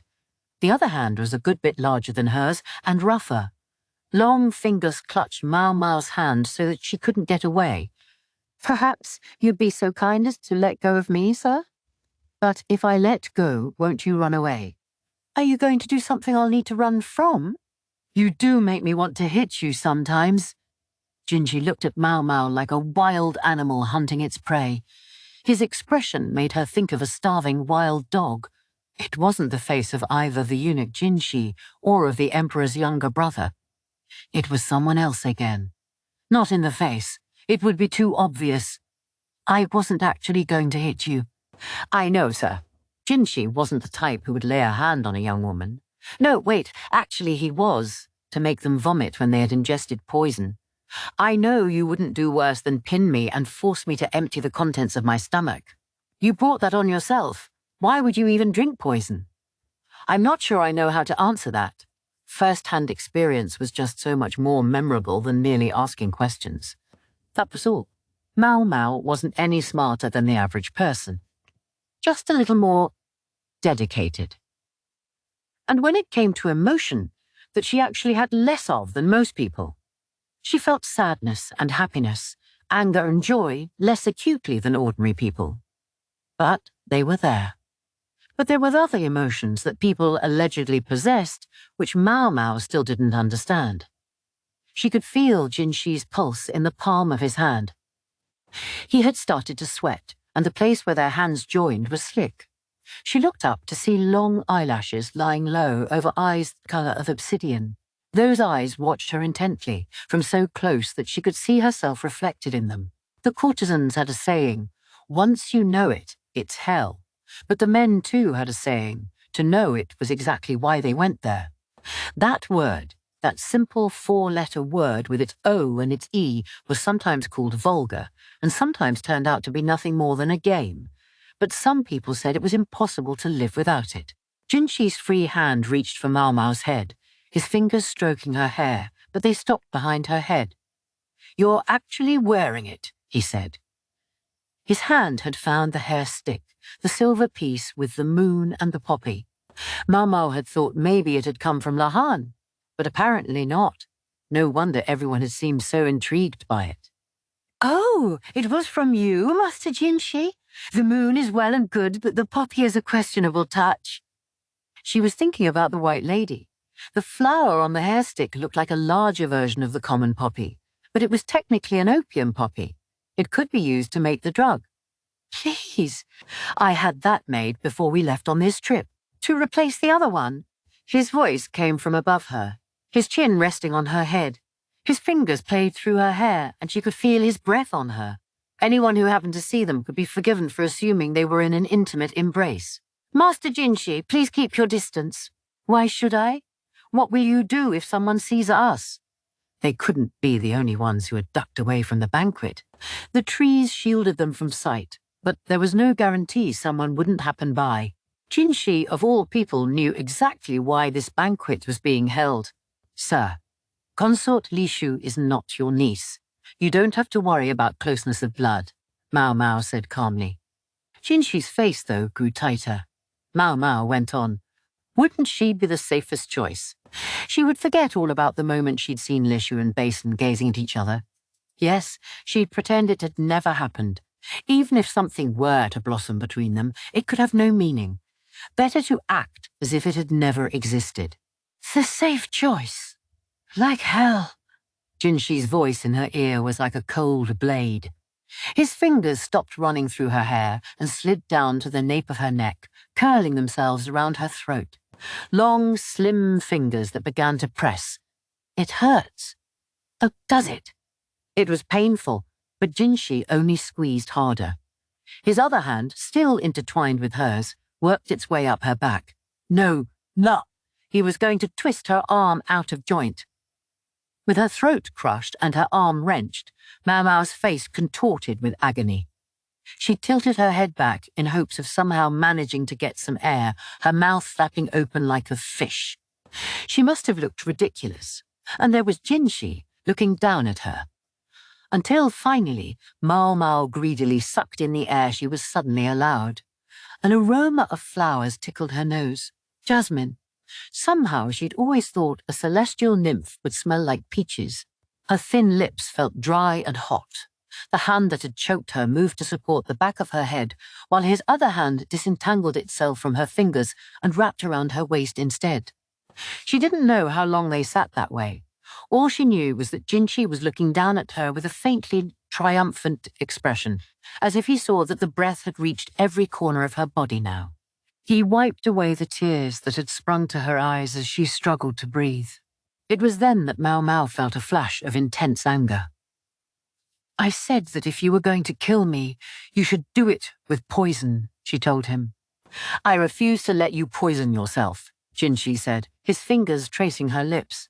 "You can't pretend you didn't know that you were one of the candidates, as much as I'm sure you'd like to. He wasn't done, either. Who was that man, anyway? I'm sure you're not a dancer." So he had been watching them. "I was just paying for my drink," Maomao said. "It didn't cost much." She tried to look away, but with his hand on her head, she really couldn't. Maomao was thinking fast, trying to come up with any way out of this situation. "Exactly what use did you think I could be to you? Lahan accompanied you, didn't he? That's what everyone else will see."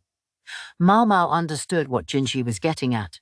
Perhaps it was even what Lahan had been counting on from the beginning. She felt the anger again. She would have to give his toes a good crushing later. The La family was unique among the named clans in that they had no faction at court. One could argue that made Maomao a safe choice in her own way, much as Rikuson had said. There was just one problem. You'd make an enemy of you-know-who. She meant the monocled freak, of course. She could only imagine what might have happened here had he been present. He would have made a scene so big that an escaped lion would have seemed like child's play in comparison. Jinshi shivered. How could he not? But it quickly passed. We were going to continue things later, weren't we? She found herself pinned again. He was pushing her down onto the bench. His hand in her hair pressed so hard, something more than breath came past her lips. Now she saw those obsidian eyes, that feral look from inches away.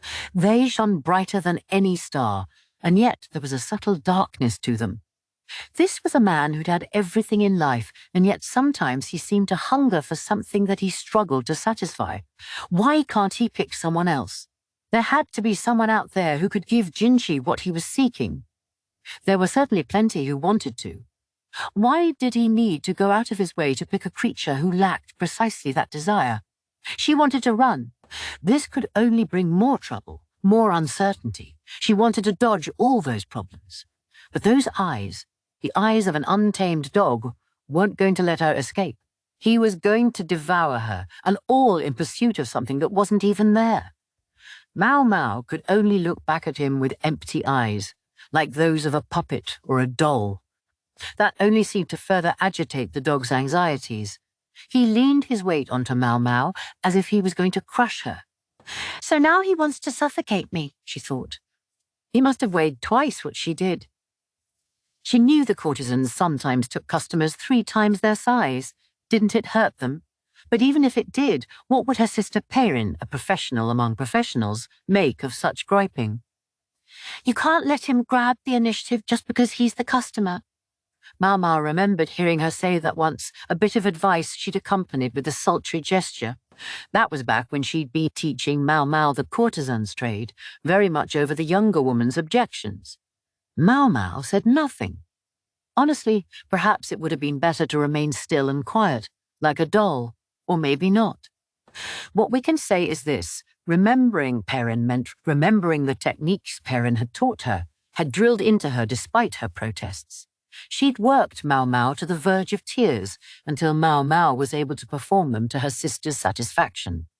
Until those techniques became not just a response, but an instinctive reaction.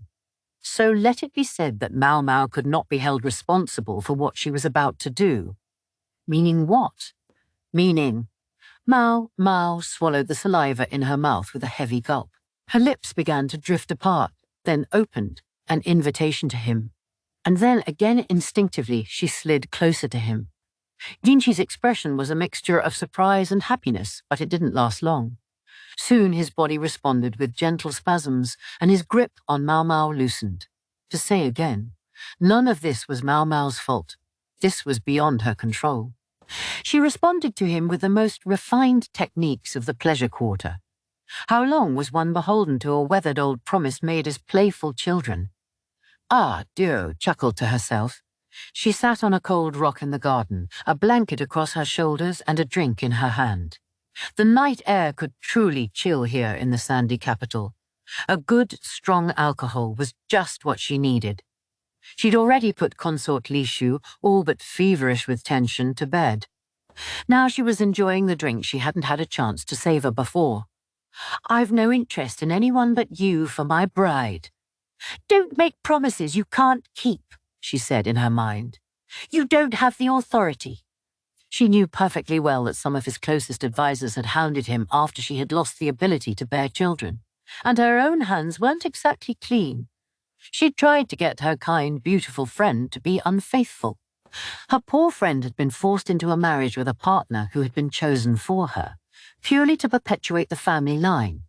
Why not ignore that situation, Ah Duo had thought? Why not rather be a flower that bloomed at the very crest of the nation? But it hadn't gone the way she'd imagined it would. The conversation had ended with her friend slapping Ah Duo's cheek as hard as she could, and crying, "Don't mock me!"